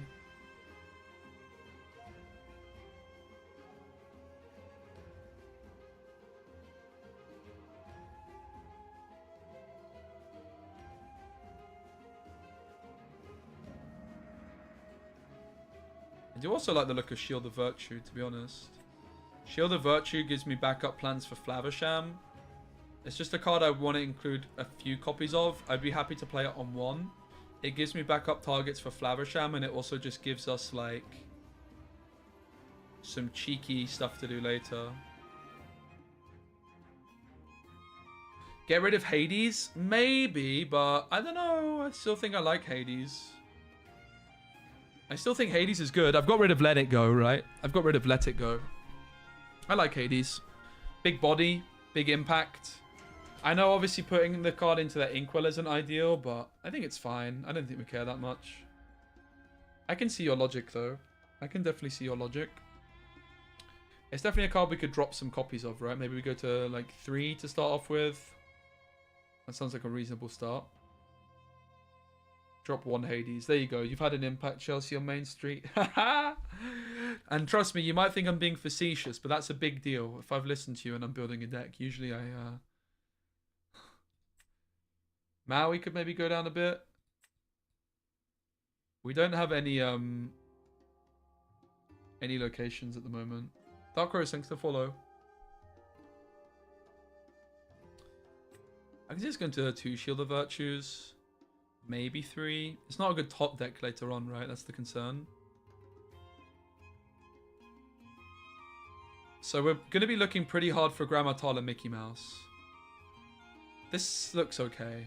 Can I play? Please let me play a game. I'm so ready. I'm so ready to test this deck. I'm so excited to test this deck. Please. Please.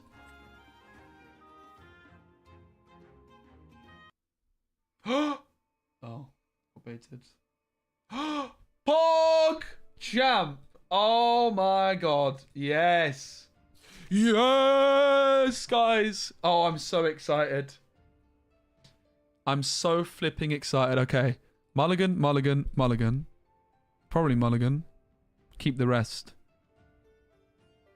We could keep Maui for ink, but that seems a little bit... we could honestly keep the Maui. It's good ink and it's a good turn 4 play. Let's keep Maui. Oh, I think this deck is the new control deck. We still need to like work out the list still, but I just don't believe in Ruby Amethyst anymore with Ursula being a card. Whereas this deck, we can like tutor it into our hand with thingamajigabababababa.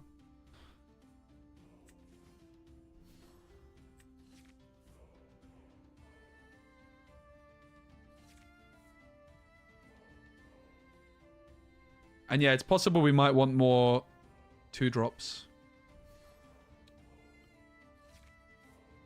Get rid of the Teeth and Ambitions. I'll play a Popsicle first, right? In case we hit something else we'd rather ink.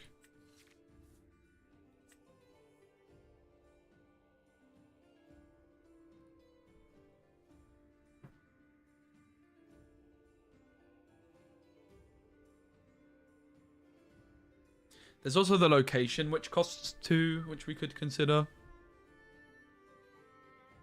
I quite like the idea of the location.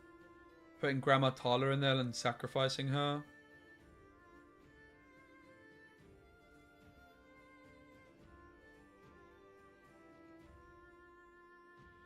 Location also, like, maybe baits people into challenging and then Maui comes through, right? Server's crashed again. Oh. Just now? Like, literally just now?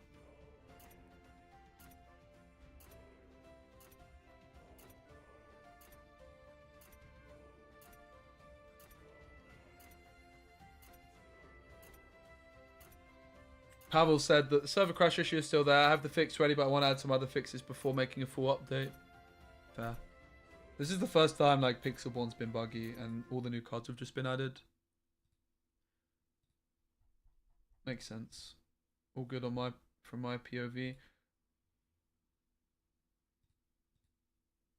I'll probably call it there, guys, then, I think, with the servers being dodgy. I have loads of videos to edit, so now would be a good time to do some video editing. I also want to get something to eat, to be fair. I am, though, going to post right now my deck guide for Pirates. So you guys can be the first to watch that. I'm going to press the publish button on it right now. I think it's one of the better decks in the game. It's Ruby Steel. Wait, I just realized that my video... Flip! I'm not about to publish it because I done goofed on the video. It's a 2-hour, 56-minute video when it's supposed to be 1 hour and something. So I've clearly rendered it wrong. Oh, snap. Yeah, okay. Let me re-upload it then. Oh my god, I hope I didn't delete it in the flipping. Can I YouTube editor it? Might just be able to YouTube editor it to cut it. Rather than re-uploading and re-rendering. It can just take a long time to update. Yeah, I can YouTube editor it. Get in. I'll probably do some deck building then. And wait for that to go up. Because I kind of want to send you guys over to that video as soon as it's live. So you can all pad my stats out. Let's not join. Yeah, okay, we can do more deck building. Happy days. Let me just trim this video because I messed up and it's... I always do that. Basically on Premiere Pro, you're supposed to like say where you want the video to stop rendering. And I always forget to change it from after I've edited.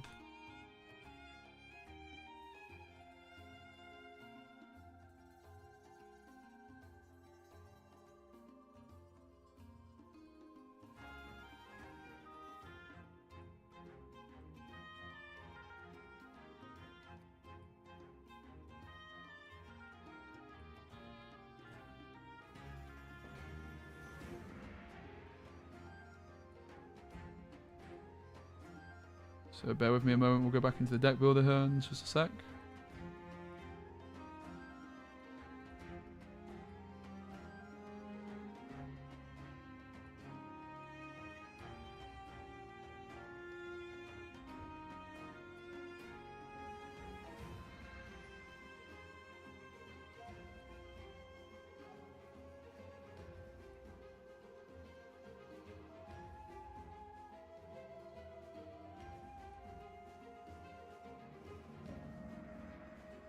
I'm having a stinker with this.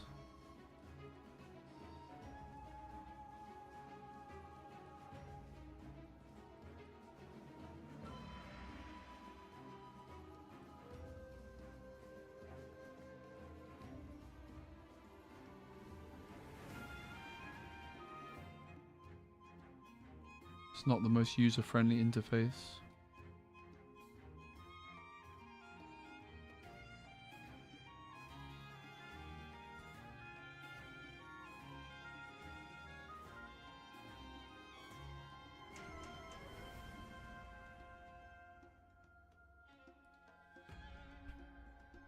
God, this editor is terrible.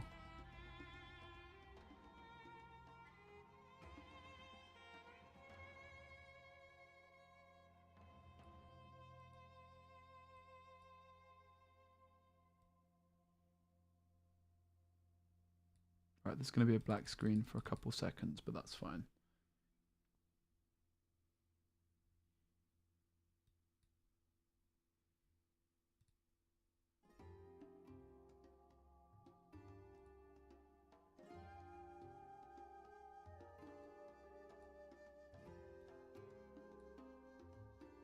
How do I save it?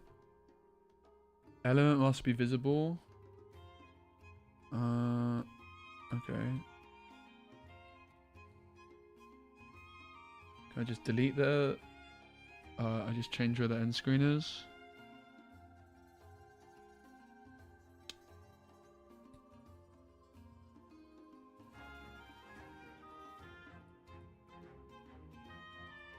How weird this is being... Okay, I worked out.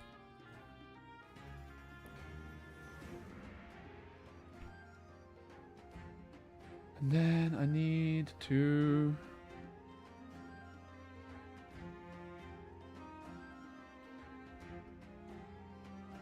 trim and cut. Almost done, guys, sorry.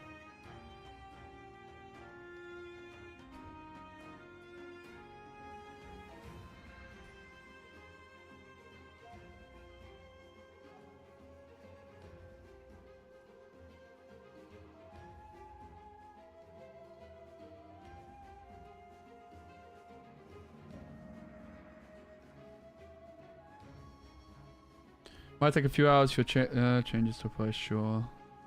It's being processed. I think I could probably just post it now, to be fair. By the time people get to the end, it's not going to be... Right. What's the biggest aggro deck? Good question. I think the most successful aggro deck is going to be something like this, which is a Rockstar Stitch deck with Ruby... with Amber Emerald. This is the first aggro deck I built. It's not as traditional in terms of aggro as you might expect. In that it, well, I mean, it's pretty aggressive. The reason I like this deck more than a lot of the other options, you have Cursed Merfolk and Lilo as like your 1-drops pretty consistently, right? It's like similar to playing Amber Amethyst. You've also then got Piglet on turn 2, which can quest for 3, which is pretty insane. It might be worth playing some cheap locations. I could see it. Yep. And then you've got Morph for Stitch consistency. Baloo is a new card, which is fantastic for an aggro deck. It's a bodyguard, which when it's banished, it gains lore. Wendy's a good card. Obviously, you've got Simba. You've got Ursula, which can remove Grab Your Sword. And then you've got Kit Cloud Kicker, which can even bounce back the Tiny Tink into hand. So this, I think Emerald gives you the best coverage against Steel. This also can bounce back the 3-cost Ursula into hand before she can sing Let the Storm Rage On. So I actually really like the look. This is actually the first deck I built this set. I haven't refined it since I played it originally, but this is the first list I built. And then Kidda is now, this card's also bugged in Pixelborn. It's like 2 cards off. Nice. Sorry, QT. That's the first deck I built. There's also this card, Joshua, which I quite like. It's a 1/5 bodyguard that can quest for 2. I'm not going above 5 ink with this deck, right? So you could obviously play, with this deck, you're quite tempted to play Perdita. but uninkable. Don't want to go to 6 ink. No thanks. What's bugged about Kidda? She sets everything to your turn, but not during your opponent's turn. During your opponent's turn, everything gets their power back. Which is obviously the reason you play this card is because it gives you like an extra turn to wait with the questing.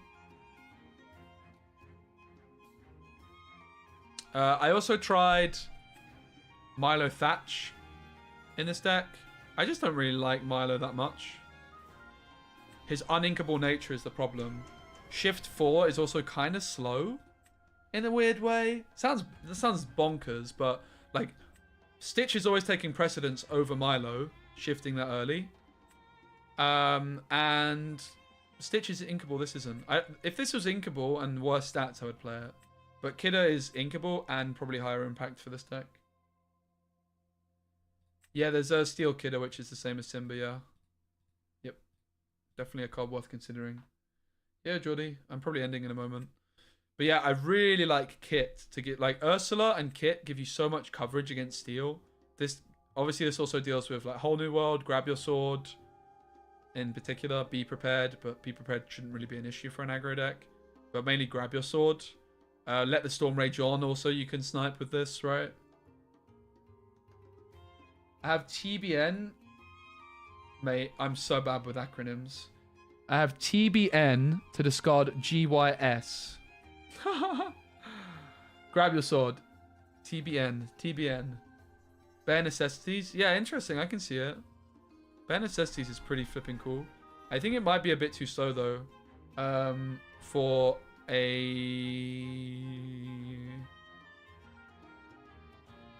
aggro deck. You just want to quest, right? I don't think you want to be singing. But I can see it. I can definitely see it. And then you're playing...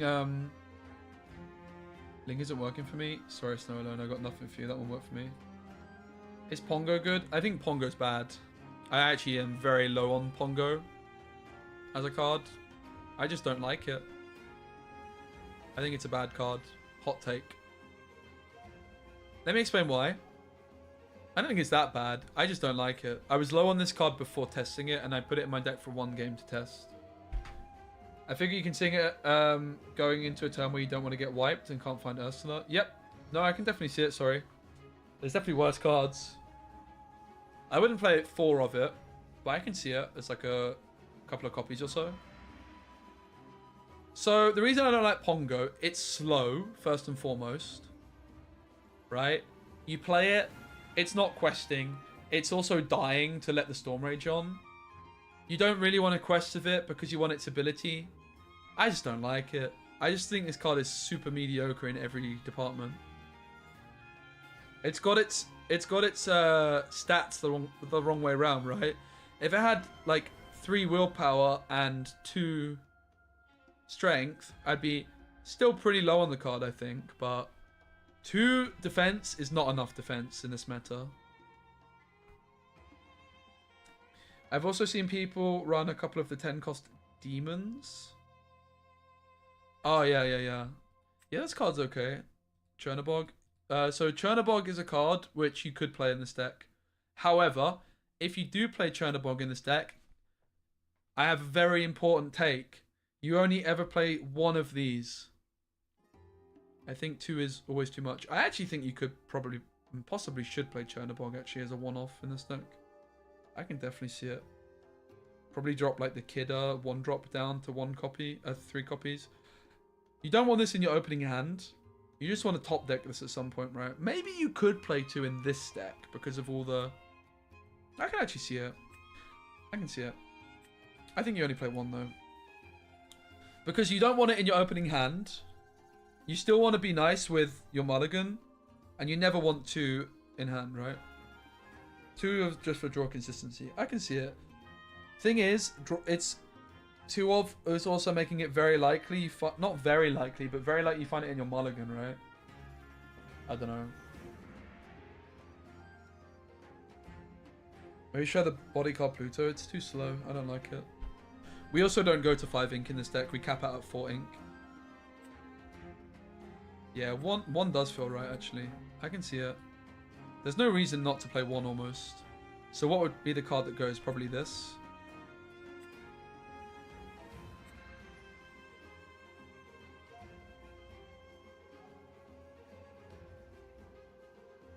Yeah.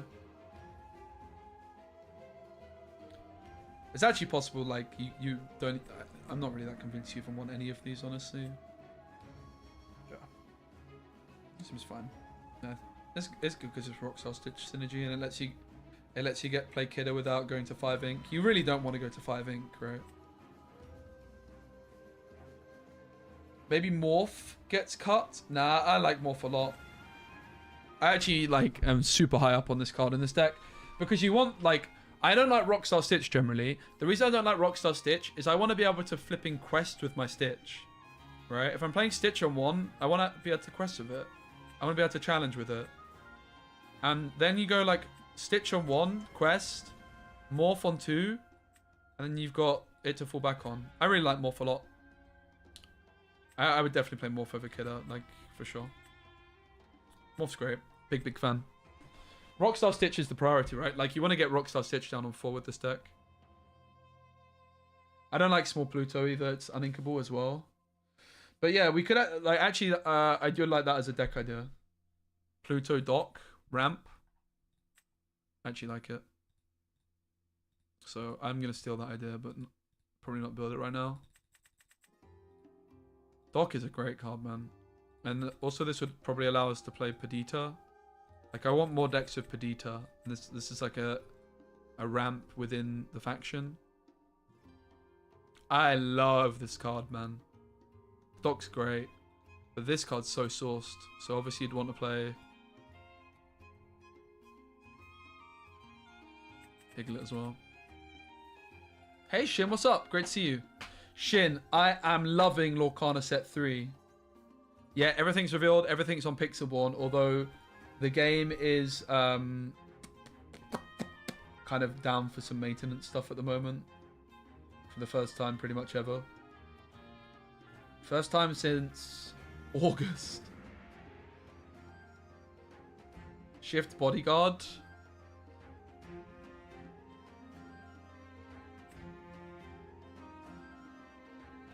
That's pretty flipping cool, yeah. I like that as an idea. And then it gets yoink, like, I mean, that's a cool deck. I like it. Thanks. I'll yoink that. I'm going to end the stream though, guys. I'm going to go eat. However, my new video is ready to go. It's still... Let me just check before I publish it that me doing this YouTube edit hasn't screwed it. Yeah, it's fine. I'll just comment. YouTube. I'll just comment. I'm aware of black screen. I am aware of the black screen for the last 90 minutes. Just waiting on YouTube editor to...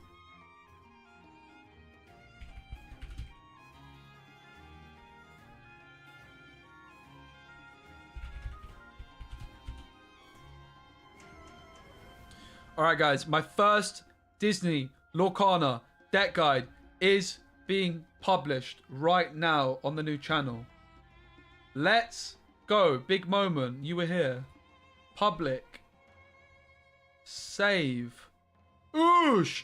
The ultimate pirates and location deck, ladies and gents.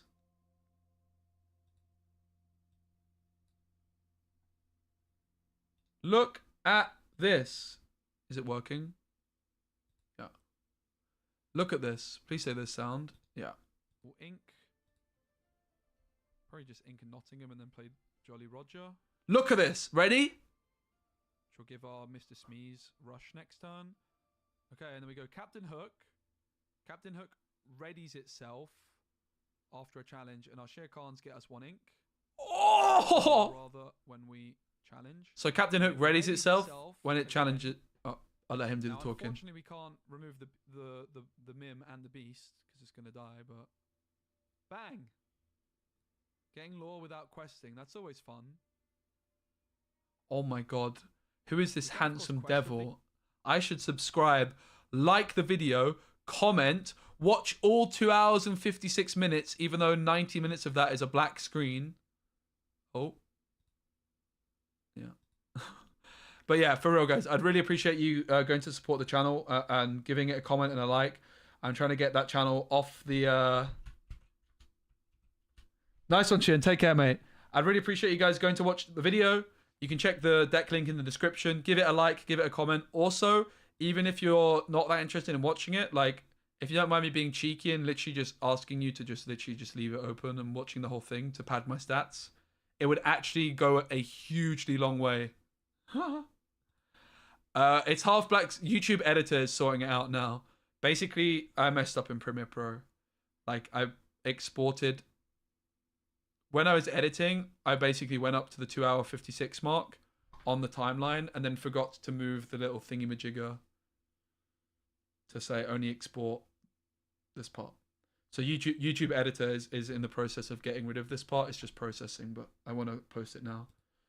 So guys, please go check out the new YouTube channel. Thanks for watching. Happy days. Is there anyone streaming Pixelborn right now?